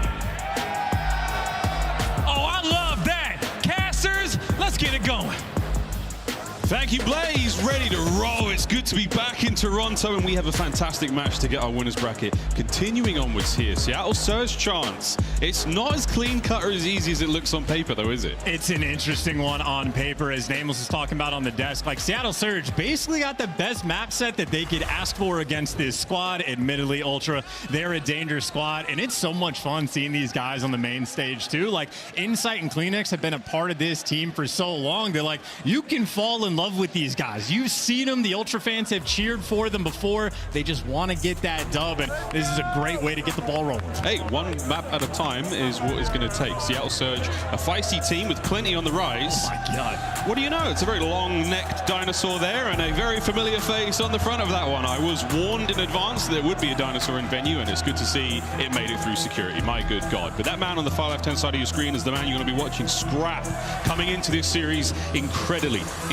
spicy chance. 0-4 on the other side of the stage, though. His first major land. This is going to be an incredible test for him. Will the nerves be an impact? Will it be anything to slow him down? That's his third land ever. Yeah. And the first time he does it in like the show on the big stage, he's got to go against some world champions. Like, this is going to be absurd from him. And 0-4, a very exciting player to watch. One of the few. He is a rare and distinct breed because he can match the pace of Hook. These two, when they fly together, when they are on point, they find their form destructive. However, Scrap, we saw the energy he's come out with. We see the energy that he brings to every single map that he plays.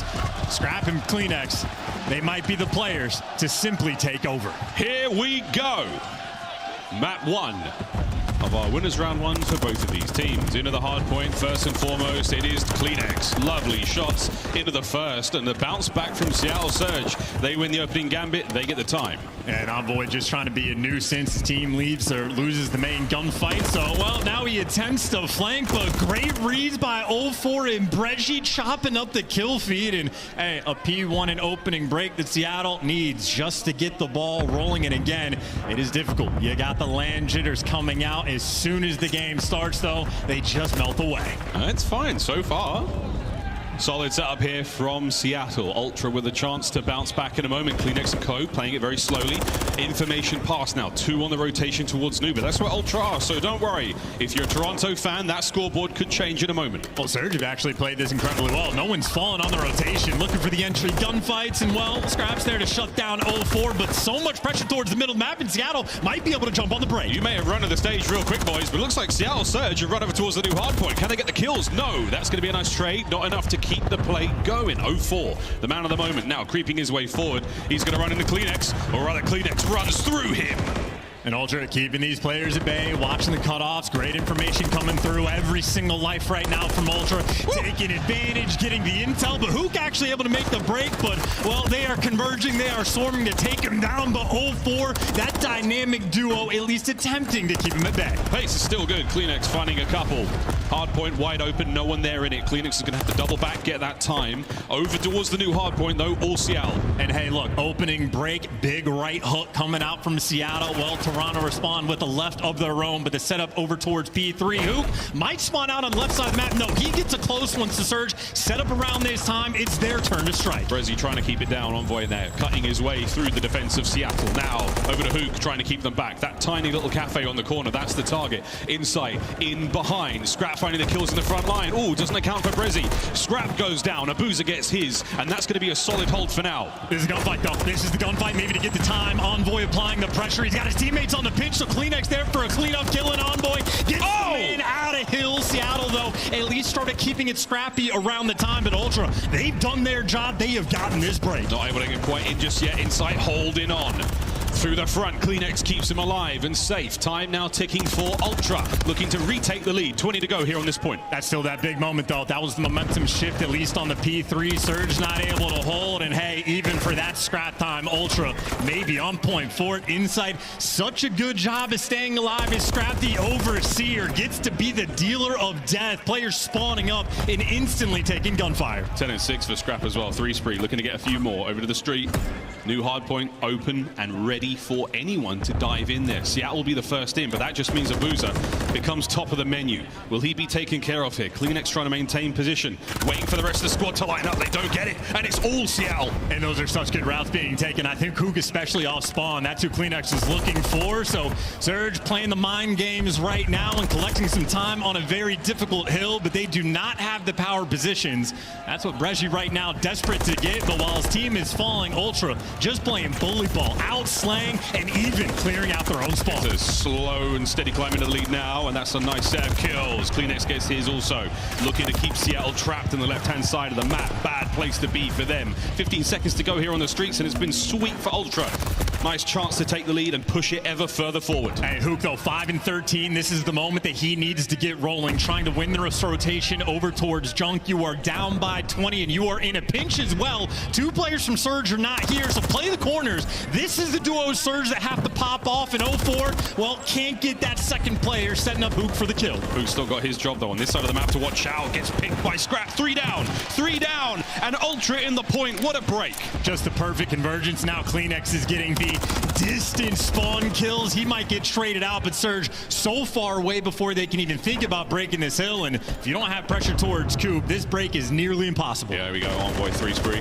Couple more now for him. Boot from down low. 04 backing him up. Cut to pieces. Envoy can't get both, but it's good enough to get the damage. The open hard point for a second. Insight on a 4. Scrap now pushes that front in, and that's going to be a nice hold again from Ultra. Yeah, these guys head on a swivel. Insight on a 5 in a moment towards Junk, where Surge, they won the entry gunfights, but simply made nothing happen. Now Envoy gets to collect some freebies. Him and Kleenex, that little duo. Players are one shot, and the trades are there. Dylan Envoy, hard point, he has been struggling for the moment. 17 and 9. This is his flow state. We could be looking at 2 potential cruise missiles now for Toronto Ultra. Flow state achieved. Let's go for a listen in.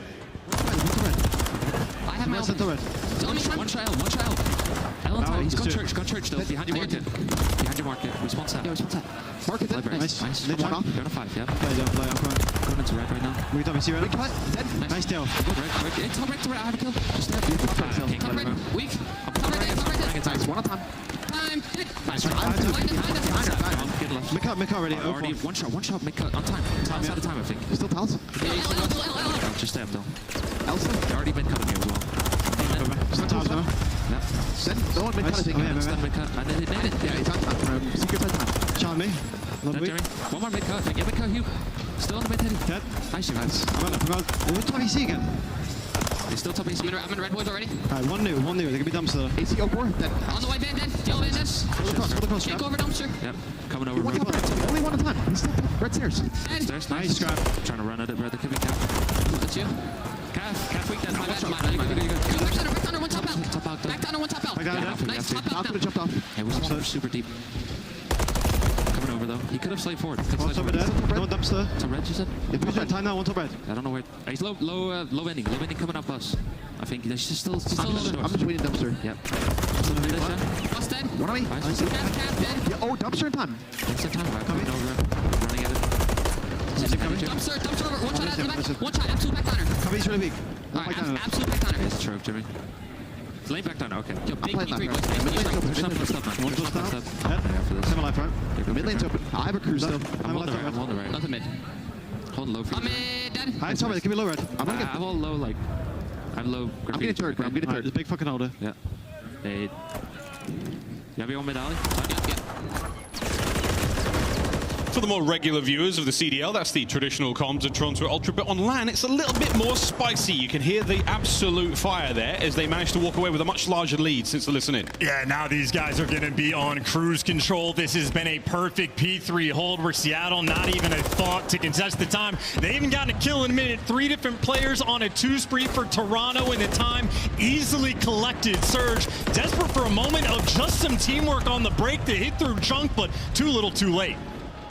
Oh boy, gets another. 25 seconds to go here. Scrap up close and personal. Oh! Where the MCW finds 4 in a row. Gets the roar as well. Easy reads on the spawn, and him and Dylan Envoy, 26 and 13, both on a 4 spree. The absolute wrecking crew. Business as usual. 70-point lead. They're feeling good on Karachi. He could get another set of streaks, another cruise. Nearly. Abuza there guns him down. This is enough to get towards that hard point. New street open. You had a decent look. Seattle the first time round. Can you get it done here? The answer is hell no. Scrap. A couple for good measure to make sure. Envoy on the flank. The street's wide open. This could be game. MCW with that range. Scrap simply does not care. Torching him in the feed and torching him on the time as well. 80-point gap between these two teams. Ultra, they're looking fine on Karachi. An 11-2 record on the year. Oh. And they are at their finest. Calling the cruise. Let them know you got it at the very least. Scrap it inside out. Stacked up 3 members. You'd think they were playing control by the amount of bodies in that point. 20-odd seconds to have it, and that should be Matt for Toronto. He just does not care. Scrap just wants that next kill, and frankly, they're too slow to give it to him. He's waiting for the pressure to come, and he's bored by the time that it gets here. Surge trying to get that last break, and hey, Reggie, him and Abuza picking up some extra kills to get it, but 7 seconds left until Ultra win this game, and we already know they got double cruise missiles to break this hill. I mean, you could break the hard point, you can break the forward positions. Here we go. Choices, choices, choices. Brezzy finds his on the opener. Envoy now slowly through the flank. Stunned up, they'll know he's coming. Can they find the kill? Here's Cruz, number 1.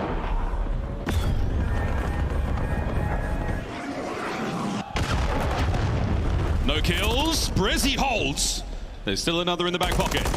Okay, hey, we'll see if they can make this happen. Insight looking to pinch in the middle, and actually he just finds the route. Headset not working on land. Who didn't hear him coming? And well, this is going to be the break, and this might just be game. Scrap. He's piecing inside on the pinch. That's it. No need for the second cruise. It's all good. Map 1 goes to Ultra.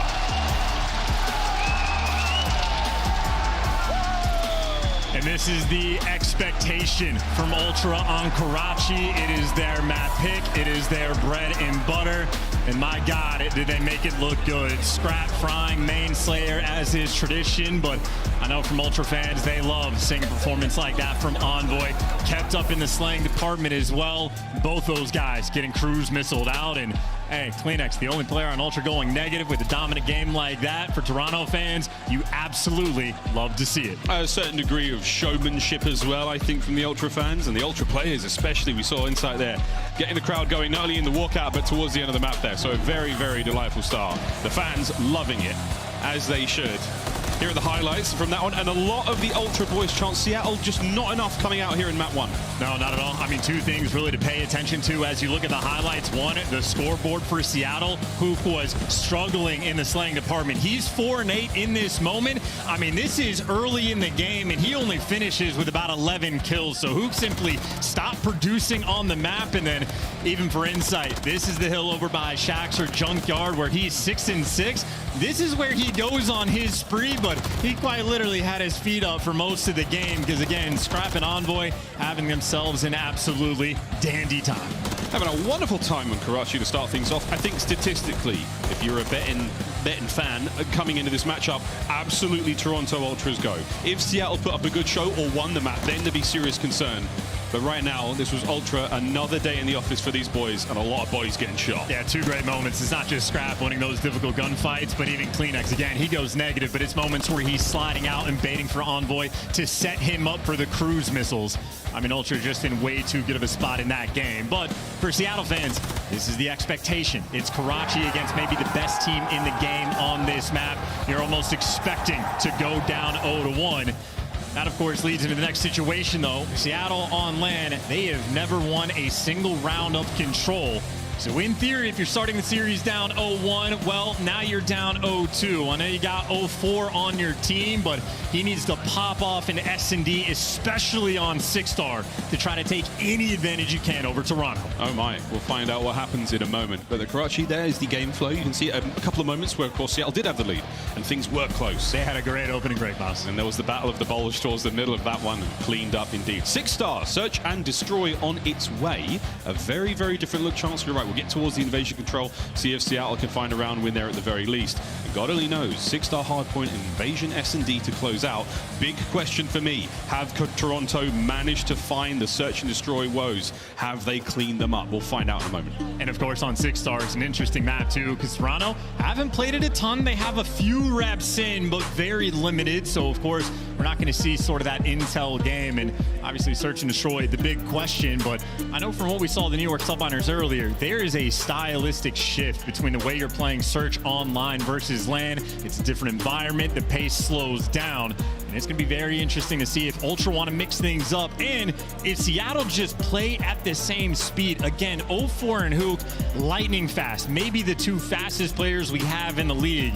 And doing that on LAN, it is a challenge to be able to orchestrate it. But on a map like 6-star, we saw Heretics do it in the series before. If you're flying and the gunny is flowing, you can absolutely make an impact. There's a ton of opportunities, especially on 6-star, to still catch some of the top teams unaware. We'll find out how much homework both of our teams have done in a moment. And for 0-4, again, his debut here in the big leagues on LAN. We've seen him online, he's looked fantastic. If he can bring a smidge of that to this day, it could be a good one for Seattle. And especially so for an S&D kid like he is. They're playmakers. They are constant. They are aggressive. They are willing to take those risks. And I know a risk against Ultra. This is one of the top teams that can absolutely punish you for it. Now, their S&D hasn't been the finest, but when it is together, well, I mean, hey, they were undefeated quite literally at Major 1. They're looking to bring that same sort of impact, but of course, Bregia on LAN, some of those stats were completely absurd. Opening duels, perfect record for him, and I know since the role swap has been made, Bregia also a player that has been frying. See if the young Frenchman can find the same success that his stats have lauded him in the way to 6-star S&D. Here we go, round 1. Slow look here from Ultra on the attack. And you at Seattle on defense as well. They got so many nades and tacks out over towards the A site that if they didn't connect on anything, a quick rotation. So a 2-2 split, but the A site mostly left open by Surge. And, well, Ultra reading the map pressure as well. Envoy making his move over towards the A bomb site. Has Scrap to work with. It's got coverage, so now they've got space to work with. And that, again, no one drops yet. 0-4, will you be able to catch Scrap out on the transition? The answer is absolutely not. Scrap wins the opening duel, first blood, and the bomb down for Toronto. And that's beautiful. You wait out the tacks and nades, you read the pressure on the map, and you make the instant play. And we talked about 0-4 being a playmaker. Well, Scrap doing the exact same thing. But here we go. Smoke's going to be out. Chaos around the A site. Here comes the chaos. Oh, can you deal with it? Surge are in. Surge flying towards the bomb site. And Envoy, can he get all three? The answer is no. For Ultra, they blow their way on towards the bomb site, and after that, it was curtains. Good first round. And for anybody that has paid attention to the challenger scene, that is the strat for the retake. You throw smoke down, and you pray to the COD gods and hope they're on your side. But in this lobby, the gods have been Envoy and Scrap, and these two guys still on point. So many tags up through the smoke, easy reads, easy two-piece, and so much damage on Bregia as well. Him and Scrap have continued to be the wrecking crew. A delightful opening round for Envoy there. 393 damage across those 2 kills and the assist. Good work. Seattle now their turn to attack. 2 of them going through the middle. Now 3. Oh, no, still 2. As 0-4 waiting to get him on the board. Plenty of information passed over, and he saw at least 2 players over by the DJ booth there for Ultra. That bomb and the rest of the squad now making their way over towards B. Yeah, a lot of pressure on CleanX too. He's going to be the lone defender of the site, and by the looks of his positioning on the mini-map, they might be giving up this plant for free. So Surge might be able to get this bomb down. That means Ultra, they're playing for the retakes, and they are grouping up together for it. All of them have the high ground. Here comes a potential counterattack. Will they even let them get the bomb down? Opening salvo of fire. 0-4, you might not want to make that jump, my friend. Oh my goodness, the kills erupting already. Trades back and forth. Seattle Surge win the opening duel. Stop, heal, go again. Oh, it's in the smoke though. Somebody got out, but it doesn't matter. Surge slamming the door in your face. And Ultra might have been grouped up, but they simply fly out into death. Those are the mixing moments, and well, It's that duo. Abuza picked up 2 in that round, and Hook got the stamp on the rounds. And these sort of rotation mind games that we're playing with, well, right now, offense having more success. Defensive teams might need to jump on the ball. I think the moment there for the Ultra squad, they're like, no way, all 4 players are down here. Surely somebody's playing in the middle. Surely somebody's out by pool. Nope, they were all there holding hands, and those rival nines singing Symphony of 9 mil there on the site. Yeah, we saw Surge last time. So many attacks that were out over towards A, but now we got trophies of Kleenex. He's made it. He is aggressive, and he's cleared out this site. Great tags as well, but Hook, well, the Enforcer able to get that first blood. That might just fall into Inside's lap. Has it fallen in his lap? The answer is no. The nuke continues. Envoy now over towards the site. Rezi from the smoke catches his. Can't get 2. Hook, his spree comes to a close, and now it's a 1v1. Abuza against Scrap for the round. Rookie versus the sophomore. And Bomb is down as well. Abuza holding the cross, but this is a test of his timings. The timing, and both players have made the read. Who will find the tail end of this chase? It looks like Scrap has the advantage for now, but Abuza will go around and around again. Scrap can recover the bomb. Yeah, Abuza's expectation is that Scrap had the bomb, so he ends up just guessing wrong. Scrap has cleared out effectively everything. Final check for the sort of outer underground push, and now you're just forced. Less than 30 seconds on the clock, get the bomb down, but problem for Abuza, he is so far out of the picture that now he just knows the bomb planted, doesn't have any intel on where Scrap is going to play. Scrap has no idea where Abuza may be coming from either, so now it's a 50-50. Will he come through mid? He does! It's Scrap! An immediate dispatch, a merciless defense of that bomb, and he feels good after that. I mean, look, the biggest criticism that we have had against Scrap this entire year has been his search and destroy. 6-1 start already, winning the 1v1 in the clutch as well. Got the final 3 kills of that round. I believe a technical 1 versus 3, and for him, just easy reads. Elation on the faces of the Ultra faces. They are not feeling stress on that stage. And after the walkout, they've got the right amount of excitement, and I think they're trying to keep it going through a search and destroy. Typically a lot slower, a little calmer, but not here for the Ultra boys. A 4 spree from Scrap of 6-1 overall. Envoy, here they come. 0-4 over the top, managed to get his. Over to Scrap, gets the 5th kill in a row. And Kleenex, maybe the cleanup crew as well. You got the man advantage, and that is actually bombed down inside of you, and everybody's falling. Abuza, if he gets lucky and can pick up this 2-piece, there's potential. There's 1. Second doesn't line up for him. Doesn't line up, and here they go. They're going to line up for the 2v1 situation, and Scrap doesn't get it. So he's still on a 5, even though Ultra get that round. A 3rd now for them.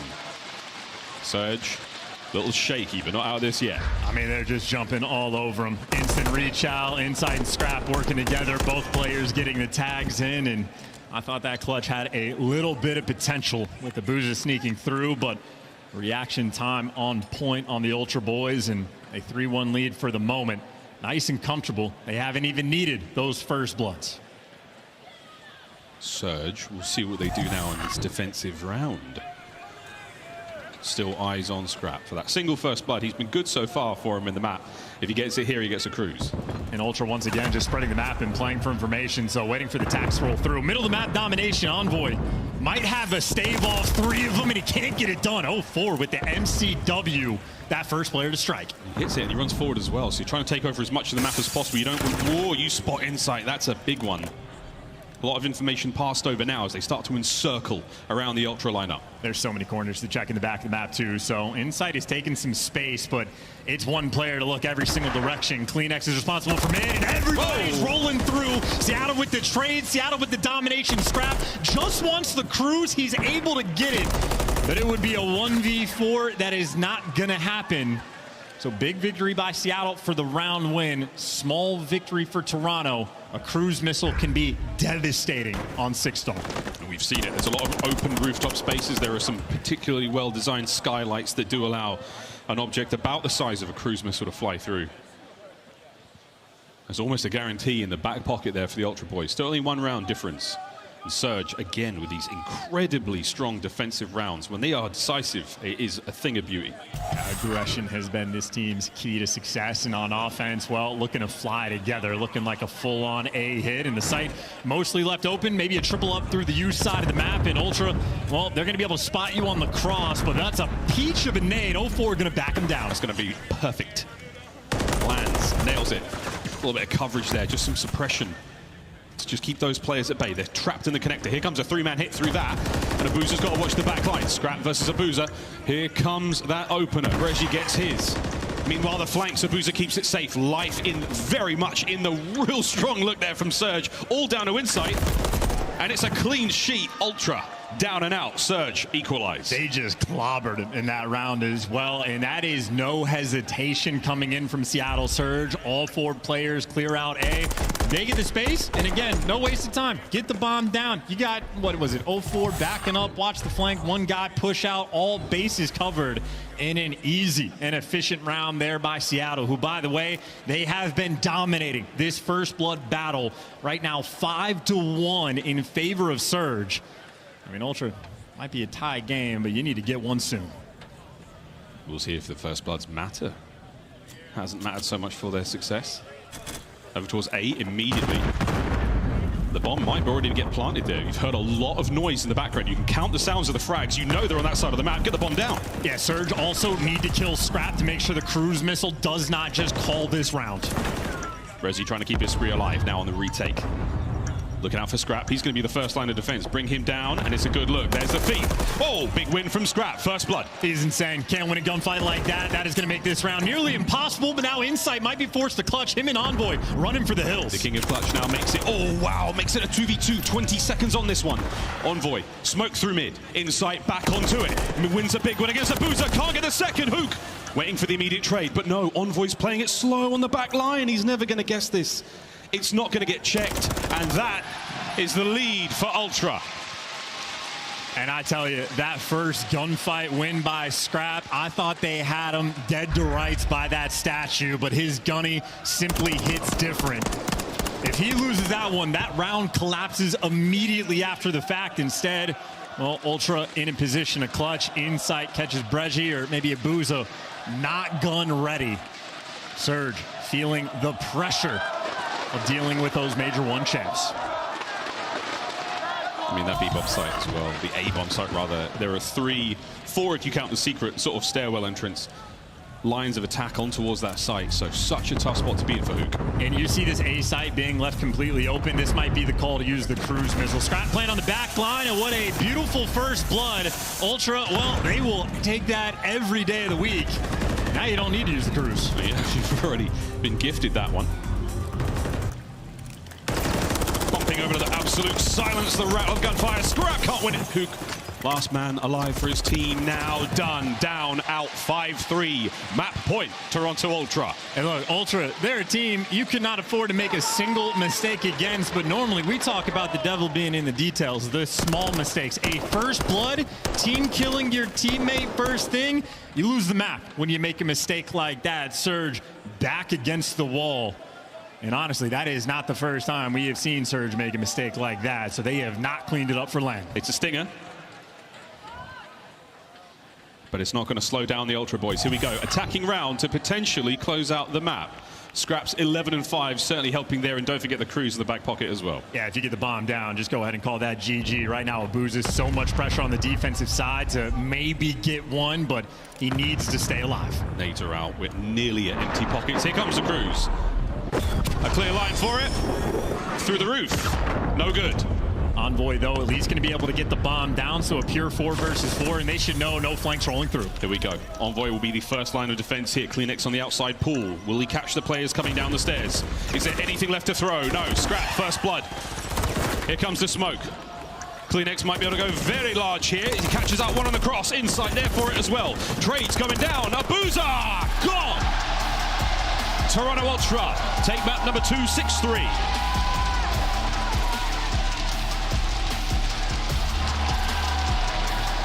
And Ultra, again, these guys starting their tournament off right in the hard points. The only bit of criticism this team has really faced is for guys like Envoy. Do not go double negative. Well, he comes out map 1, absolutely fries. Second bit of criticism is that man on that dinosaur where his S&D has not been in its finest form. What does he do in his first search and destroy map? He goes 14-5 and absolutely calls game. Getting the first bloods when you need, getting the cruise missile, dealing the damage as well. one of the better S&D performances we have seen all year across all players, and certainly for Scrap, the best he's had. 4 first bloods as well. You could not ask for anything more. All right, congratulations. There we go. So far, the first 2 maps in the series have been an easy one for the boys of Ultra. Will this be a clean 3-0? Potentially, yes. We have a tough one coming up for Surge, Invasion Control. That will be the next map in the series, and there's no getting around a chance. Surge, not fantastic at the mode. Now, there's a sales pitch for Seattle Surge if they had won the map too for being able to do something on Invasion, but now there is too much pressure. We're watching them make the same mistakes they have made online, and, well, they've brought it into land. Well, folks, we're going to go to a quick commercial break, an opportunity for Surge to fire themselves, get well composed, and hopefully not tilt. Get out of the way, Tilty. The boys have got one more map to play. Invasion Control coming up after the break.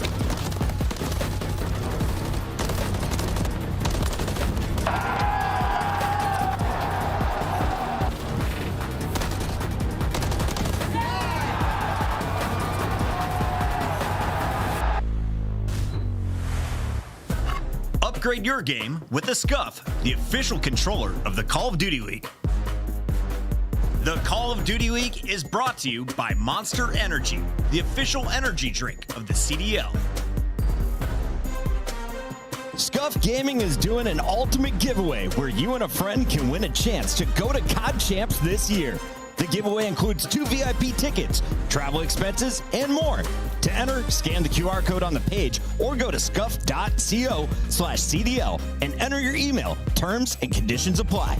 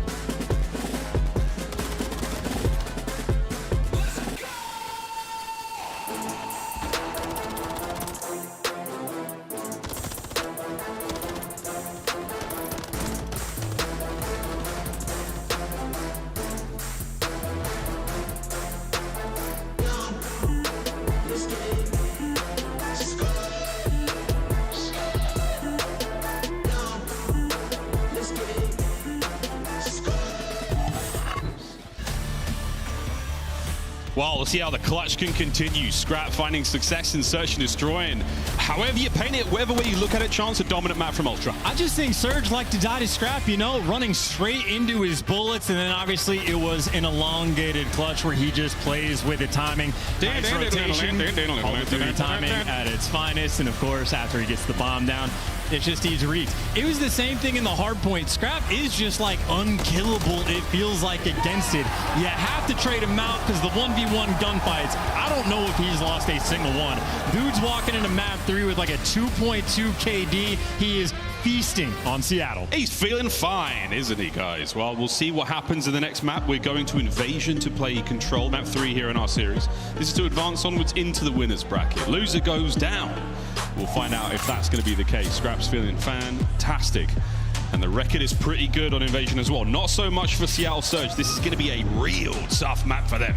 Winless in Control on land. So these guys have certainly struggled, but they've had a bit more success in the Major 3 online stages. There is a small sliver of hope, but again, I don't think Scrap's even going to give them the option. Him and Envoy still have been on point, and you see the setup from Ultra. They were just so concerned about an A hit off the rip that they basically quadruple stacked it. They barely care about this B zone.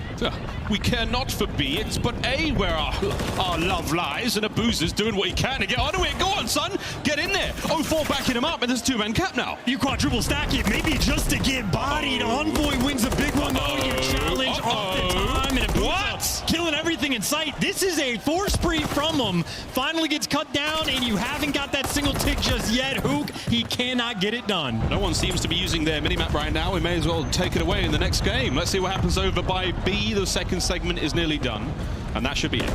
That's such a big missed opportunity from Surge. It nearly was perfection. Just like Karachi, opening breaks were on point, but now you're fighting tooth and nail with a Slate Reflector over towards this B zone.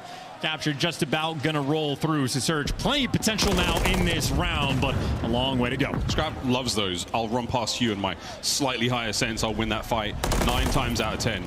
4 spree now for him. We saw him go ham in the S&D. Nice work from 0-4 there. Stops that spree dead in its tracks. You have 2 minutes to play right now if you're Seattle Surge to throw yourselves towards A. And loads of lives. 21. Oh, it stays at 21. Interesting. Reggie pumping the brakes. He actually got the drop on Envoy in that moment. Well, turns out a long gunfight. Ultra don't have a ton of pressure on the front side of the map, but CleanX found the timing to cut down the reinforcements, but Abuza might have the route with 0-4 to get the time. And Surge, the pressure's on. They could triple stack this. Surge have done it again. They managed to get themselves in there. Here's the triple stack. You have to go, Ultra, or you are about to become a statistical anomaly. With Seattle Surge on the precipice of winning a round of Control, there's no one to stop it. It is seemingly untouchable. Into the contest. Done. Seattle have done it. That is ungodly. They had 2 strong breaks to get over to the A zone, and they jumped on it. Maybe a little slow reaction time to make that commitment to go towards that point, but once they got it, no time wasted. A 7-2 round from Abuza, and now a massive advantage on this map. And memes aside, that was a very clean round from Seattle. That was very, very good. First major success we've seen them have here on the mode. And damn, it was a good one. Can they keep that going on defense now? Shy of just 2 minutes that round took. Brilliant work. That is unreal. And I mean, now Ultra, you're forced to respond. You have to win a round on offense in this moment, but no cheeky stuff coming out for the moment. Scrap being left towards A Street. Maybe he wants to make a late hit towards that zone, but the primary play for the moment over towards B. CleanX, good damage done, but you're losing the opening break again. Surge are swarming right now on Invasion. Scrap continues to win these gunfights. He is indomitable up close, even with the MCW. Clock stopped. Oh, looking for the avenue towards A. Not going to happen as Seattle retained some control. Slow cap at B, not necessarily a problem. They're worried about these shenanigans mid-street. Yeah, Ultra, they're toying with the idea, trying to apply that pressure and keep maybe a little bit of that action open towards the side. But Surge, they've stacked the pressure well, making sure you clear out all the funny business on the bottom side of the mini-map and turn your attention towards the top, where Ultra are actually struggling to get near this zone. Big gunfights being won by Scrap, but Hook's still there to take you down, and you got the spawn trap set up. Surge, at this moment, they could dagger Toronto. Oh, the opportunity to do it. Envoy buys them a little bit of air into the lungs as they get forward. Hook. Oh, a classic corner, but even better Gunny. Stays alive. His position very much known, on towards B. He's going to be able to get a hit in there in a moment, but nothing left to throw in this life anyway. We should see B captured. A minute 44 will be the play at 20 lives either side. Yeah, Surge, well, maybe not able to apply the pressure enough to stop B, but the gunfight's flowing. That is 11-4 from Abuza as well, as they have Ultra basically cornered into the top side of the mini-map. So all bases covered. Ultra going to be real far away from that A zone, and again, it is a necessity at this point for them to get it. Good God, what a gunfight that was from Insight. A little slower now on the attack. Scrap with a fantastic power position. That's three. Cut down these players. Brezzy, the last man. No one in position now. Hook, he's going to be trapped on the inside of that garage. He ain't getting out with his life. This could be it from Ultra. Oh, big win by Hook, though. You don't go for the stack, so it's only 2 on the point, and now make it 1. Envoy has help on the cross, but that was all that he had. Position given up, and only a single tick able to roll through. Typically, that is a good thing for the team on attack, but from Ultra, it is still a problem. There's one segment captured. Great work from Ultra.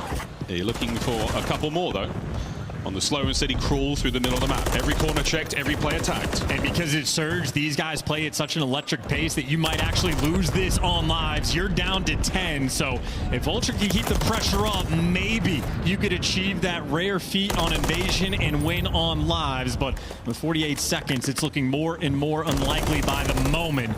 Scrap, though, still unkillable in the feed. Yeah, right now the game for Seattle Surge, secure the map, control those zones, and protect your lives, because it is not going to be an easy thing to do. An anomaly on the approach now as Envoy cuts his way through the backline. You're running out of space, Seattle. You've got 30 seconds on the clock to stay alive. And he's keeping track. They knew Brezzy was there, so good stuns and good trades. That's another 2 down in the feed. Last 2 guys by the point. Envoy gets caught in no man's land. 0-4 there to strike him down. Kleenex, that next player in line. 15 seconds. You gotta go. It is a desperation effort. Every second counts. Inside. Can he get the second? He should. That's going to be space to move forward, but not necessarily the health. Final 10. Scrap might be able to dip a toe. Abuza tags him up. Hook surely reads this on the minimap. Wins it. Insight. Wins it. That's the round. And with 3 lives remaining, Seattle Surge keeping that big bad wolf at bay. By the hair there, chinny chin chin. They go up 2 rounds to none. That is an absolute class round there by Seattle. This map firmly in their grasp. I thought Hook's house was made of straw for a moment there, but he somehow turned it from wood to brick. And they're bricked up going to this. 2-0 so far in control. We asked for 1, Seattle. You've done it even better. Yeah, it was a hell of a stun grenade, too. I don't know who was connecting on those players trying to make that initial break, but Ultra is simply not enough in the tank in that moment. And Kleenex, I mean, I know he was baiting a lot for his teammates in map 1, but struggling here on Invasion. Of course, as an SMG player at a map like this, if your team is behind, well, it be like that. But now Surge just doing the easy thing. I mean, they're out slaying. They're going to get this B zone. They have set themselves up so well. Who is this, Seattle Surge? Where have you been all season? Kleenex, though, he gets himself rolling. He's had a slightly slower game, 8-14 overall, but again, difficult for the submachine guns to find a huge amount of success on Invasion, and success is going to be the name of the game right now. 2-man stack, Brezzy on the flank. Oh, Insight managed to cut through, so they don't capture B. Yeah, I was about to say, they went from 3 players on it to everybody chasing kills towards the middle of the map. So Surge still got to go back to square one. Still could be problematic. You want to make sure you get this extra zone and stay on top of the ticks just in case Ultra went around, because Ultra right now, the pinch of time. 2 players going around on flank. Almost every single player has fallen. You have not gotten the zone yet, and Ultra, they have the blender of a spawn trap being set up. Insight looking to save the B zone and somehow pulls a kill out of nowhere. Abuza cuts him down. Scrap should be able to trade this one out. Oh my word, there was a moment there where I thought a beatdown may be in place. Onto the B zone you go. Scrap does have a frag to work with though, so here comes the hit. Hook's got 1 gunfight, by the way. Hook just wins the gunfight, so the A zone's open, so Surge, they might have been dealing with some pressure over towards B, but Hook might make a hero play and open up the door for his teammates. Hook knows, though, he has no trophy. He has to take the fights on the outside of the zone, so he may be able to find a kill or 2, but it's done. Great work there. They overcommit from Ultra. The numbers, the resources pay off. Just about 20 seconds to play here. This is not over yet. 1 good could hit Seattle Surge, and you might be able to get B. Well, this still could be a painful round. Those are nice nades from Abuza, but you still got to run through towards the tank. And Surge with 10 seconds left. They're making their approach. Kleenex on the cross.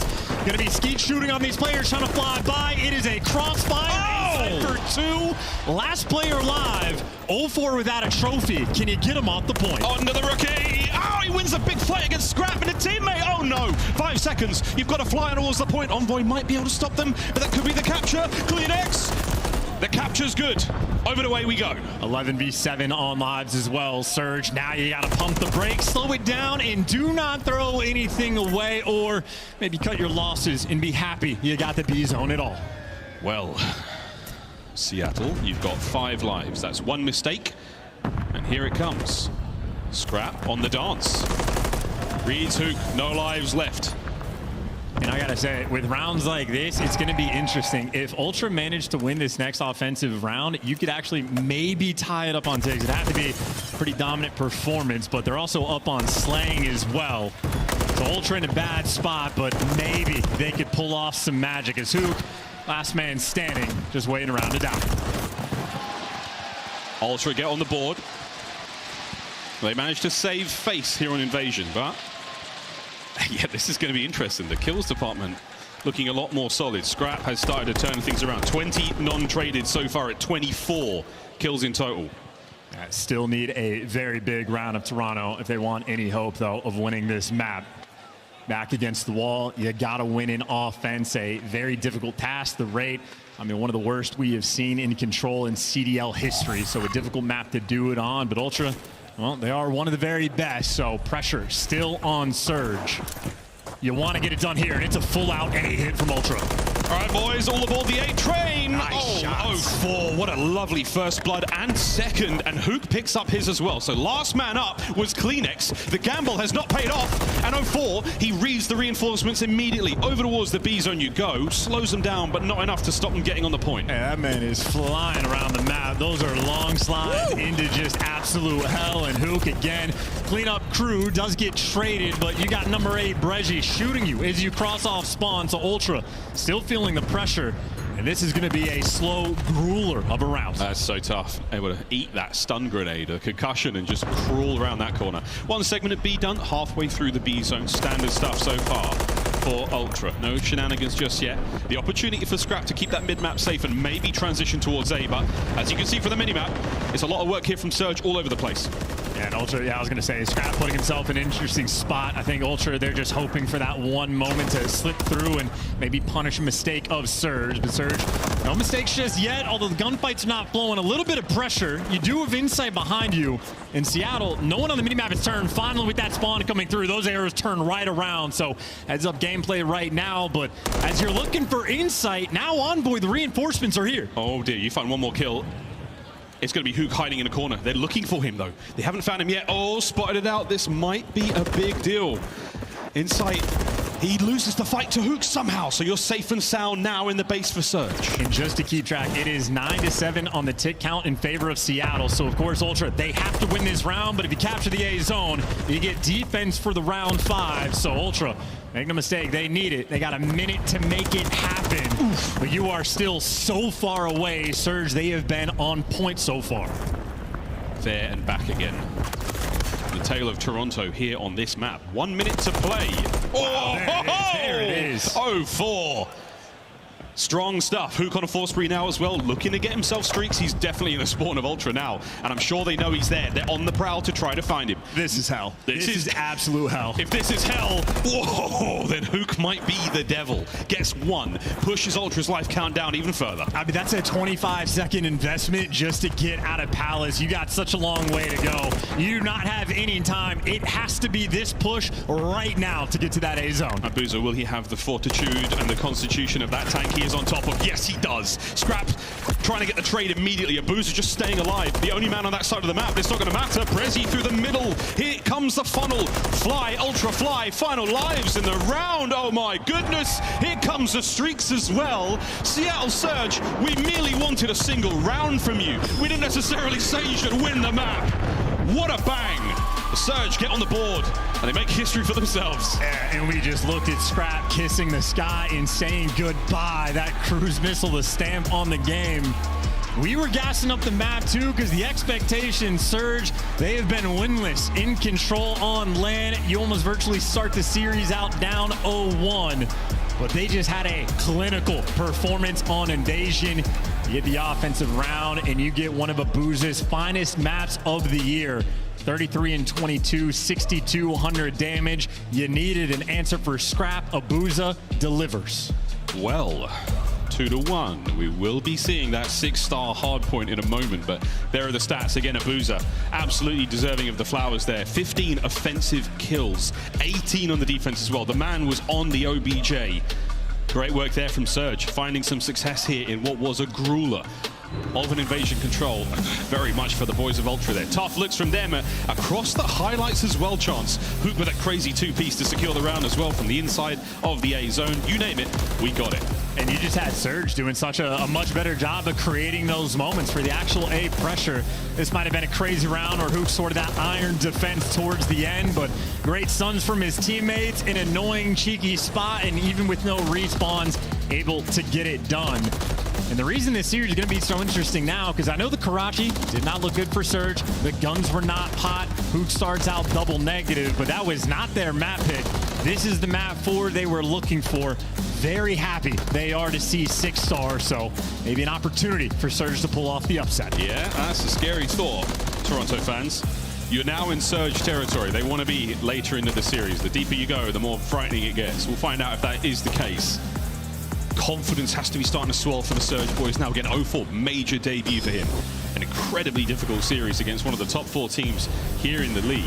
And so far, he's got the ice, he has the composure, and things are looking good. 6-star hardpoint coming up next in Invasion S&D. We go back to it for the final map in the series, and dare I say it, Chance, what a banger that could be. And I do know one of the points the Des made is how this isn't necessarily the strongest map on the side of Surge this 6-star, because they got beat by Atlanta FaZe, but Toronto fell to the exact same fate. So both of these teams have gone up against the best in the game. Obviously Ultra among that conversation, but Nixie looks on 6-star. There is no clear-cut advantage in my mind for either of these two teams.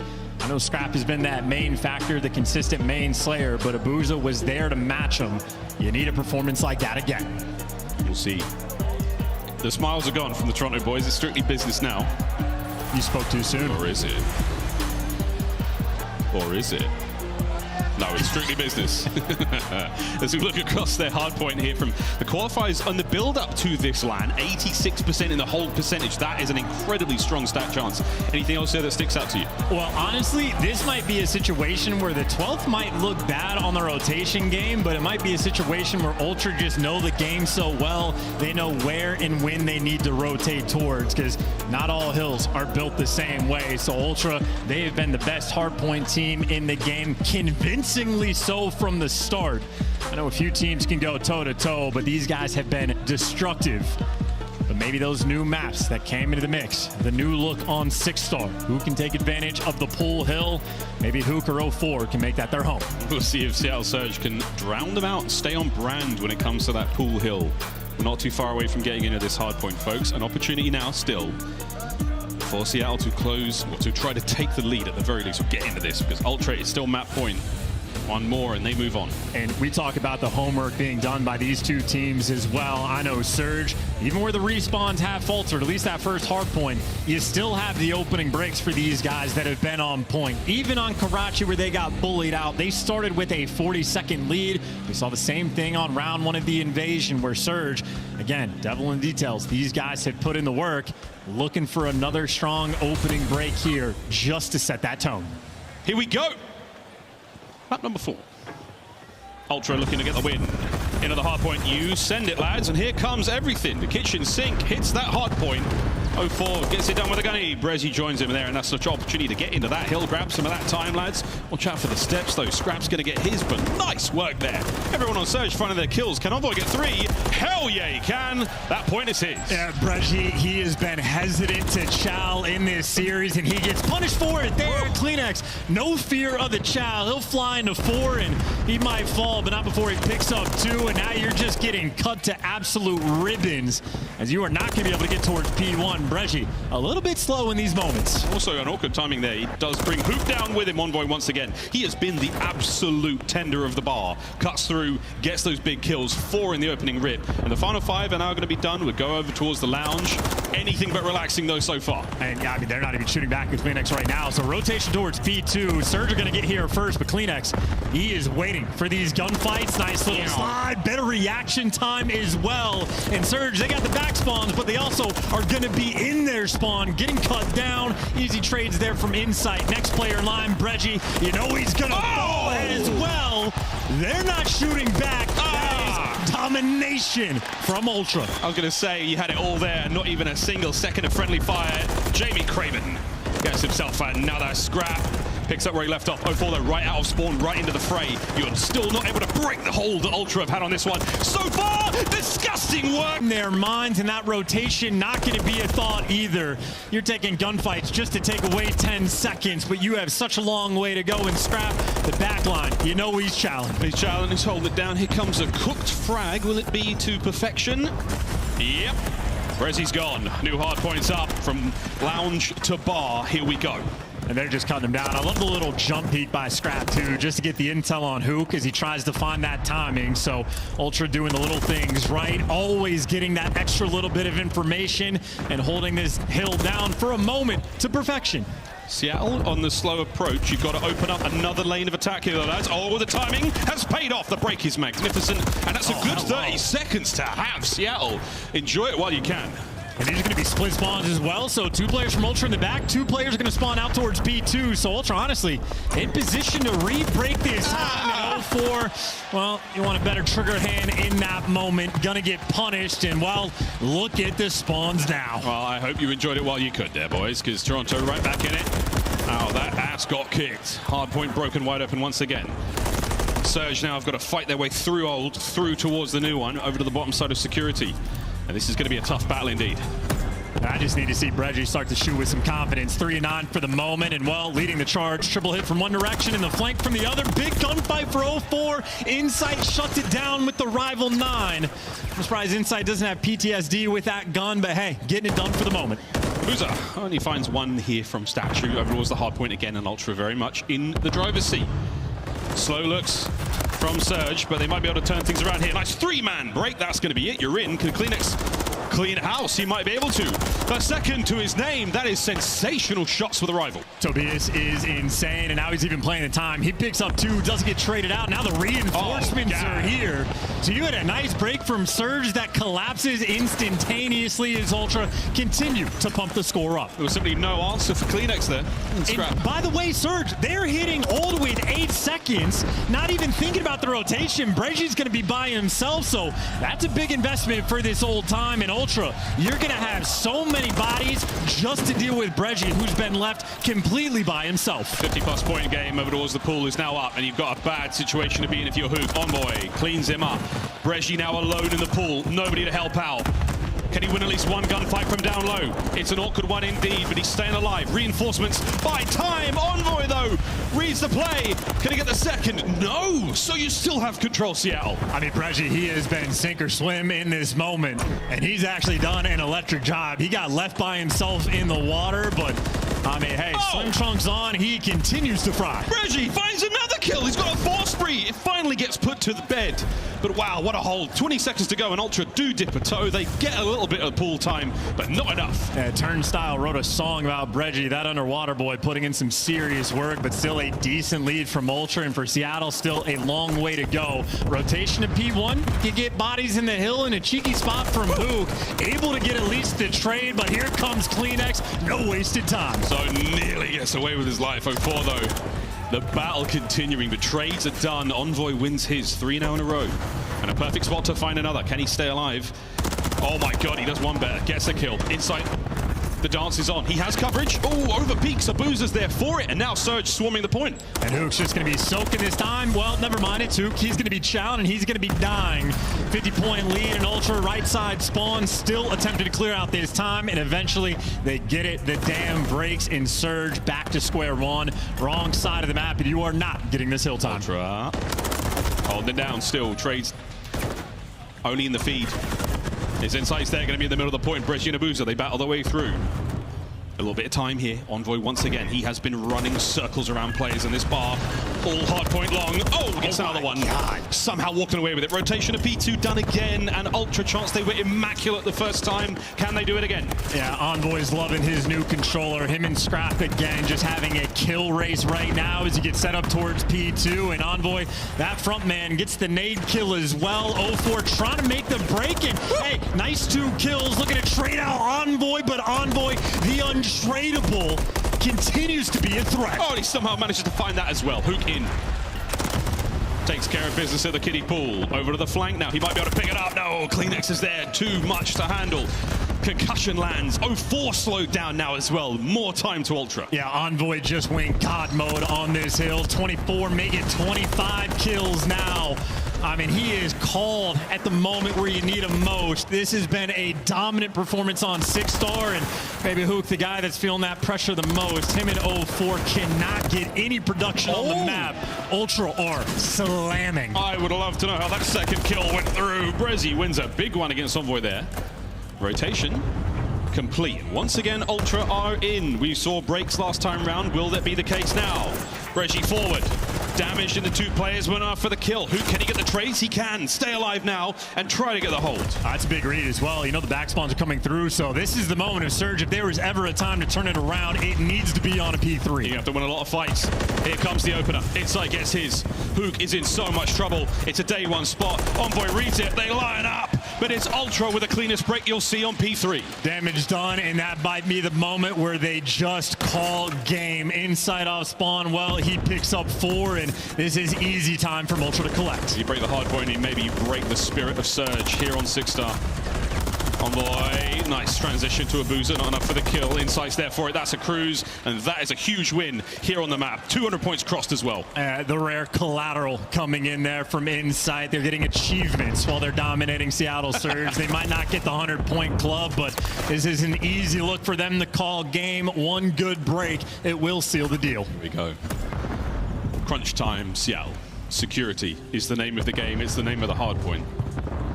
3-man hit through the middle of the map now for the Ultra boys and the crews to work with as well. There it is. Get everybody in position. You trap them in the sight, pin them in the back, and win the gunfights.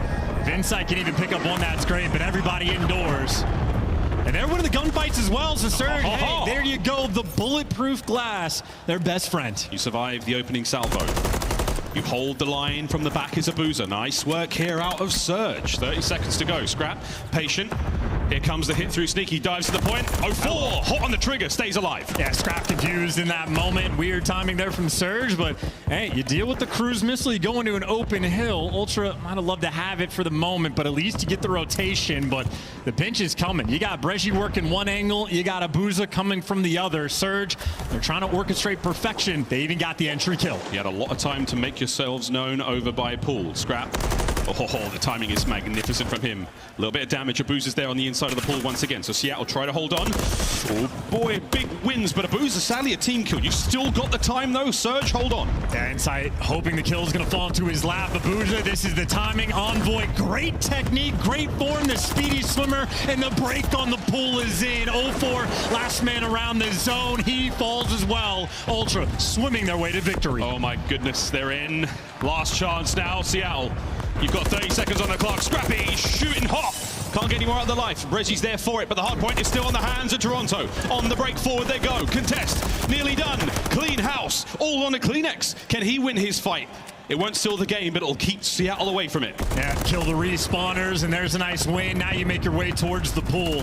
Kleenex trying to figure out where he's going to be. Pick up the extra kill, dive in with the Renetti, or maybe play on the outer edge. An awkward moment in 0-4 pieces him up. Surge still desperate to stay alive, but that rotation, well, Ultra here first once again. And Envoy once again, he's on 35 kills. Say what you will about his hardpoint game, he has turned it all around, as have Ultra. Final moments here. Surge, last shots, here we go. And look at the beating heart of Envoy, 36 kills, 2 minutes in the hill, and a 4 spree at the end of the game. Envoy can do no wrong. 39 kills, an electric performance. If only there was more time for the kill record. If only there was more time, where his teammates won't be getting off it. They'll be closing the series out and they'll be moving on. Ultra put on a show for this stacked out crowd here on the Thursday as we send Seattle Surge down to the lower bracket. And everybody knows how the tides have been turning in MW3, the top 4. Well, they've achieved separation. Today was the day to test that theory, and so far, 3 for 3. The top squads remain perfect. Ultra able to get it done. Maybe a painful round of defense on invasion control, but outside of that, these guys have been nearly perfect. The hardpoint woes of Envoy have been answered. 2 absolutely dominant performances, and even Scrap, 14 kills and 4 first bloods on the S&D. Couldn't ask for anything more. I keep wanting to go back to the story of Envoy because he has had the most spectacular turnaround. His hardpoint game was abysmal.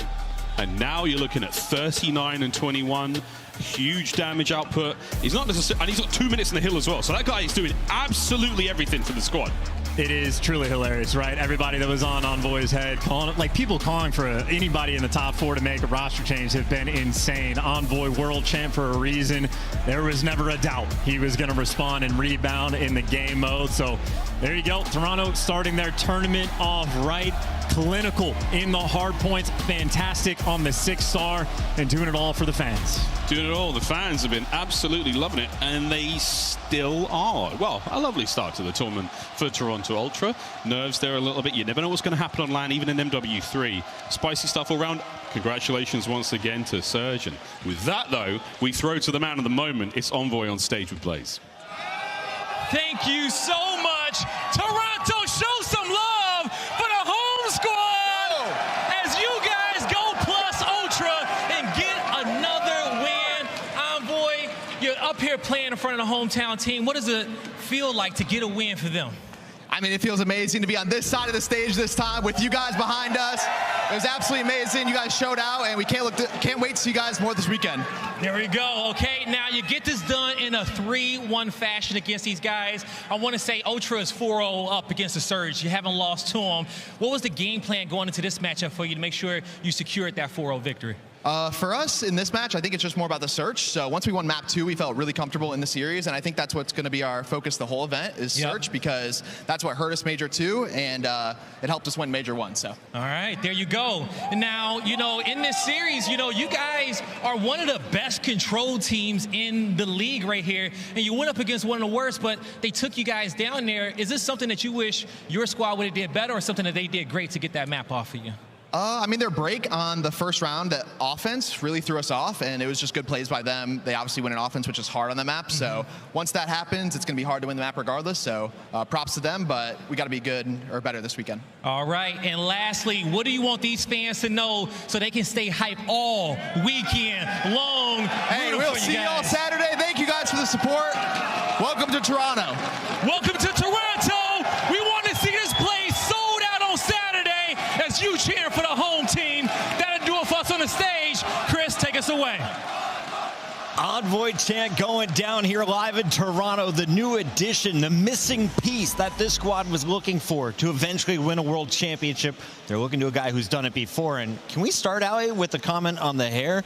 The man is brave enough to rock a mullet during the hockey playoffs. Mad respect up here in Canada. You picked the wrong person to ask that question to. I don't know any of what just came out of your mouth because we're not watching hockey, Chris. Do you want a mullet, though?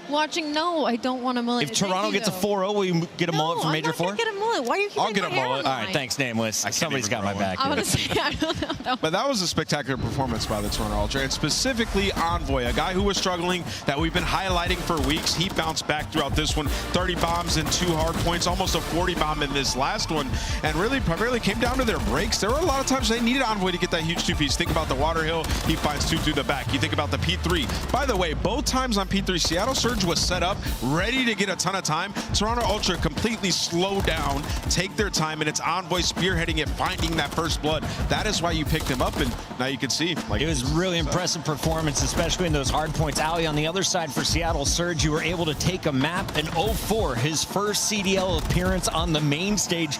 Didn't seem to be bothered. I mean, yeah, it wasn't, I feel like, the 0-4 that we had seen during the Major 3 qualifiers, but again, they are going up against Toronto Ultra, the home team, as their first match of the weekend, so not going to go in on him too much. If anything, I really just want to focus on the turnaround of Envoy. We saw the stats heading into it, a .86 respawn KD with a .77 on land. He came in against a team like Seattle Surge that has known to upset these teams, specifically in the respawns, and he was able to do it in both hard points in this series, going 30 and 18 and following it up with a 39 and 21, showing out for the hometown crowd today. Yeah, and then also they had some massive search and destroy improvements. Scrap went crazy. 14 kills, is that good? Yeah, with 4 first bloods as well. You know, this team, they were last in first bloods coming into this event, so that's something that they really had to focus on, and who better than your best player? Scrap, unbelievable performance in the series. Speaking of Scrap, he earns our Scuff play of the game. Let's take a look at it. It's the 1v3 as he picks up 3 of his 14 kills from the search, silencing all the haters in the chat with this one. This play out of Scrap was just insane, because I remember watching this in real time, be like, oh, Scrap got 1, Scrap got 2, and now he's got all 3. He goes for the ace, right? And so he's slow-ass 1v1. Yeah, he's stuck in this 1v1 that is literally taking forever, to the point where we can fast-forward the minimap. COD timing at its best, unfortunately, for the side of Abuza, but he allows his bomb to go down, and unfortunately, playing this retake, Scrap already has the info where he probably is. He's already cleared out the backside of Pool and is able to get this one. Yeah, and he also set it up to where he planted on the other side and then played the opposing one. And anyways, like, you know what? I'm just going to chow them anyways, right? Gets the win, stands up and starts going crazy. That's what you need in Search and Destroy. It's that type of energy. And it's that moment that kind of sets the tone for the rest of the team. So shout out to Scrap, shout out to Toronto. They get the job done today. And as you heard from Envoy, they get to chill till Saturday. So here's a look at your updated bracket. Allie, we still got Optic and Royal Ravens to go. How do you feel about that elimination bracket that kicks off tomorrow? I just feel like it's so funny, because on the left side of, not our left side, on the top side of the bracket, it's like as the day goes on, the underdog team just keeps getting harder and harder and harder. And we have Optic versus Carolina Royal Ravens, which I feel will be the closest matchup on the day. But Seattle, again, a pretty good draw in pulling out Minnesota Rock. It's got to be an upset, right? It's been all 3 wins. Chat, let us know. We're heading to a break. When we come back, Optic Texas takes on Clayster and the Carolina Royal Ravens, live from Toronto.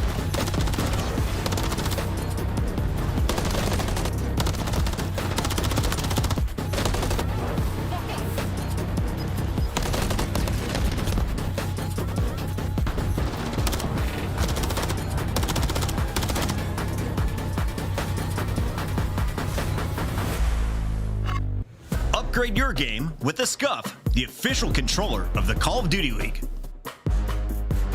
The Cataclysm pack is available now. This bundle includes the Cataclysm Operator skin, Dystopia Weapon Blueprint, Iron Lung Charm, Vroom Animated Calling Card, Alpha Vinyl Guiding Light Emblem, and Scratch Tally Weapon Sticker. Use these items in both Call of Duty Modern Warfare 3 and Call of Duty Warzone. Available in store now using Call of Duty points. Start the season strong with the Call of Duty League pack. Grab yourself the CDL Operator, Weapon Blueprint, and so much more. Check out the Call of Duty store in-game now.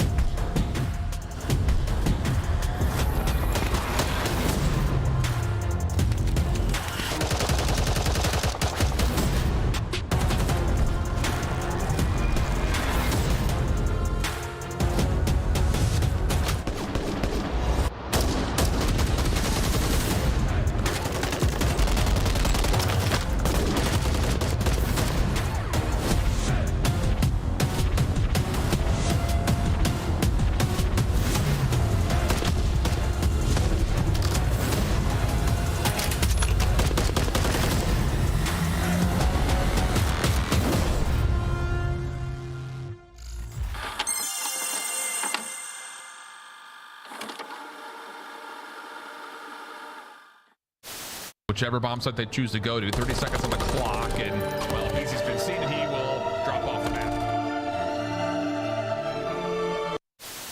Now, as hot as the game may seem, I know one thing that won't be that crazy, and that's the comms of Toronto Ultra. Kill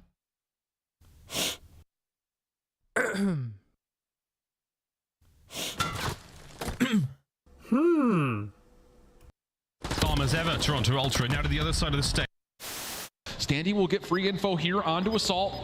Quickly finds the kill. Whoa! He's going for the assassination. Didn't hold the button down long enough. And Assault says not so fast. Let me tell you right now, these guys play every day. You should know you cannot assassinate someone when they are a little bit taller than you on the map. And unfortunately, the 1 beat down doesn't work, but you know them hands from Assault. They are definitely warm. 2 punches right to the chest to take down Standy.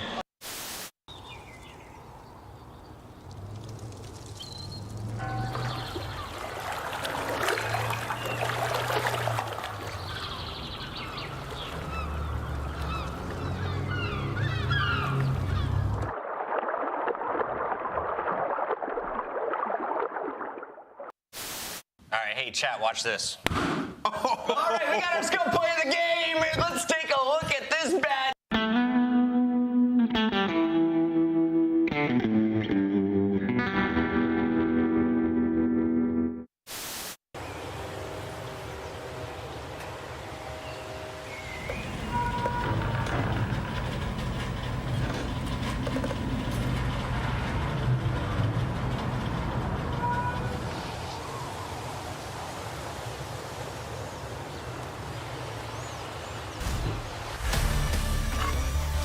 Get your cowboy hat out. It's time for Carolina versus Optic Texas, live from Canada. Welcome in, everybody. Major 3 continues on with our winners bracket coverage. This is the opening round, and so far, 3 of our top 4 seeds have powered into Saturday to play in that winners round 2. Alley Cat Nameless. Let's now talk about the final team in that top 4. Optic Texas is taking on Carolina, and almost everybody in the chat right now is demanding an Optic win. I mean, I would expect so, right? They beat everybody below them except for Atlanta FaZe, which leads you to believe that is their end goal at the end of this weekend, is to make it to that grand final and be able to take that chip home at the end of the weekend. Allie, when you're looking at this team, what's the identity of Optic Texas? The identity of Optic Texas would be a roster of very talented players that goes against the statistics. The reason I say that is because you look at the stats, and their map 1 record is number 1. Their map 5 record is number 1. Their series record is number 2. Notice how there's no actual specific statistics in that sentence, but they're 10th in break percentage. Their control round 5 win percentage is 9th in the league. So they're going against all odds and still being one of the best teams in the league. Listen, this team would be considered dominant if Atlanta FaZe didn't exist. Let's just be honest. Like, when you watch these guys play, they are thrashing everybody. They've only lost to Atlanta FaZe since January. We talked about it in the pre-show, and they're improving with every single match. Throughout this stage, they're playing all their bad maps to prepare for this tournament. And your X Factor and Kenny had his best stage so far. Yeah. He was lighting people up, especially in the respawns. And you could see they're 57 and 15 in maps, 16 and 2 in series when Kenny has a positive KD, and with a negative KD, they're 20 and 33 in maps, 7 and 6 in series. So he's very much important to this roster. He's a playmaker at times. He will get it done also on the intellectual level. And you can see the red flag, round 5s in control, 1 and 3 in round 5s. They've been working on that. They tried to play invasion towards the end to prepare for the big match. All right, small slip-ups in those round 5s, but Optic has been able to get the job done in a lot of game 4s. On the other side, Carolina has shown already that they can beat a Power 4 team. They took down New York subliners, and we saw it was Gwyn who really took over that series. Does it have to be one player to take down Optic? Can you rely on Gwyn to brute force it once again? I mean, listen, they're going to need a team effort, but Gwyn can take over a series. Okay. We've seen it happen. I won't say that he can't just take over, because he absolutely can. And you can see here, they're so much better on land, 6 and 15 online. They finally got everybody in the same place for their last match, and they looked absolutely incredible. To me, though, like, they have a much better time when Clay and Fellow are playing consistent, especially in those respawns. They have been up and down throughout the entire stage. And, you know, in terms of their team identity, the Masters of Camouflage, they play to their competition. That's the way I look at this Carolina Royal Ravens team.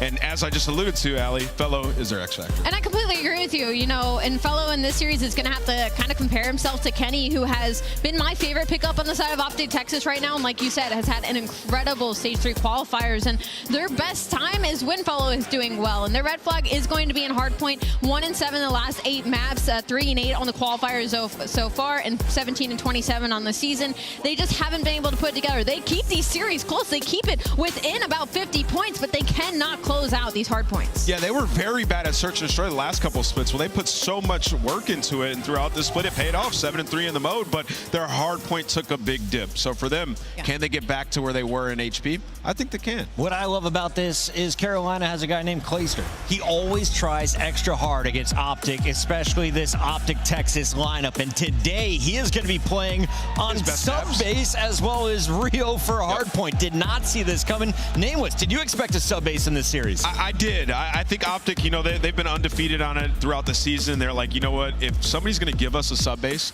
let's play it. But the thing is, for Carolina, it's one of the only maps they've been able to win recently. They won it 2 times throughout this split. Been one of their best maps on the season. And when you look at the rest of it, same thing for Karachi. That is Carolina's best control. So they feel very confident looking at this spread. Allie, you like this best of 5 for Carolina?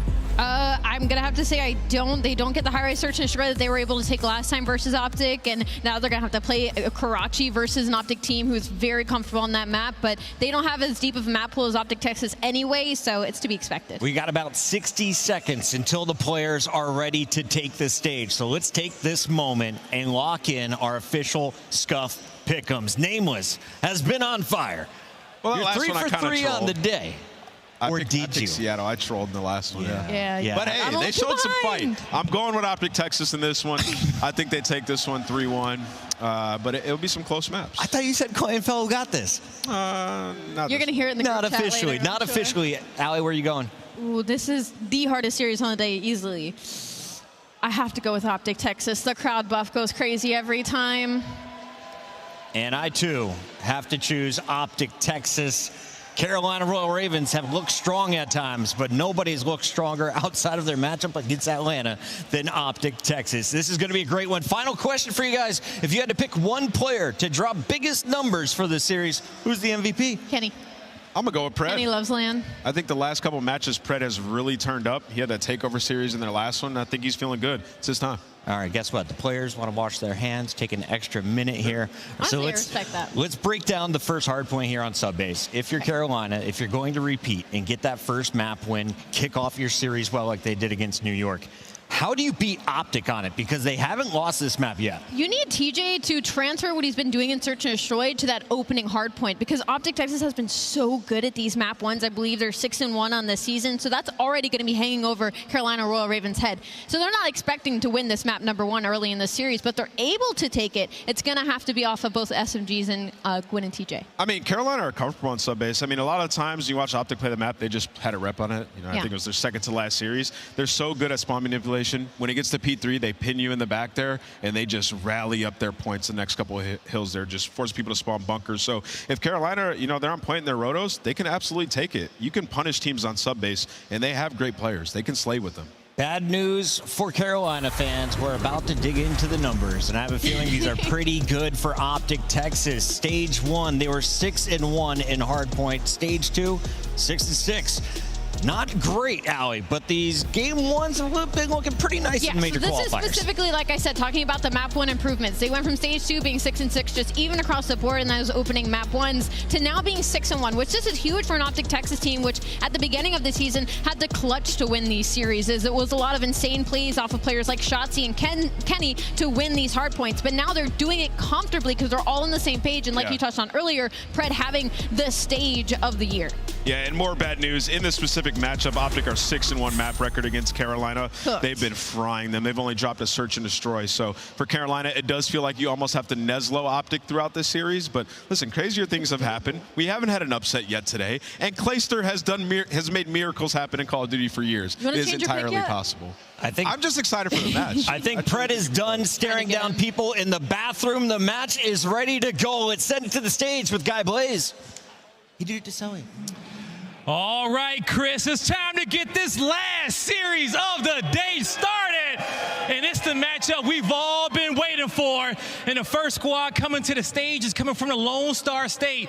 But I'm going to let you know they are not alone. Get ready, because here comes Texas.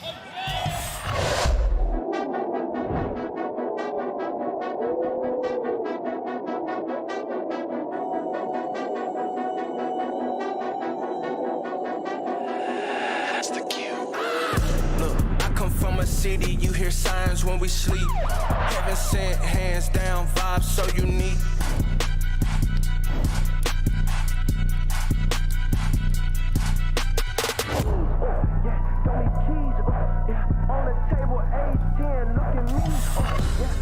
Green wall, get loud for Optic Texas. Give it up for Kenny, Shotzi,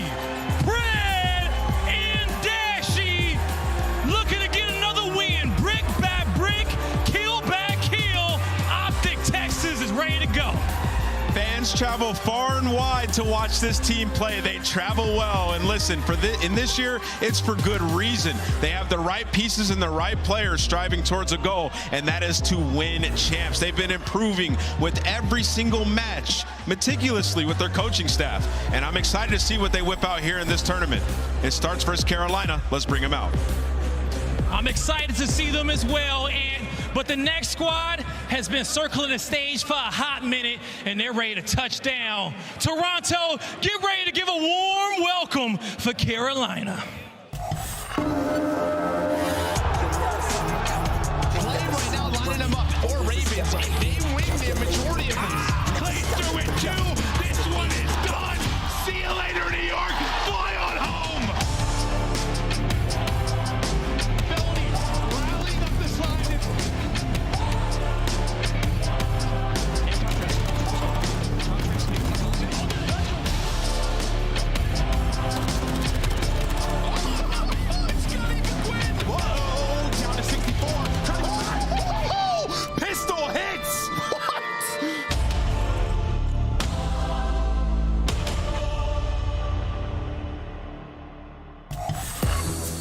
Ladies and gentlemen, I give to you the Carolina Royal Ravens. Here comes Clayster, Felony, Thieves, and Gwen. The Carolina Royal Ravens have touched down on the stage and ready to get a win. The Carolina Royal Ravens in the best position to cause an upset today. Does land revive them once again, having their first stage in the same building? But in the past, they haven't had to go up against the green wall. Clay has some fans, but not like that. It's going to be blue versus green to close out day one of Toronto Major number 3. Let's go, Blaze. Oh, Allie, I'm so ready to get this one started. It's a lot of fans in the building, but Toronto, set the stage. Are you ready for the last series of the day? Merc, Maven, let's roll. Roll on. This is, listen, it's a big one for our final one. The one we thought maybe the biggest chance of an upset for Clay and company. One story, like it's your first time in the winner's bracket, right? For Optic, business as usual. You want to win a tournament. But you thought it was kind of interesting how the maps played out, because a lot of the best ones for Optic also strengths now for the Carolina team. Yeah, I think if you look at Carolina, sort of when they've caused upsets, it's been through the sub base. Now, call me faded, but like, you know, they're obviously undefeated as Optic. They opt to play it. I probably wouldn't have. I think you have a deeper map pool in the hard points, but they opt to allow it. And again, that's just my opinion on it, but we're playing this map 1 here because, again, they are undefeated. They don't have the chance to play it that often. They are that good on it. I just felt like they were a better hardpoint team. Well, I think, yeah, in a lot of matchups, I get it, but like this one's a little weird just because that's like the only hardpoint that's been okay, really, for the Ravens side. Like they've been struggling there mightily. That's been the one where it's been good. The one where, like you said, you got upset against New York. Granted, they lost to Seattle after that. They were kind of floundering, but like, we'll see. On paper, it looks so good for Optic in the maps, but yes, again, just some strengths here for this Royal Ravens team. And, you know, Clay's going to be fired up on the main stage. They want to make a run. He's had his frustrations about showing up to a major, playing one match, then going home. Well, guess what? You got everybody throughout the qualifier together. You guys grouped up. You made it. You're in winners. You have the chance to lose 2 and go home. Can you make a run? And this team really hasn't had many mistakes this year, right? It's really just the FaZe matchup. Every other matchup they have won. For Optic, yeah. They've had some close series throughout this, but there you can see it's 6-0 undefeated. Pred is just a madman. I don't know. It just feels like every time he is on this map, he's got to run a 2.0. He can easily take over. It is his home. He can be an absolute freak here. What do you know? Shotzzy straight to the water as he'll look to make the play. Pushing through kind of right between that cut will be TJ, who try and get in behind. Not going to happen as Kenny is able to pick that up. To the depths goes Shotzzy. Now out to make a play, but the rest of his troops dropping. Yeah, I mean, you see Carolina, they just kind of know Stump is up and Fellows able to win the gunfight. So you are just kind of out of the game there for 15 to 20 seconds. Carolina's able to earn some time. They pick up that pinch. TJ having a one-on-one, but Pred is going to take him down. A nice trade from Gwyn, and now we're focused on the left side of that mini-map over towards that P2 rotation. So we know this has been a strength for Optic Texas. I mean, one way it's been banged quite a bit for them because they've been so good on having lost it. Carolina's only been able to play, I think like 2 or 3 times throughout the Stage 3 qualifiers targeted against them as well. But for Carolina team to struggle a lot in hardpoint, why do you think this map has worked for them? I think they're just sort of well, Gwyn's had some insane moments on this map, right? Just sort of what it really is on this is if you control the middle of the map, you just can find so many easy kills, right? And that's where Optic, they thrive. It's just sort of control easy power positions, flood them coming into you, and then Shotzzy can go on, take a route, flip those spawns. It's just a map where this man can get lost. He really can. Yeah, there's like level 2 headies like everywhere, right? Like all those power positions as you're talking about. But as he tries to get through the door, it's Clay and Fellow that are shutting it for now. Dashy and awkward timing as that'll be 2 now for Clay. And so far, so good for Carolina. We cast them here as of late. They have been strong.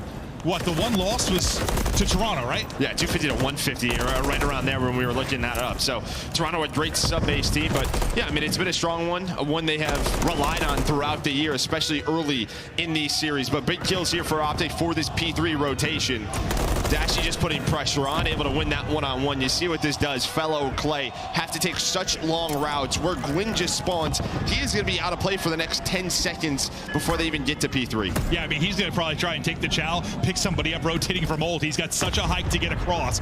We'll see if they can deal from the player rotating out of the hard point. They're able to do that in Dashy. He should be spawning safe with his squad. No, actually, he'll be spawning out. I thought he'd be spawning deep with them. He'll spawn in behind. So can he get there in time? Can he get shots in behind? So far, it looks like Shotzzy and Ken have been able to hold on. And you're at least keeping them off the hill is Carolina. You still have Gwyn around, but Shotzzy with some great shots from up top.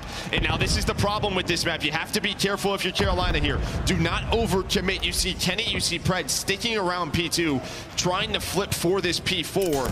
Fellow's going to spawn up 5-1 and then just kind of play his life so they can win this rotation. Yeah, they were trying to set up the trap. It looks like you'll be okay for now if you're Royal Ravens, at least with 15 seconds left. You don't get pinned. You know what a major swing moment that can be. So they'll try to set up an answer. But it was a great start from Royal Ravens. You bounce back now if you're Optic Texas. You take the lead, go out in front. We'll get over to TJ's POV, maybe to see what kind of plays he's able to make. He's going to kind of be the point man now to deal with the pressure that's coming in. You got 2 Optic players starting to move on forward. Chance for Royal Ravens to hold. And Carolina has to be careful. You're really towards the front. They only have 2 players. That back spawn could be open for Optic. So let's see if they are aware of that. But so far, so good. But that is going to be 3 dead. Now pressure on Clay. And this is what I was talking about. Shotzzy's starting to get loose using that movement. The close spawns are in for Carolina to try to look over this player on the hill. And they're able to find 2, so things slow down. It's just been this back and forth battle. Who's going to find the break? That was a great job by Clay, like knowing everyone's dead. Get forward, cut off like every angle where somebody might be able to pick you and rely on the boys to spawn in and then help you out, where it looked like it was going to be a really tough position with 3 down. They might get broken, but close spawn does what it should.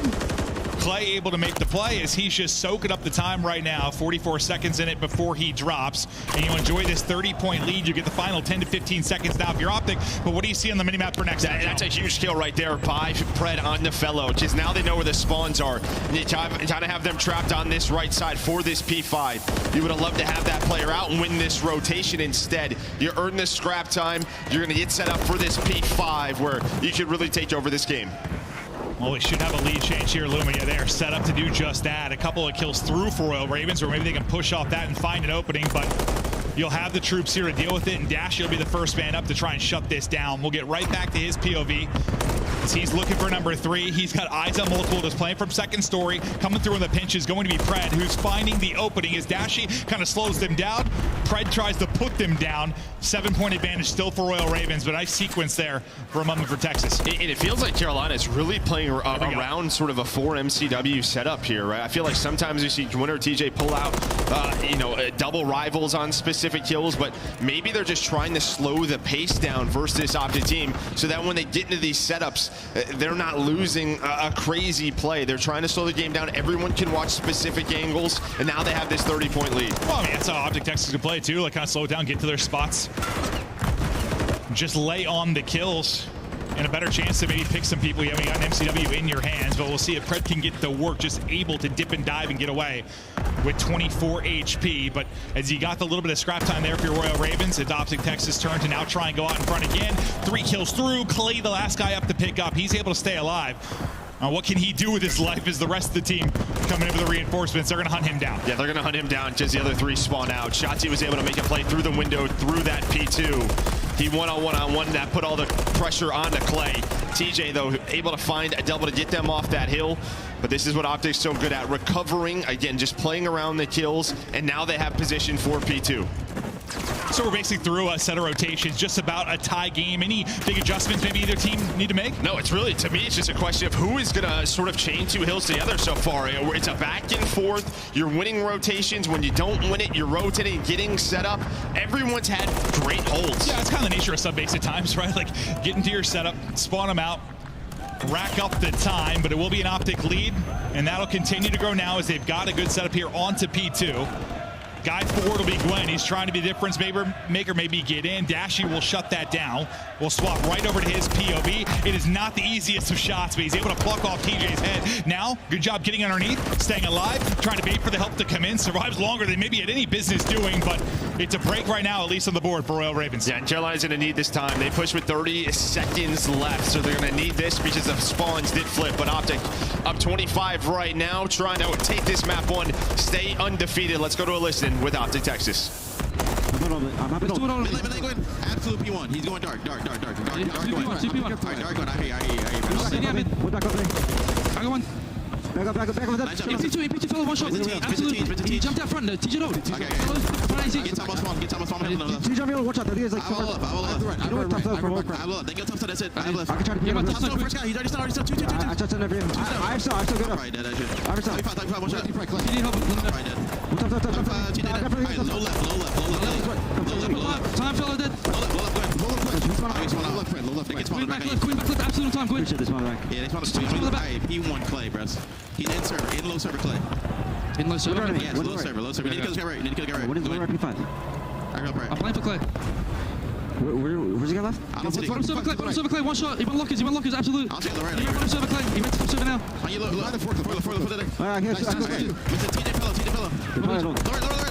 Lower TJ. I didn't hit him. Lower. Dead. Nice shot. Nice yellow fella. Make sure you're blocking. Yeah, should be blocking. P5 fella. What's your roll? Literally bullet. Back right. That's fine. Channel P5. They tunnel spawn.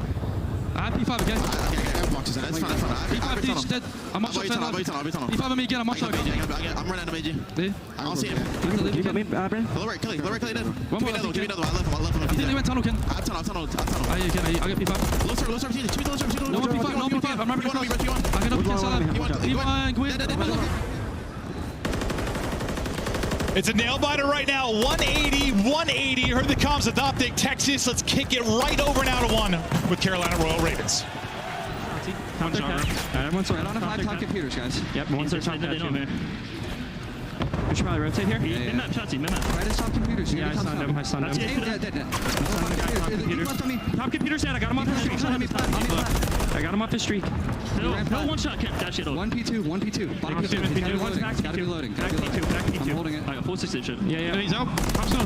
Going straight to God Hitty. Shotzi weak, top snow. He went God Hitty. I don't see him. I'm gonna pinch P2, bro. I'm gonna pinch P2. One is P2 on you. One trips on me, one top 10. Top 10 got me, Brett. I'm staying alive. One top God Hitty on me. I spawned out computers, guys. That's up to. I got Kenny on top. Computers. One's got Hitty, I think. One's got Hitty. He's top 10. Top 10 guys. 3 weak. Top 10 guys. Jumped out on hill weak. Okay, I know. Top 3rd, right? Yeah, shot on side time, shot. And top got Hitty. All good, slow down. Right as a streak, right? Yep. No, I killed him off. I killed him off. That Hitty Pred on one shot in. I'm gonna hit tunnel, bro. Unless you we're going tunnel. I'll wait till we have 20 seconds, guys. Need to chain together some points, he said, Joe, and they look to be doing it here. 10 points needed for Optic Texas, and they pulled away in this map 1. I mean, they have just taken over in the slaying category. Everybody on a spree, map control on the side of Optic Texas. They stay undefeated on subbase. I think when we transition between the listen-ins, we were looking at a 180 to 180 score line, and just from that point forward, the absolute clamps go on to Royal Ravens. They dominate from that point forward. I think you heard in the listen at one point, like, Big Fellow was like, let's get a full 60 here, let's set up. And then, like, from that point forward, it was like death, death, death. Their setup fell apart. They weren't able to get any kind of hold to maybe make a late rally. I just think, I mean, listen, you get the P3 break from Carolina, but after that P4 hold, when we were on the listen, Pred was top snow, just slaying. You just saw they couldn't move. And then finally they have to flood through the front. They're able to adjust. It's just, this is what Optic does on this map. Listen, it was a close one. It was close, like, though, yeah. You played them tough, and that was maybe your worry a little bit is that Carolina Royal Ravens, that's their one solid hard point. Maybe they come in and shocking. Granted, there were opportunities. It was tied at 180. But the confidence was there for Optic Texas. You know about the vetoes. They thought they were the better team here. They're undefeated. They want to keep that streak going and assert their dominance, and they do that especially late in the game. But for the most part, it was, yeah, you hold, we hold, you hold, we hold, just back and forth throughout the course of it. And I just think nobody wanted to make mistakes. Like, if you saw this out of Carolina, everyone's got an MCW out. You're playing all of these different angles. You're slowing the map down when you do get map control, forcing the other team to really have to take their time, fight over specific positions. The problem is Optic got out of those situations. On the other side for Carolina, again, around 180, we're going to get to that point, and then Pred just controlling top snow, top servers alongside Shotzi. I mean, just the trap was on. He goes on, what, I think 5 in a row before he drops his next life. I think it's 4 or 5 in a row. Pred taking over. I think like 10-1 stretch or so for him late in it, but you can see just the surge. It is so back and forth until just the final 2 hard points is Optic will lock it in. Yeah, I mean, that's where the break comes in, right? You see 145, 151, there is a break. You had some points in for Optic, but you get the break out of Carolina. They're up to 180, and then that's where it stays. They just lost map control, can never get out of that trap. I mean, beautifully done by Optic. Yeah, anytime like the lead was like carried through a couple of hard points, like it wasn't for much. It's like the lead stayed the same for the most part. That was the first time there was like kind of that big swing, and they closed it out. Now we get ready for invasion, search, and destroy. You know, when this team first came together for the Carolina side, you know, we were wondering when the improvements were going to come there. They looked so good in hardpoint to start. They've, well, maybe fell off a little bit in hardpoint, but there's been some improvements in search and destroy, and why? Maybe a chance for an upset. Well, that's really it. I mean, this invasion has sort of been their go-to on the year, right? We saw last major. They had so many, like round 10, round 11, some big clutches.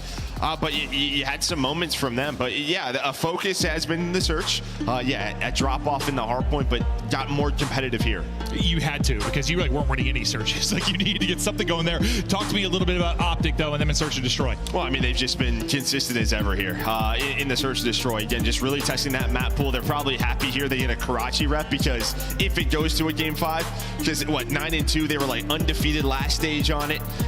They were getting better and better, allow Shotzi to really have this flow. I think a map like Invasion they let through, because this is a chance for them where, all right, if we're going to play a New York, if we're going to play a FaZe, we are without a doubt playing Invasion. Yeah. Well, that's what happens, and like when we talk a lot about map pool and wanting to have a wider map pool and how important it is, because you're talking about some of these maps that like you haven't seen much if you're Optic, because you've been so good at them, whether it's like a sub-base or a Karachi, whatever it's been.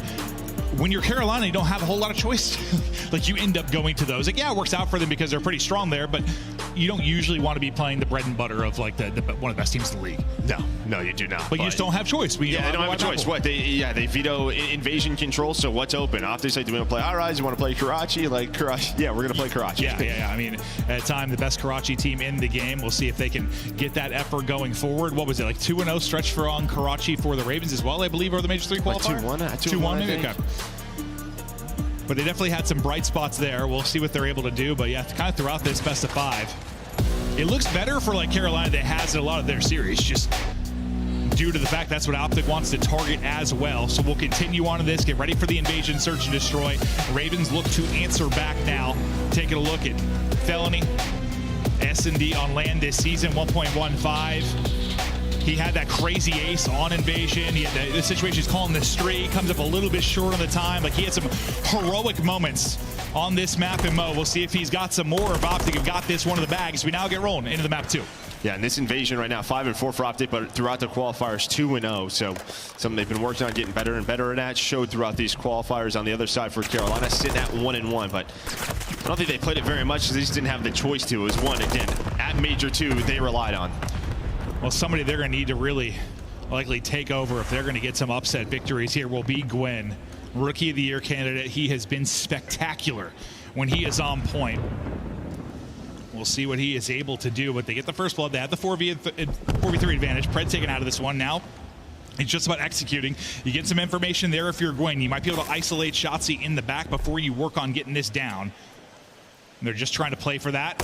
Able to do just that. Nice patience there. You get the eyes if you're Gwyn. Set one up for Clay. Fellow now just trying to take the fight, at least force the trade. He does just that.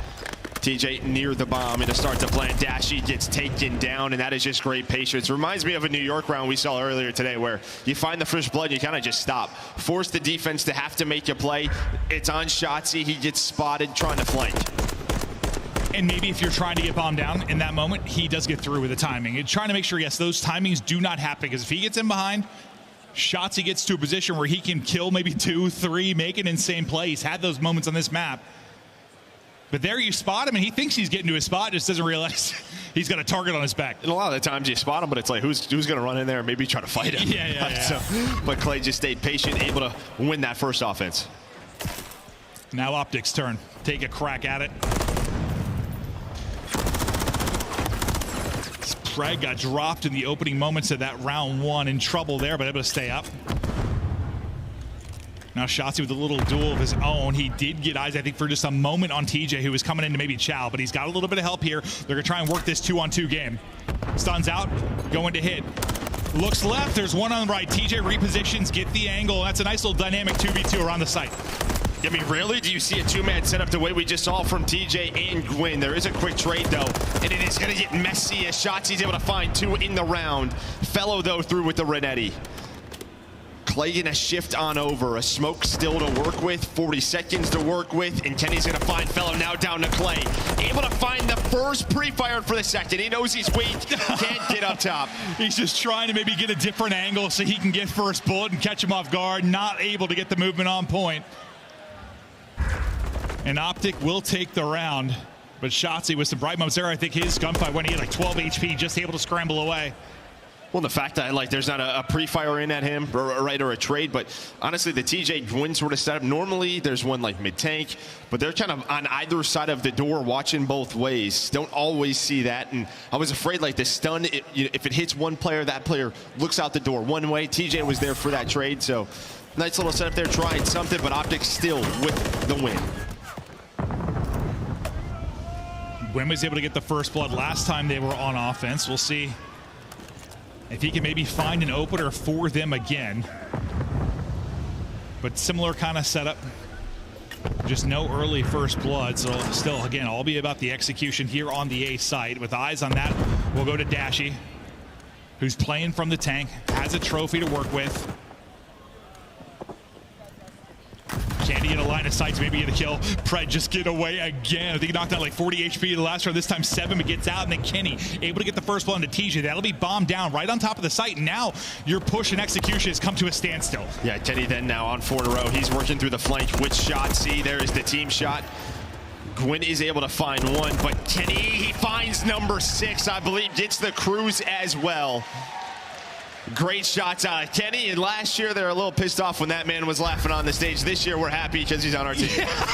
Isn't that the truth? But Kenny shooting absolute beams out to 7-1, finding everybody. The opener on to TJ, and they're just challenging him one by one as he's singing through the round. All the crews to work with, massive advantage now over to Optic. As Kenny has been huge for this organization, and a massive moment there. Just give them the edge 2-1, and we'll see when that streak comes into play. But he's got 7 of their 9 kills. Kenny is on a one-man mission. Yeah, Pred and Dashy are hanging out. Dashy's probably got like 4,000 damage, though. 4,000 damage through 3. Yeah. Impressive stuff. But Gwyn will follow up with that's his second first blood in this one. Last time it led to a round win. That was on offense. Can it lead to one here defensively? Clay will be the lone guy over towards B. As Kenny continues to inch forward.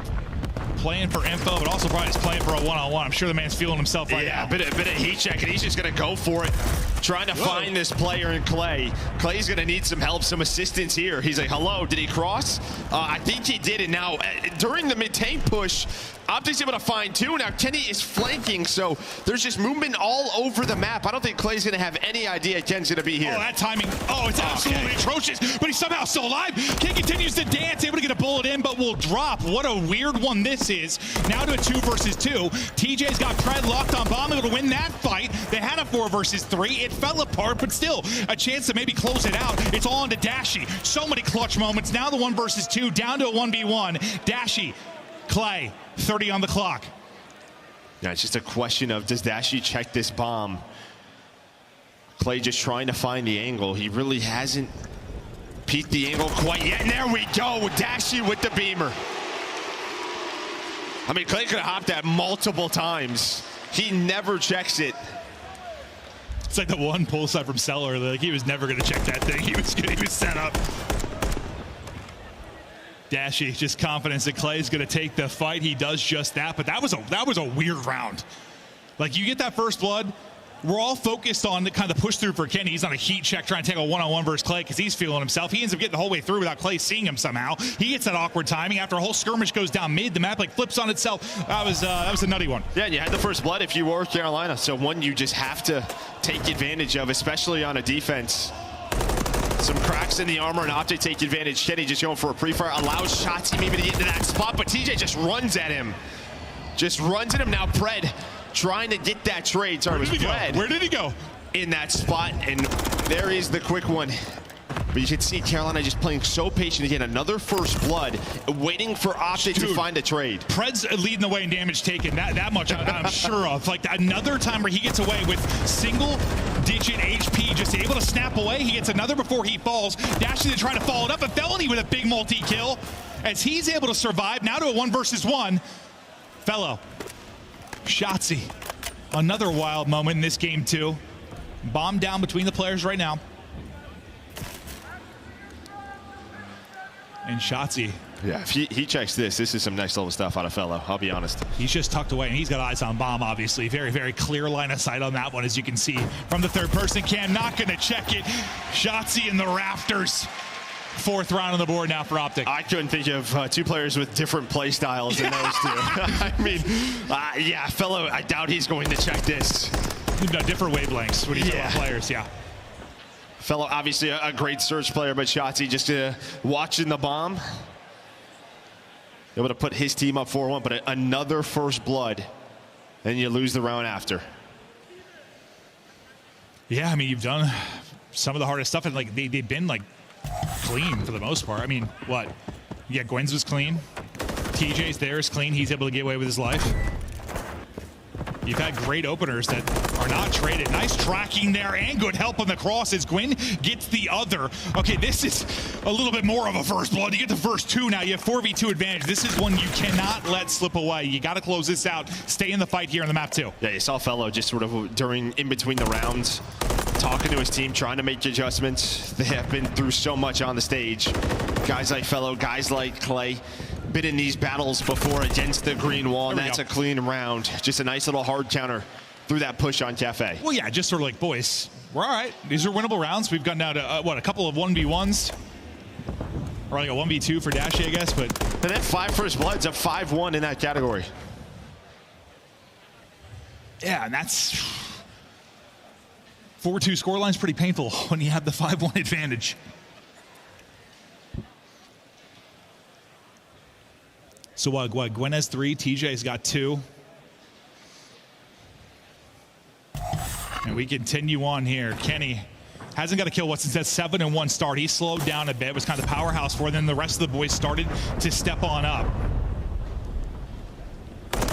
As Clay looks to get a little damage in there. It'll be tough to get the kill, but he gets a few headshots there onto Ken. They spot Shotzzy crossing, so now maybe focus on isolating him. Ken wants to get into a position to help his teammate out. Shotzzy can be so difficult to deal with here inside of Broken. So many eyes on him on the other side of the map. It looks like bomb's starting to work over towards A. That's going to be TJ again. So maybe just knowing there's 2 towards that B street, You think the A defense might be a little bit softer towards that spawn, and that is the right call. Well, they were worried. He's checking Raptors. He was worried they got aggressive because they had no eyes on this side, right? Like you just got to check it, you know? Yeah, check everything because you had really no info. Shots at range from the rival. Good luck with that. But the way that Kin's been shooting, you're getting stunned up, so you can't get your health back. Very tough one-on-one for Granite. He's got 12 HP. Nice little peek there to win it, though. TJ manages to stay up. Clay tacks on another, and it's a clean round again from Carolina as the First Bloods, they're starting to play behind him. Yeah, and it's just sort of this reaction. All right, we see 2B Street. Let's force them. Let's get over towards the A-bomb control. Force some players out. What that does, that forces Ken through connector. You see TJ's ready on that. Gwyn's got, you know, his crossfire. So they're playing these angles and these rotations well. Well, I think you said it right at the beginning. Like, they saw Shotzzy cross. I'd just be like, all right, have fun. Yeah, we're going to keep you over there. Yeah, we're not playing hide and go seek in there. We'll go to the other side. He can be so elusive. It's either he gets like caught in that spot and provides like nothing for the team, or he ends up killing 3. It just depends on the moment, but they opted not to deal with him. Go ahead and work the A site. Aggressive up the B street right this time is Optic. They might catch Ken on the cruise. He is very close to number 5. That's TJ, who's able to find the first blood. Everybody inside, you avoid this behind the aggression. Now Gwyn is still caught. So he's going to have to try and get to his teammates, try to get out of there, but Shotzzy going to hunt him down. But I think you take that all day if you are Carolina. The cruise is invested and you find one.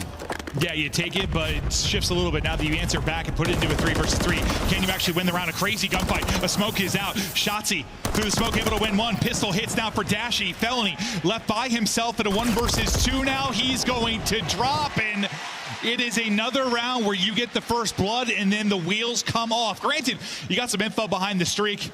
You're able to get them out of some power spots, but like it's another first blood that slips away. Yeah, I mean, that's just, you know, TJ gets aggressive again towards back DVD, and then I think Clay just gets some bad timing. He's trying to get into a spot to help his teammate out through the smoke, and then Ken just walks up the street, gets a freebie, and then they just sort of know where fellow plays. So able to watch that pinch. I think Clay just a little impatient there. Not really know, do I help him out, do I not? And while that happens, he got caught. Call of Duty, in a nutshell. One more round needed now for the 2-0 edge here for Optic Texas. Pred spot in the cross. And so play for mid, MCW in hand. He's had some tough fights in the early going. I think he's had like 3 or 4 first deaths, but he's also been elusive when he's needed to be. The Shotzi's POV will be playing deep now. He's on 3 in a row. Some shots through from Gwen. Gets him to about half HP.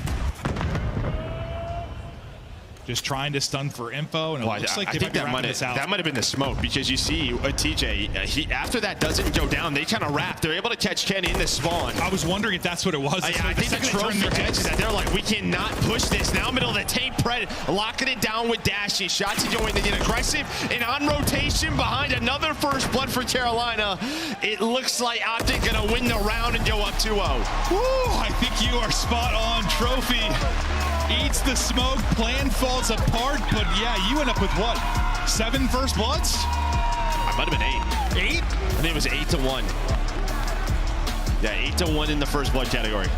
8-1 in first bloods, and you lose 6-3. That is a tough one if you're Carolina, but also show maybe the resilience there for Optic as they're able to bring it back when down players and clutch up to take the map 2 and go up 2-0, but yeah, that's about as lopsided as it's going to get from like a first blood into round win ratio. Yeah, that's unbelievable. That conversion rate is way down. I will tell you that. As you just look at the scoreboard, you would not think this is a 6-3, but it is a very back and forth battle. But I mean, Optic, with their playmakers, able to find multi-kills.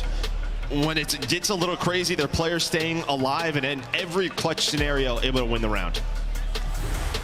Fantastic job there from Optic Texas, from man down positions, taking rounds, taking it 6-3. It was a close one in the map 1 until they ran away with it around the 180 mark. I guess, I mean, it felt like more back and forth than it actually was, I guess, in the search and destroy. Like, it felt so tight, I think, just because the number of times that it felt like you had advantage if you were Carolina, but ends up being 6-3, ends up being kind of a resounding win. You're in control of the series. You're looking good. The upset potential has seemed to be there for Carolina, seems you walking out the door. I mean, again, your chances are here. You play 180 to 180 in the hard point, and then you just door slam shut. You get 8 first bloods to 1. Every opportunity in the world again, and Optic just take over with their raw talent. Yeah, the talent taking over right now. You can see the firepower certainly there on the Optic Texas side as they continue to rip and roar, looking for a major 3 victory. But this is just step 1, looking to get past Carolina. We move on to the control after this quick break. Upgrade your game with the Scuff, the official controller of the Call of Duty League. Scuff Gaming is doing an ultimate giveaway where you and a friend can win a chance to go to COD Champs this year. The giveaway includes 2 VIP tickets, travel expenses, and more. To enter, scan the QR code on the page or go to scuff.co/CDL and enter your email. Terms and conditions apply. Scuff Gaming is doing an ultimate giveaway where you and a friend can win. Scuff Gaming is doing an ultimate giveaway where you and a friend can win a chance to go to. The Call of Duty Week is brought to you by Monster Energy, the official energy drink of the CDL.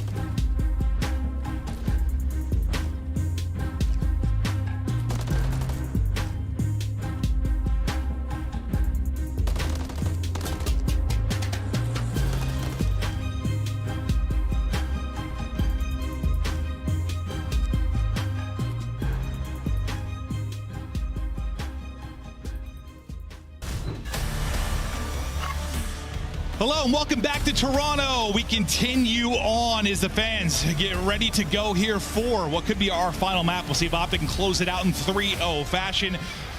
A couple chances maybe for upsets across the board today when you think about our 4 matches. Some tough round 1 matchups of so far the top 4 teams handling business. You thought maybe Ravens chance to upset the first 2. The opportunities were there. I know you you've got some fundamentals in search and destroy. I know you were a little peeved with how the first blood conversion ratio was going. I mean, it's just one of those things you go back and watch, just figure out what you wanted to do after the first blood. Just feel like they were not on the same page, Carolina, but into the Karachi control. You'd see here, I mean, Opti has not played this in a long time. They played it once throughout the Major 3 qualifiers. Normally teams veto it, and you see why. On the other side for Carolina, though, they've been trying to find more success in these respawns. They've been 2-1 throughout these qualifiers. And it's one of those things, I mean, yeah, okay, you haven't had it in an official match, you're still scrimming it. I'm sure they're still staying in form, but it's a little different when you're not playing it like in the actual official match. So we'll see if they still have the sauce. Are they still the best Karachi control team? Are they able to bring the Thunder here and get it going early against Royal Ravens and shut this series down? As it's a 3-man hit towards top 3. We'll see now if Shotzi can go over the top. Is Kenny and Pred able to find openers? Yeah, you're going to have Pred already put pressure over towards B. And sort of Shotzi due to that, just kind of play around the spawn. So Pred just going to slay middle of the map. You have nobody on the objective at the moment.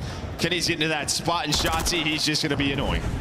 And those are the kills, dude. They just get under your skin. The more of those that happen and you just see a kill cam, you're like walking by somebody. They're posted up, just shooting you in the back. But Pred looks to win one. Dashy there with the help as he's able to line up a double. Progression there at A.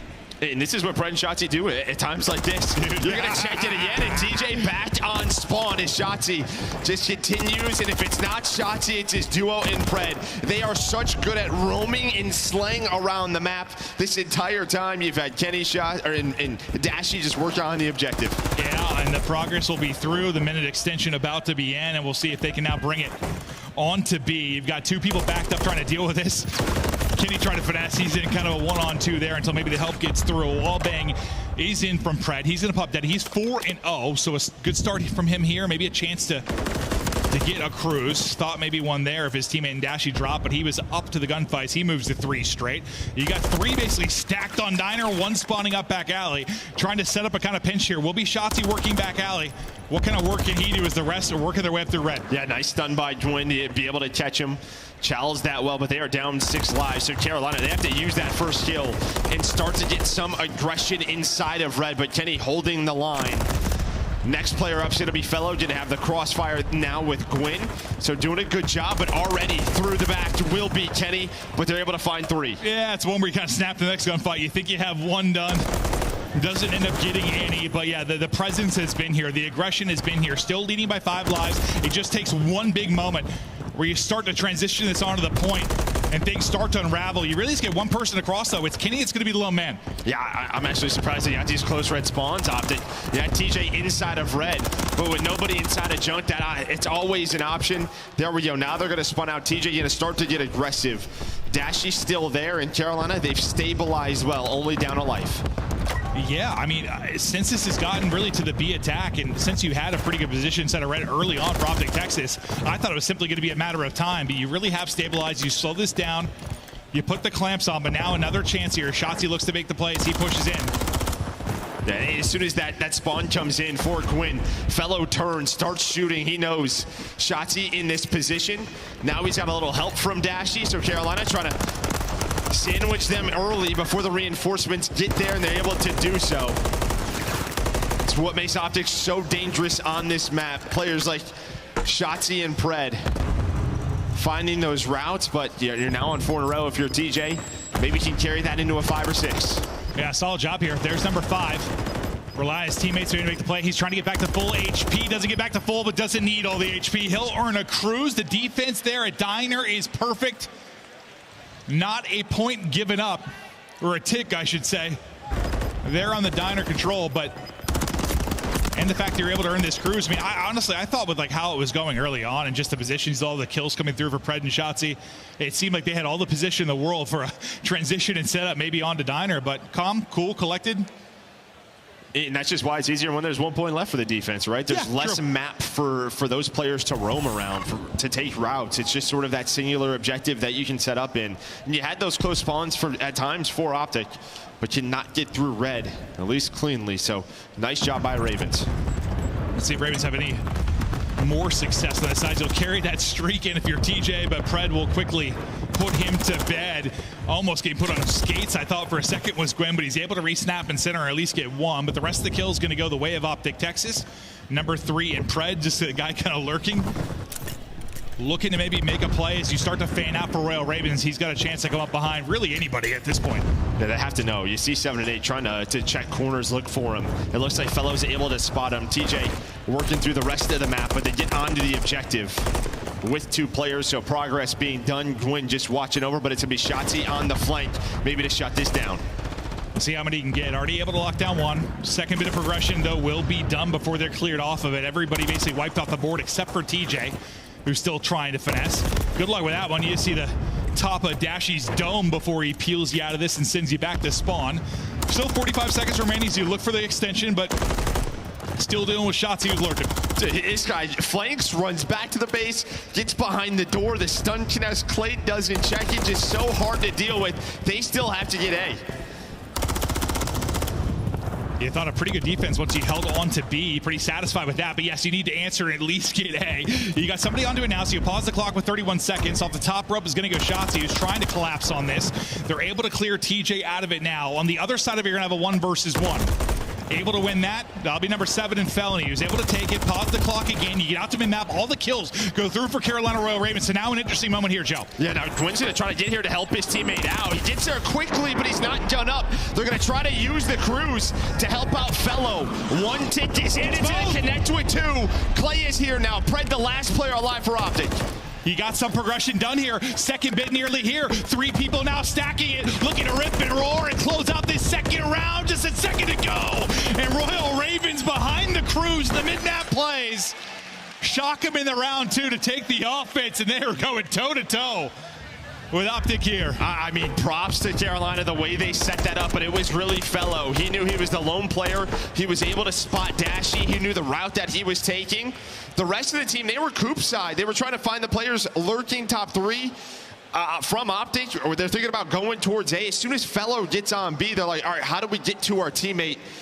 Able to use that cruise, and that turns into an offensive round win. Yeah, I was worried it was going to fall apart when Gwyn. I thought Gwyn had like a freebie at Me first. too. Yeah, I don't know what happened. No, I know. It's like, do you not see him? It looks so weird as we transition. Maybe it was just for us, but I was like, oh, he's got a kill there. Good help. And then I thought it was going to fall apart, and suddenly, no. They're able to strike again. You carry, 4 over, make it 5 now for Felony. Won't be able to earn a cruise. Well, you got a lot out of TJ's, obviously, as he was able to take out 2. Just sort of flooding over towards Diner, but you don't get a second one to work with. Last time, you're able to get A pretty easily here for your Optic Texas, but just could not find an opening in the armor of the B defense for Royal Ravens. Clay working on a streak as well. Just 3 still work to do as we'll get back to TJ here at mid-map. He's having a hell of a map, 15 and 10, and well, they need him in a match like this. They need it big time. Yeah, and then Clay just putting shots into Dashy. That just opens up that middle route for TJ to get onto the point. So nice little teamwork, sort of covering fire. Preddy's on 5 in a row. Dashy gonna win that gunfight. Gwyn just been playing safe. And then, of course, if it's not Shotzi, it's Pred in your base. Yeah, Pred, he's thinking 6, but, shooting through the chain link fences could always be the hardest thing in the world. He doesn't get to kill the first time. Clay able to chow then, so that'll be no streak through. Now, Shotzi. Dude. Daddy out, looking, lurking, killing as TJ's going to drop. Yeah, I mean, there's nobody here on B from Carolina. Just due to Shotzi's play, they are so far out. You still have Gwyn hanging out junk. Clay's going to get caught, and now you're relying on Gwyn to make the play. They're trying to find him. That's Dashy. Fellow with the stun is like, all right, we got rid of Shotzi. But again, just waiting on Gwyn. They're able to spot him. But he at least finds 1, so I guess you deal with this. I mean, they got Carolina spawning like they're the offense there for a while. Like they had them out due to the setup, but you're trying to get back in. Such a good job holding this last time. We'll see if you'll be able to do it again on to B. Shotzi fighting, pistol dropping 1, can't quite get prone in time, so Clay will be able to trade that out. You've had enough bodies here to make sure there's no progress, but you've got that close red spawn. You keep funneling it through and continue to try and do damage, and there's your chance. And that's just it, and you were up 5 lives, so these funnels, the trades going their way, that is the advantage. You finally stack this point, does Optic. Have multiple players on it. Gwyn trying to work the pinch. 3 players. Shotzi still finding spawn kills. There is 1 kill through, but Carolina not going to get there in time. Yeah, you got like the ultimate setup there. You got exactly what you were looking for with Shotzi's position combined with the rest of the team just spawning an absolute Narnia is Carolina as they're trying to battle back, but it's like you spend such an effort battling back. By then, it's like, yeah, red's wide open, obviously, and things just, it's like, it's just eventually it's going to fall apart once you get to that position. Yeah, I think they had one chance, but once those red spawns came in, you got the 3 dead right away. Like, there was the opportunity. Once they got Shotzzy out of their spawn, they were trying to get over that dumpster and get set up Cafe, but they just get caught. Just looks so annoying to play against. These two players who... They're so good. They're so good. They're good and I don't even know if it's the right play at times. They have chances to stack the point, but it leads to round wins. Yeah, and you got the win there, and you're in control of the series is what matters. But you need to get this round if you're going to go to a round 5. Shotzzy still hit as he works to get back to even. On the point for now will be TJ. He tries to get in some objective work and wins another up close and personal fight. Right over to a drop shot there from Gwen, but Shotzzy is prepared for it. Working towards that second bit of progress. It's close. TJ just trying to step, maybe get that done. Not able to do it as Shotzzy. He's got the height. Woohoo! All over the map. And this is why people don't play them on this map, because now you just lose Shotzzy. From top 3, now in a chicken coop. 1 kill does go down, so maybe you transition. Huge kills by Kenny. Not able to find the 3rd, but if he goes down to that first player there is a chance for that B point to be open. Yeah. You finally deal with Shotzzy, and I think you can get onto A. Maybe an opportunity. Now his fellow is able to win a tough one. Dashy, though, still set up here at the car. He'll get dropped. And now the presence is here, or is it? Because you still have Shotzzy alive. Kin from top AC able to take one down as well. Lurking in behind, though, is going to be Gwen. Did they lose him in this madness? It seems they may have. Yeah, they might know someone is here. You get the progress done. Number 1 and Kenny, though, going to go on that pinch. So 2 dead. The transition could be here for Carolina. He's going to get on to B. Maybe distract the players off spawn. We'll see what they end up opting to do. You're winning the fight still at mid-map and right back onto this if you're a TJ. Okay, so it looks like number 4, Dashy, is going to ask for Kenny to back on up and help him. Yeah, I think you got on this like right before they were on A, so they should have realized the gig was up. And it looks like that will be the case. He's able to get 1 bit of progress done. You'll also finish A. You got everybody backed up the diner. You deal with TJ, who's the point man now for Carolina Royal Ravens. So you got 90 seconds to work with. Lives-wise, you got a 4 life advantage if you're Optic Texas, so advantage is there for you. Just 2 ticks needed right now for Royal Ravens. And what? You're looking at a round 5 defense if we go that way because, well, they just got 3 the first time through, right? If you're Optic. Play did he get picked by Kenny. That's 5 in a row for Ken. Not going to find the 6. Good trade. But it's got to be cleaner here for Carolina. Down 4 lives with Fellow through the middle of the map and controlling top AC. Maybe that's where it starts. Here we go. Push is going to start. Gwen just trying to get back to full HP. I think a stun hit him for a second there. TJ, the same thing can be said. He's trying to get on forward. 2 people looking over him. Crawling forward to take the first fight. He's able to find it and able to pounce. TJ just popping up, and a 3rd will drop. He's weak. 4th falls as well, and they are stacking the point. Round 5 may not matter. Just trying to shut him down. Ali, looks like this series is going a bit deeper to a map 4. We go as Carolina's strike.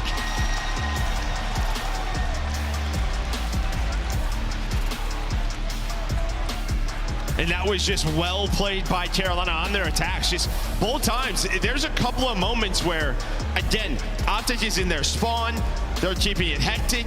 You can hardly get onto the A point, and then someone finds a kill or 2, maybe put some pressure over towards B. In the transition from A to B, so clean out of them to set that play up. And then TJ just knowing all the spots to check. TJ, he's been playing well, but like this is like, I thought it was going to be the same as like the first 2 maps. Like you play them tough, it gets away from you, you lose it, it's 3-0, and all we're talking about is, oh, Carolina got 3-0, but they play them very tough on each map. Like, but this, you come in and get the victory, you brush off maybe the first bloods you threw away in that map too, and you're able to get the victory there.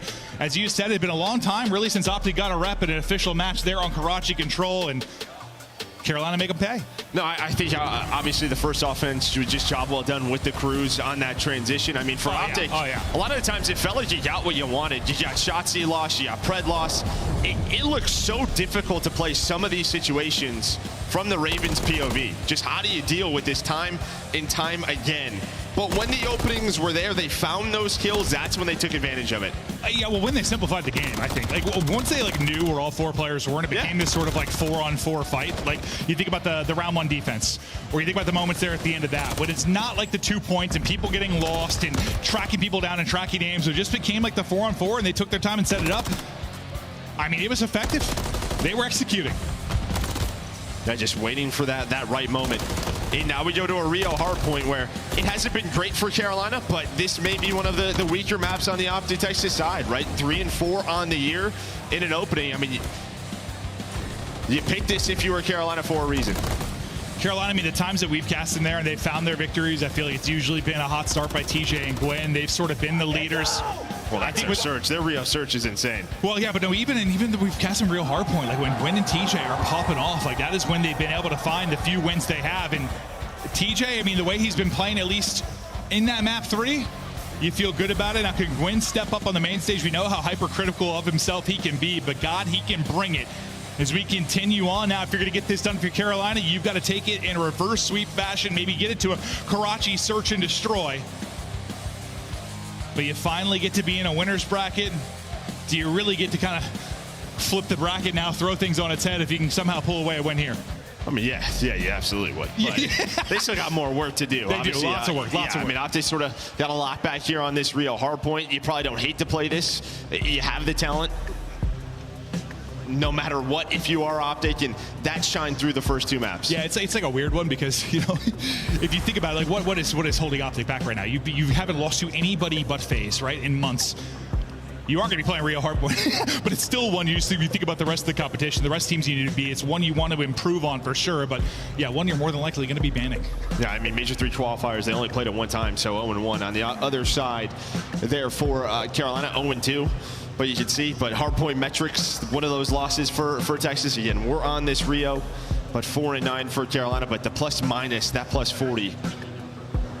That is very strong there from Optic. They've definitely been the better hardpoint team. I mean, without question. And one of the big things that we talked about, I mean, you get that map 1 win. It's really been their improvements there, I think, has been the big talking point. Just been the map 1s have been a lot better. But that's also, it's not just map 1s, just in general, it means your hardpoint's improving. It's not like that's always your pick or always the opposition's pick. You get a variety, depending on who you're matching up against and or how the league schedule goes.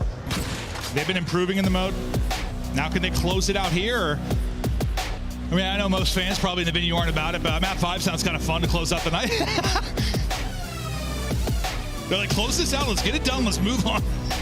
Let's prep for Saturday. Yeah, and they really haven't had this sort of, for Optic, they have controlled the first days very well. Winners round 1s, Shotzi and Dashy have been dominating on Thursdays at tournaments. That's like they haven't had this threat. Yeah, he tweeted out like the Thursday stat line. They've been unbelievable. They've dominated, but can they shut it down here? I'm going to have eyes on Gwen and TJ on one side to be the playmakers for this squad. We'll see if they'll be able to do it. The first engagement with TJ and Shotzi, it'll be an awkward one, but it's Fellow trying to trade it back into the point first and starting to rack up some time will be Optic Texas. As they let one slip away, now can they put the clamps on, close it out. A nice start here for Optic. Dashi watching over his teammates, and just too many bodies there for Fellow to deal with. Pred now able to find a double already, 30-0 for Optic. Yeah, this is about everything you would want, because you know how difficult it can be to get time at P2 the first time through. No trophies, you're getting smoked a lot of times with nades getting through. Or if you got one down, can it deal with everything that's be coming at you? But they're going to get their setup. Can you answer back though? Because there's going to be 50 seconds at P1. That's godlike to start this off. We've seen that at times, but usually not the break. Pred now trying to take a round. He's going to find Clay. That will give them those back spawns. So Carolina didn't have to adjust, but it looks like Kenny still spawns out.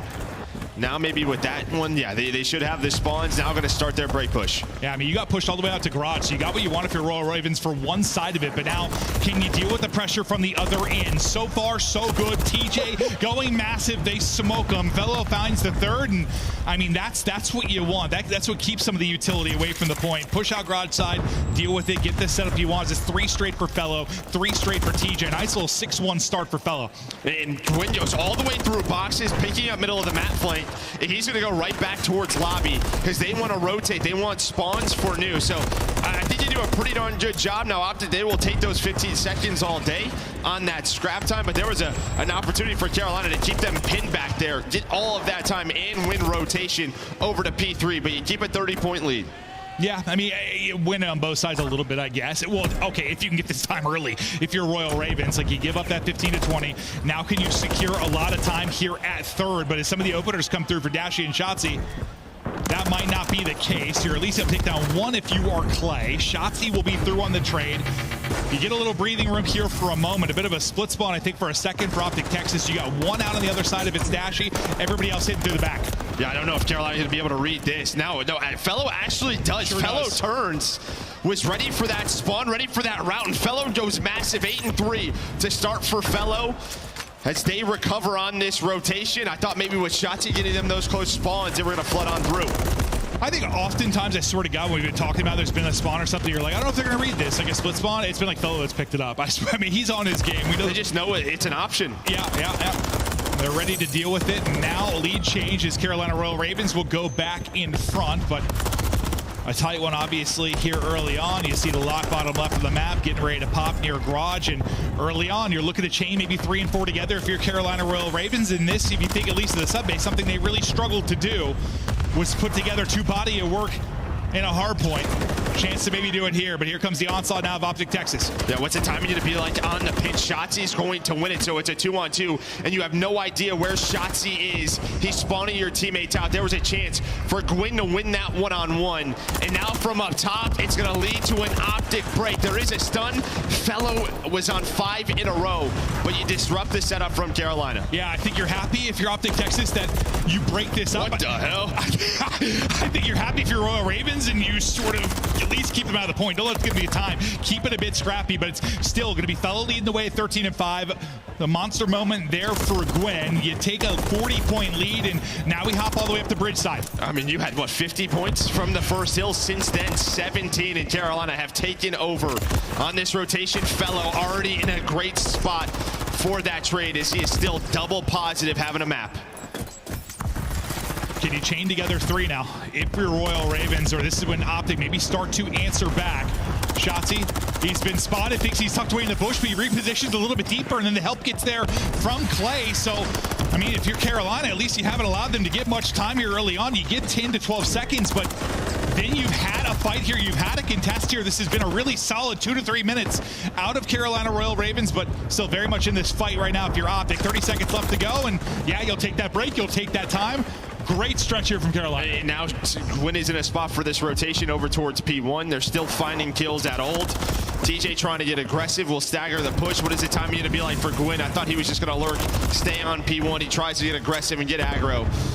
So that will find an opening, for Optic to get back to this P1 where they were so good to start this game. I mean, he was going to have so much to deal with, but yeah, he'd love for him to maybe just be tucked away, get a kill, maybe surprise too. Instead, they're able to push out behind that kill onto Gwyn, and now your chance to, in the second set of rotations here, to kind of flip the script, start to rally some points for your Optic Texas. Like, what do they need to improve on? Because it felt like Royal Ravens were a step ahead throughout that entire first set. Well, I think really it's just a P3, P4, right? You have to be able to win one of those rotations. Because you got 50 seconds on P1, then 45 on the rest. Yeah, I mean, yeah, to me, it's a P3, P4. I think they did a good job at P2, not having spawns, finding time and getting the break. Can they win that rotation later in those hills? We'll see if Optic Texas can now pick it up, get this one to be a bit tighter. So far, so good. I mean, they've dominated the P1. That's been the one they have locked down. 3 through now on the feed. If they start to fan out, get position, keep Carolina spawning out wide left, as they've been able to do on the minimap so far. Rotating early to bottom will be Shotzi as he gets set up for that P2. The rest of the team positioning or transitioning now through mid-map. Got a 2-on-2. For the next bit of control, but it's Fellow. Clay able to set it up. Shotzi, though, lurking and tucked away in a corner, able to win it as the SMGs pop it off quickly here for Optic Texas. Yeah, but Fellow almost able to win that second one. I thought if he wins that, he would have got his team spawns.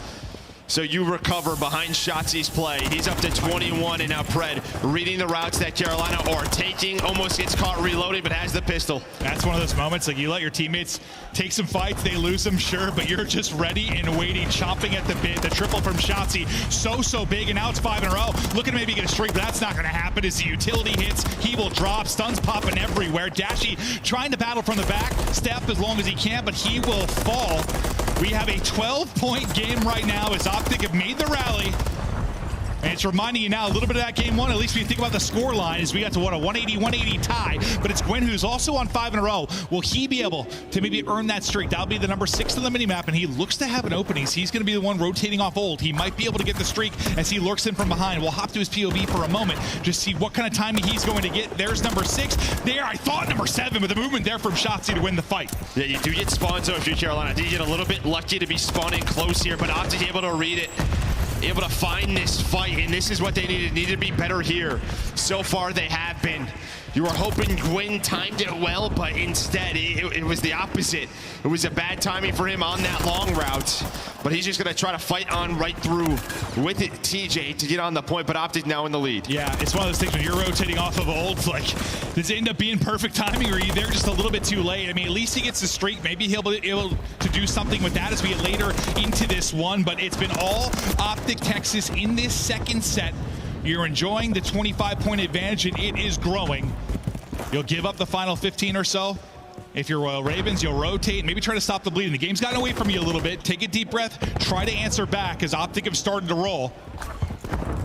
Into the hard point, here we go. Yeah, I mean, if Carolina, they would love to hang on to that cruise for P5, but if they can take this cleanly and save that cruise, but it may not happen. Dashy with a triple, and now you might be relying on Gwyn, because Shotzzy was going on a crazy route, and yeah, you're gonna get this out. This is not what Carolina wanted. You wanted to win that rotation, use this at P5 to break it, and have that lead. Instead, you have to invest it early.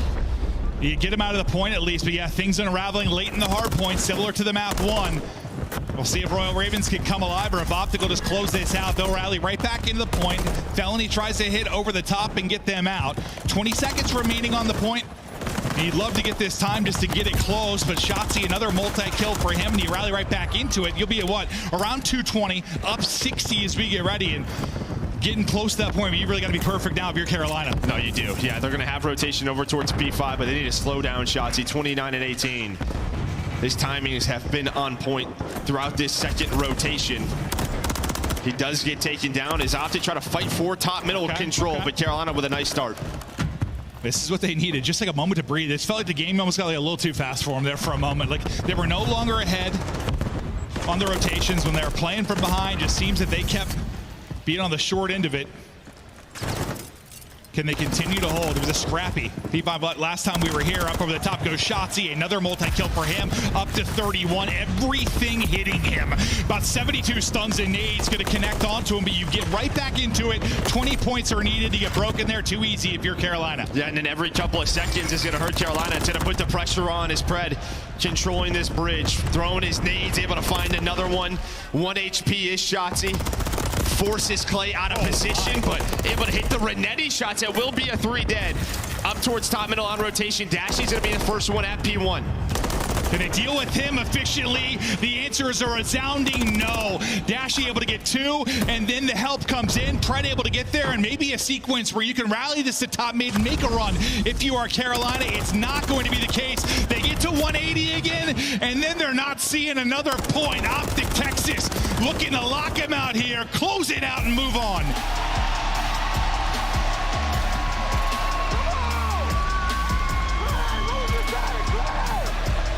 And they do just that. They win both of the hard points.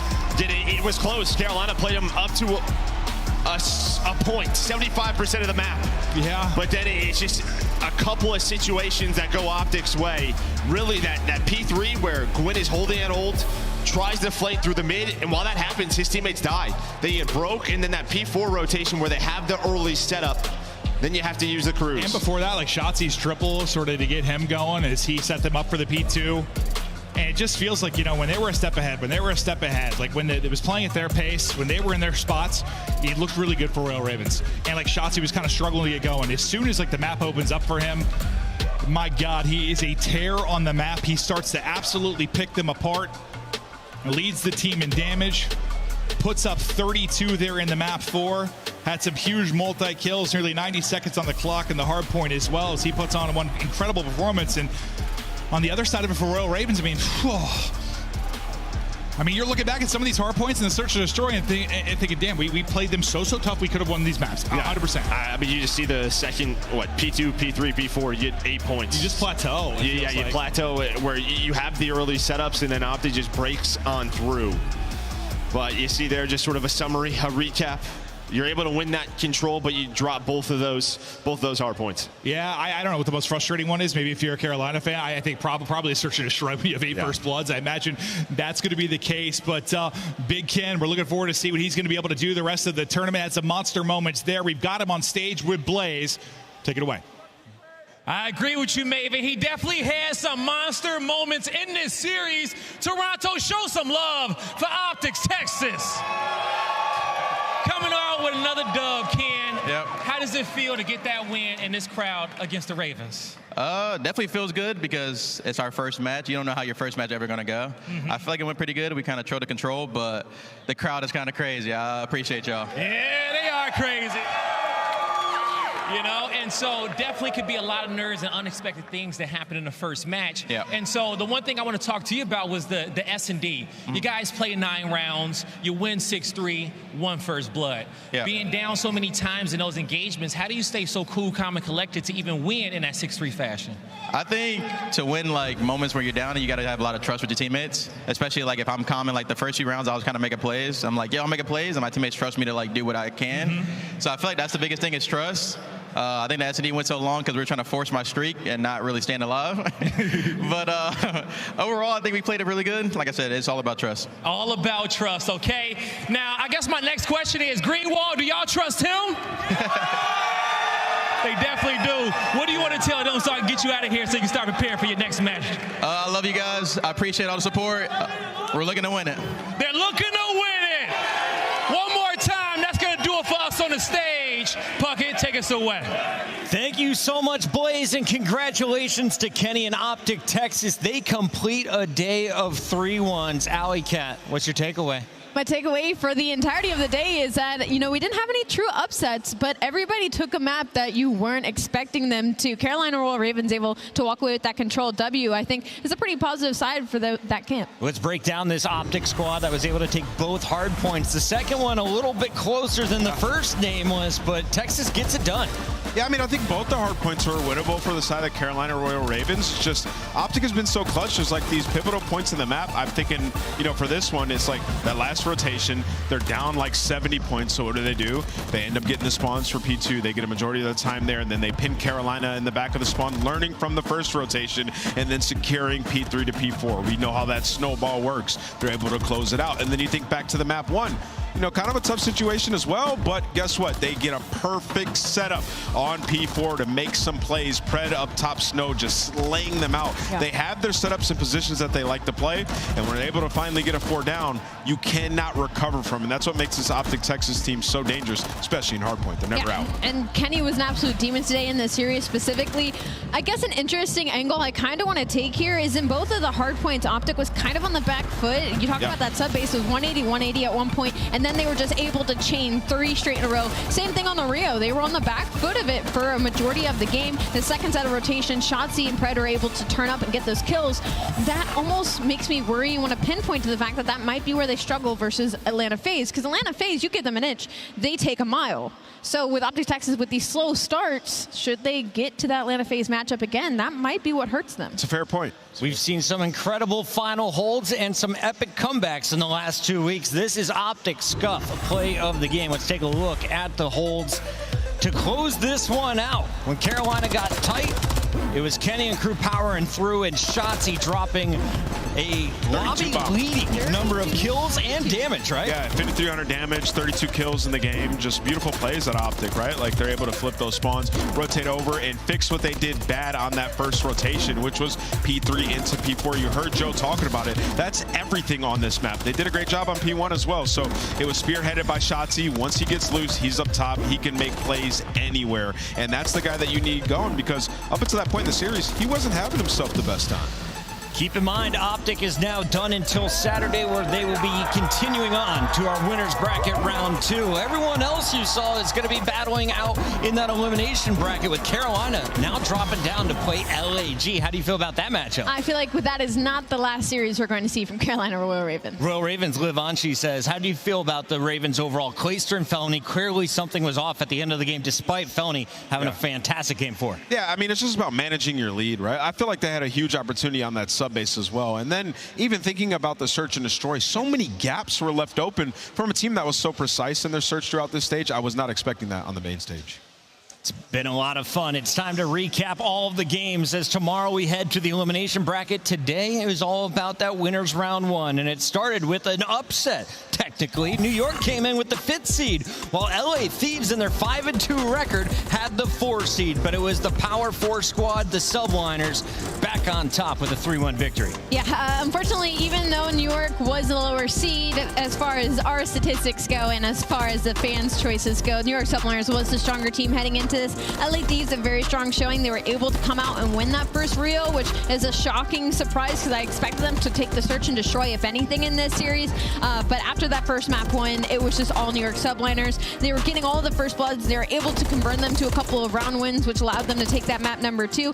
And most impressive, the invasion in a 3-1 fashion. They were able to get that attack. And like I said, Hydra has been a different beast when it comes to those map number 3s. Now, if only he can translate it back into the search and destroys, New York Subliners could make a run. Hydra going on a 14 streak during this series, and of course another 38 kills coming out there in the game for us. New York gets it all locked up. Tomorrow they'll play against Atlanta, a familiar rematch, Nameless, and we got to talk about how Atlanta got there because they matched up against the A seed, and they made quick work of Miami Heretics. Yeah, you know, the series started off really, really close here. Kenny talking about it. You just never know how your first series is going to go.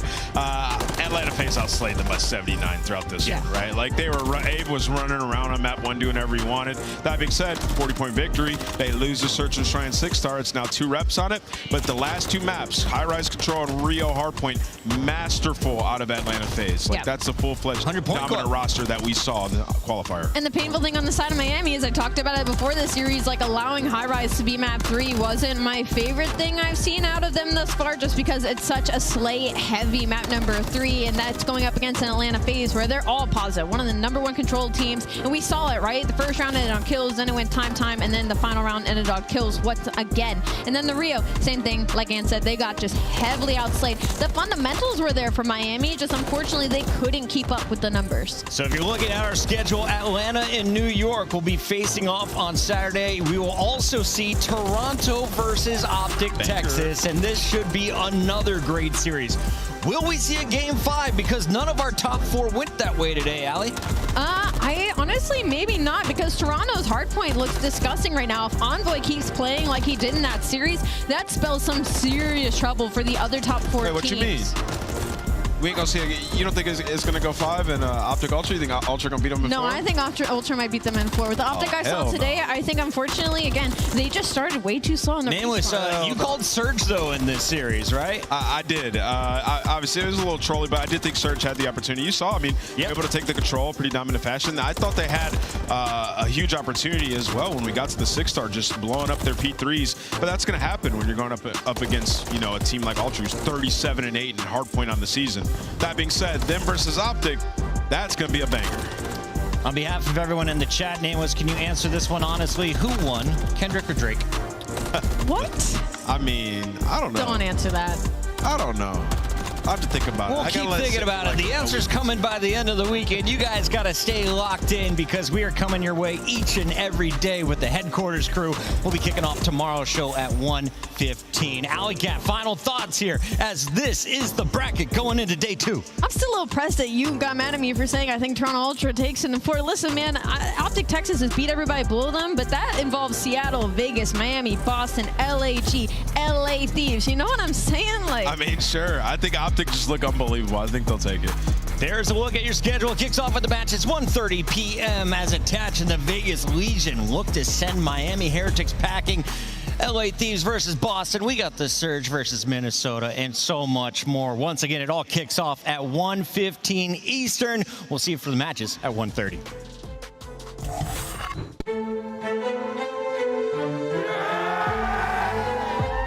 Yeah, I just came to win.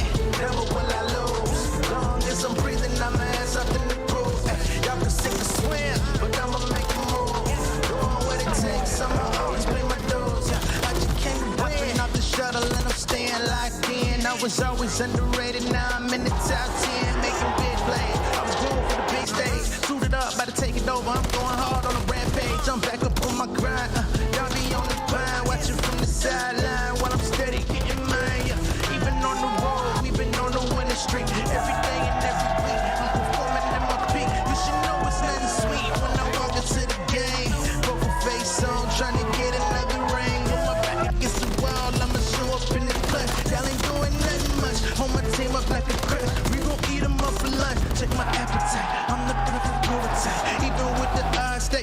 me, I'ma win the fight. Ready for whatever, my skin tougher than leather. I'm on the bigger endeavors, my game plan is too clever. Came to win, never will I lose.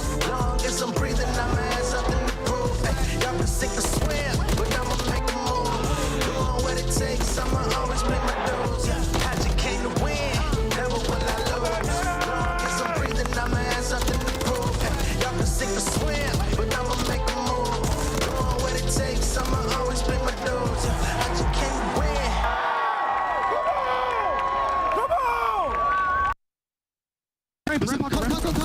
Grass, nice. They don't went off that, by the way.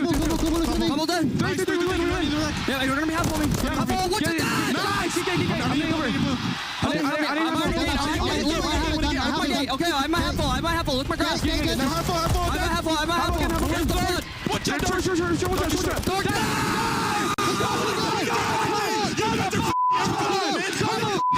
Go. Oh my gosh. Oh my god. 38. Come on, man. 38. Oh my god. Let's go. You guys are everything.